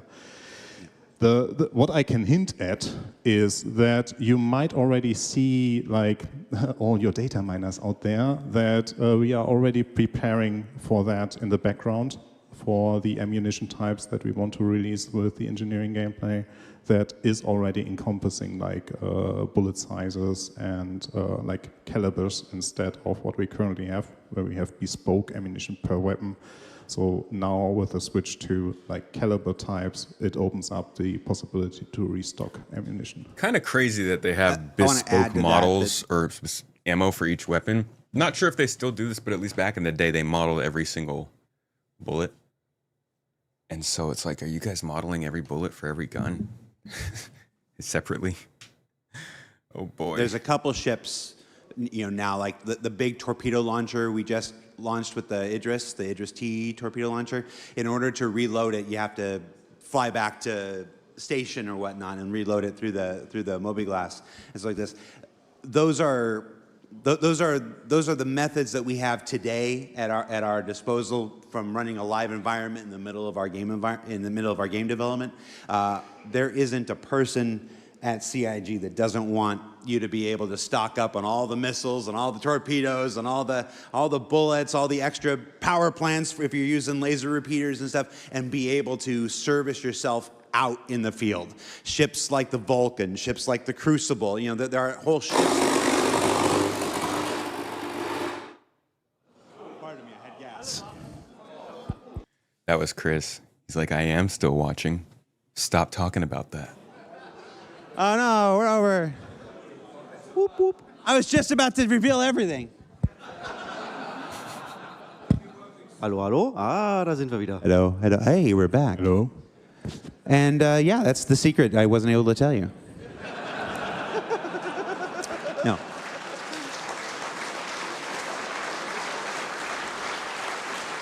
No. But being able to fully service your vehicle out in the field without having to go home for every silly little thing is something that every single person at CIG wants. So whether that's another time sink that's going to disappear. That won't be today, and it won't be tomorrow. But if there's one of those things I feel confident in saying that this is a major desire on behalf of the ship team, the gameplay teams, the design teams, everybody, that's where we want to go. You see a bit of that with the Polaris and that whole crazy torpedo reloading stuff. It might not be that involved every time, but we desperately want to get to this point where you can go out in your ship and be out in your ship for days. Hopefully, if the servers stay up weeks and stuff without having to come home. If you prepare correctly and you have your Battlestar Galactica fleet with your tender ships and your refueling ships and your rearming ships, you should be able to leave your landing zone and not come back for days and days and days. And that's where I know we want to get to. I just can't say when. But.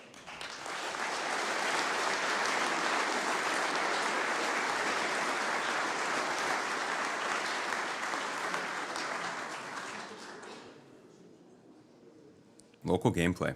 Missions Hello. all out there. Hello.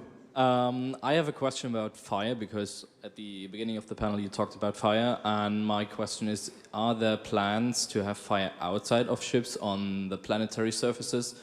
Because I think it would be cool to have a player-built base in danger because someone dropped a bomb from an A1 like 3 kilometers out. And look,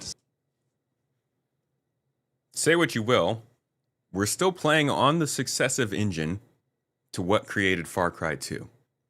So if I don't get to see Savannah's burning down for no reason other than I just wanted to try and kill a random deer for its meat and got too over exaggerated with the flamethrower, I don't really want to play it. I want that CryEngine fun in here still. Yeah, that's my Oh, question. you mean in the environment? Yeah, so that houses can catch fire.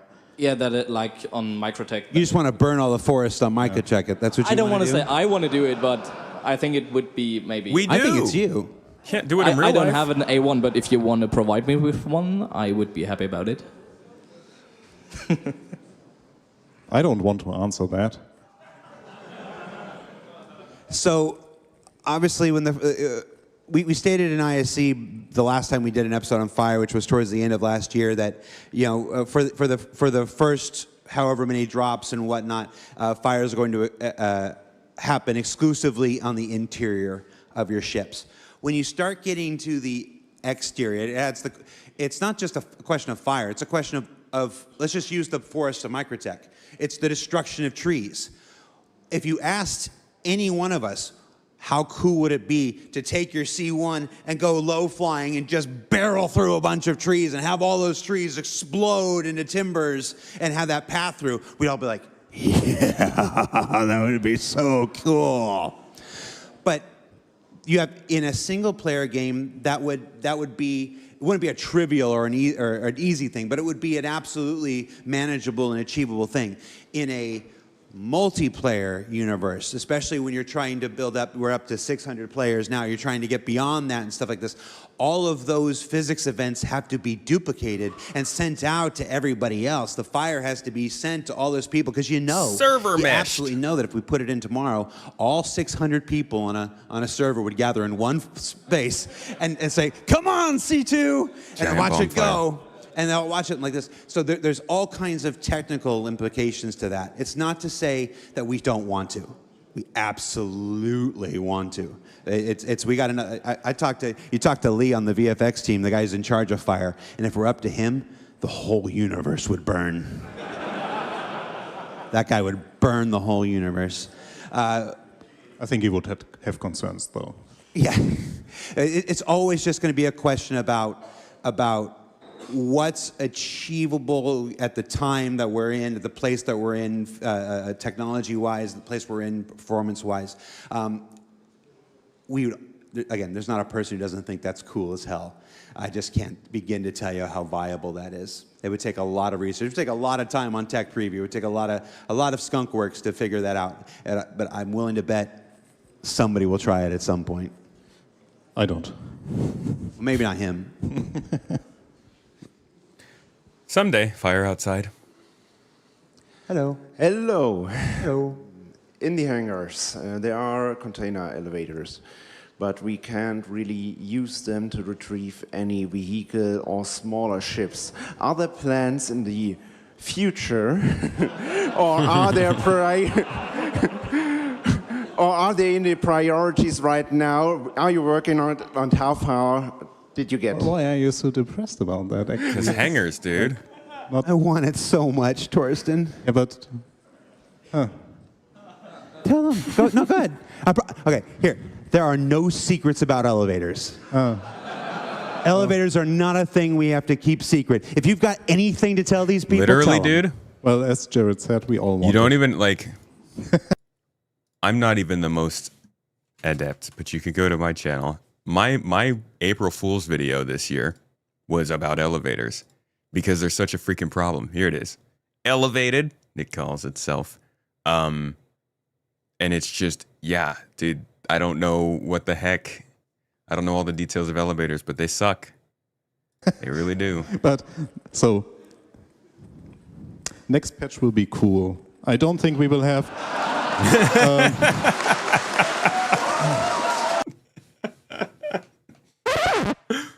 Cool. But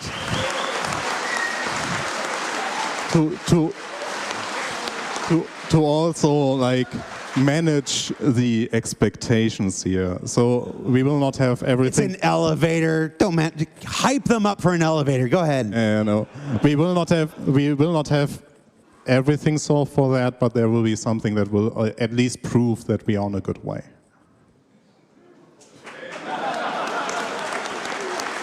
What does that mean? Elevator blades. They're gonna bring out the new quantum elevator tier 0. And they're gonna be just like teleportation rooms. They're not even gonna move anymore.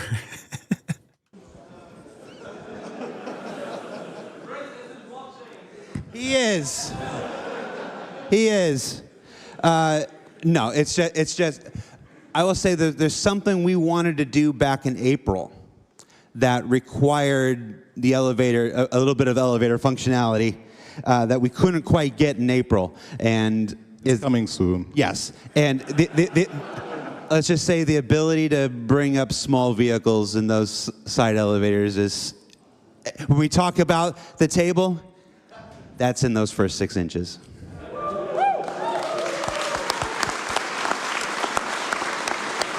Are they trying to say that that's coming in the next update? I can't. It's all so cryptic.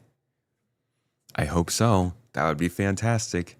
I would love if it was easier to get vehicles more easily for ships. And honestly, I don't understand why people have pushback against that. That's like something I think everybody could be excited about. I want it so bad. And the first thing it's going to deliver is so cool. It's a PTV. It's definitely the suit from the TAC video. That's such a huge giveaway, but I mean, it's 2 days away, the actual giveaway. No, that wasn't a PTV. What was it? That was a big machine that goes. Wow. Okay, Jared.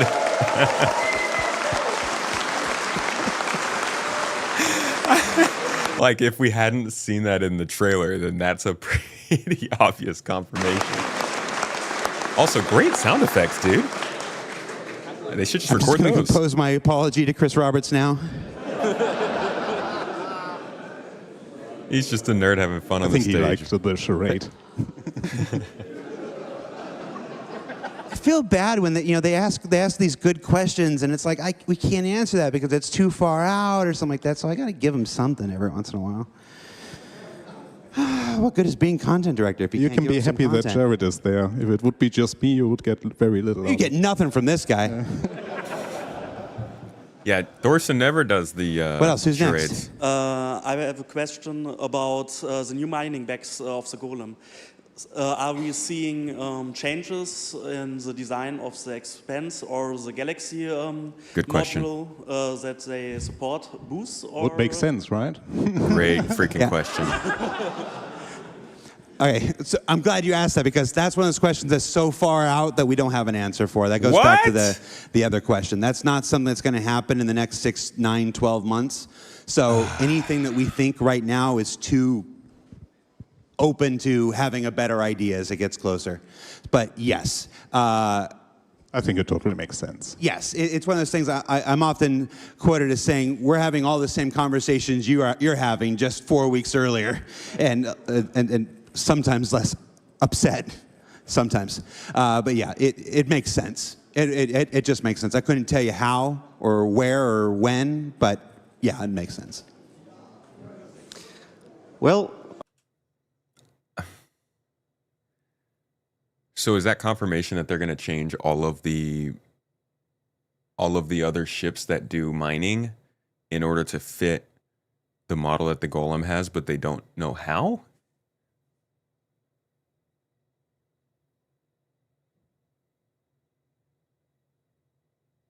I figured they redesigned the Golem with the intent that, like, I mean, if they were going to switch it over, they would understand. I guess the whole point is you just have to make those ships fit that new style. Interesting answer. We have to wrap it up. It is the last question for today. Boo. Hi. A good one. Not you. You're wonderful. I know there's a lot of pressure on you. That guy. Now that the Idris T is released, can you hint us a bit more about the future of torpedo gameplay? Because we have very confusing information. On the one hand, you're talking about the massive destructive potential of torpedoes and therefore the high cost of torpedoes. And on the other hand, you tell us that torpedoes are more meant like a finisher weapon, so you first strip down the fighter defense, then you strip down the PDCs and turrets, and then you either board or use a torpedo to destroy the ship. So that's a very specific situation where you wouldn't expect this high cost for torpedoes.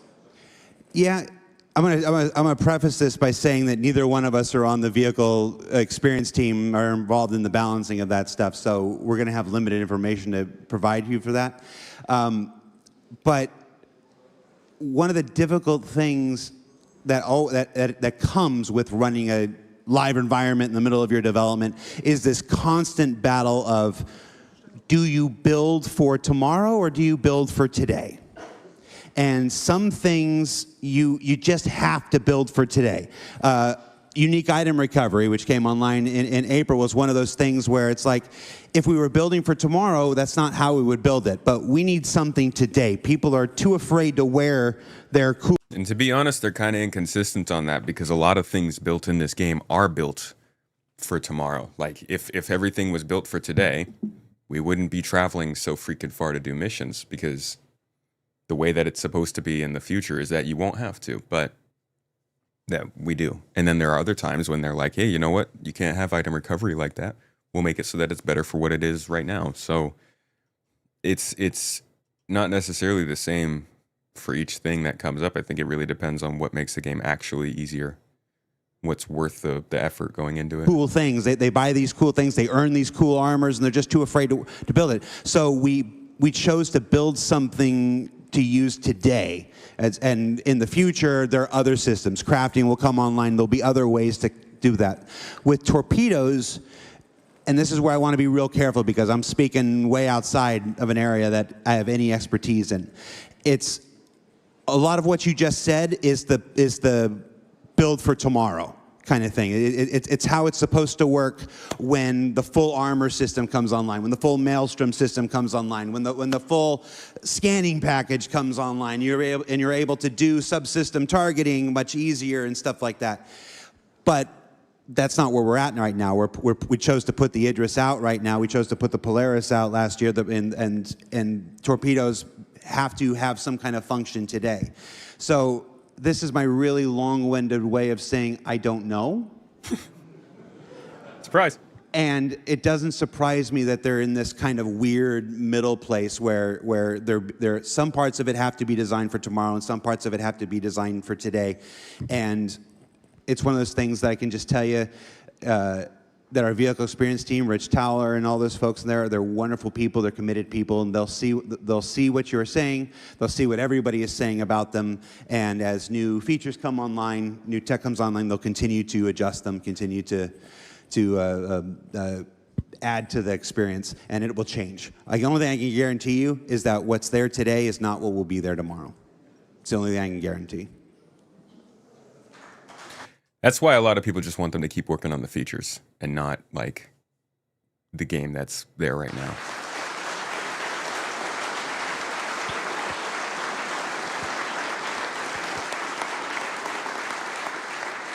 Because it'll get better.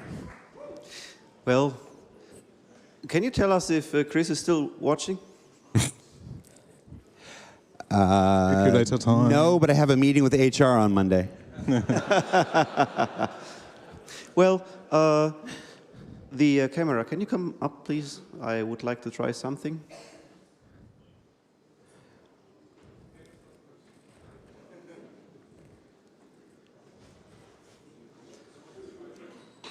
Mikro, kannst du mich mal kurz... Ich muss mal kurz, danke.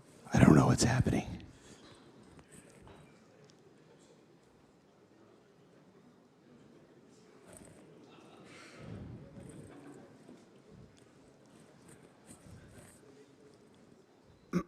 Ja, also, wir brauchen jetzt gleich eure Hilfe. We are gonna need their help, and I hope that Chris is still watching. I hope for him. Because it will be kind of cool, I hope.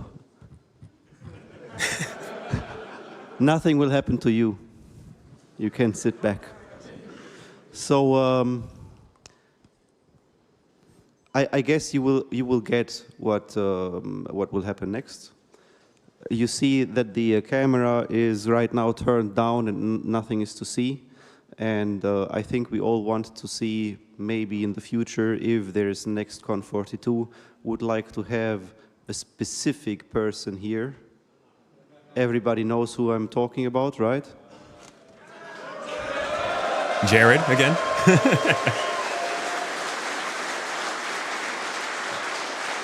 So they're gonna invite Chris back. But I think the QA is basically done at this point, folks. This was a long one. I'm gonna have to watch this and listen to it again, I think, because oh man, that was a lot, especially to do that after the Star Citizen Live. Honestly, this was like the most Star Citizen information we've taken in a single stream in quite a while.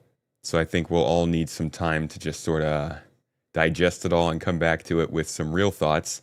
This has been, I guess, my first reactions to some of the stuff that it sounds like is coming to the game over the next year-ish to few months. I genuinely feel like there's really, really good stuff happening, and it sounds like there's some very good stuff going on in the core gameplay department, which is what we're mostly focused on here on this channel. Talk about engineering and stuff like that, and just ship systems in general. But it's also a lot of the smaller, tiny things that need to be able to fit in to support that stuff. And I'm glad they're also talking a little bit about that here too. But this is a great video. I think this is a lot of information. I think there were a lot of moments of reality being messaged here that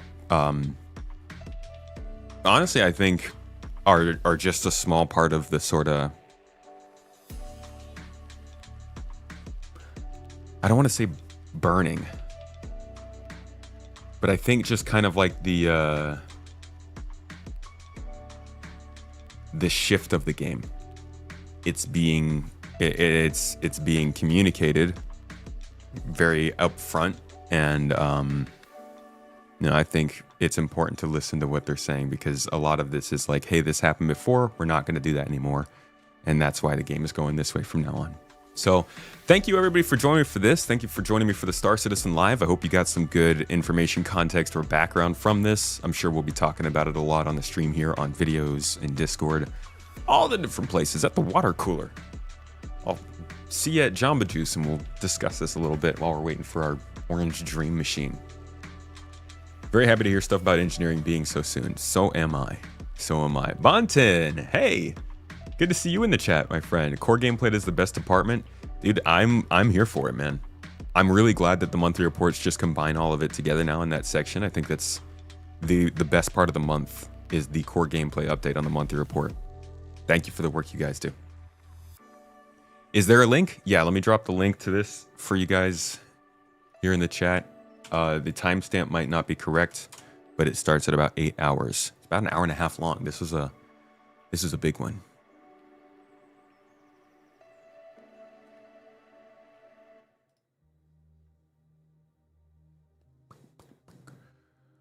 All right, y'all. I will be back with you on Wednesday. We'll be back for some more gameplay, possibly, or maybe reviewing Invictus Week stuff, if that's still going on. I'm sure there might be some more information drops here, so I won't get too excited about gameplay on Wednesday. But we'll be back at the same time on Wednesday, my friends. We'll probably also be doing a cooking stream. Mrs. Tomato and I will be partying in the kitchen, and hope you will join us for that. Keep an eye out for some other videos coming out this week. I'm working on something for the MTC, and then I think I'm going to work on something to cover this. Hopefully, I can get that out by this time next week as well.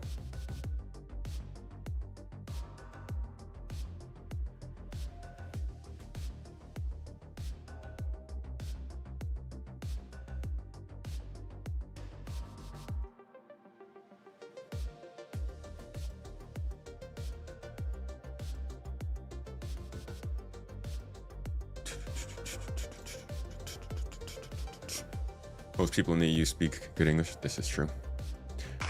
My friends, you're great people. Thank you so much. Shout out to the mods. Thanks, guys, for continuing to hold this all down.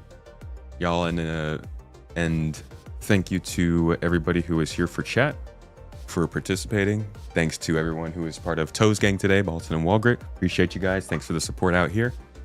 keeping the stream going. Maverick with the bits in chat. And anybody who subbed or supported the stream, we appreciate you. Thank you. And also a big shout out to Mrs. Tomato, because she's lovely, and this wouldn't be possible without her. Thanks again, everybody, for being here. Have a great day. Treat yourselves well. Eat something you love. Do something you love. You're good people. You deserve good things. I will see you all on Wednesday. Much love. Have a good one. Bye.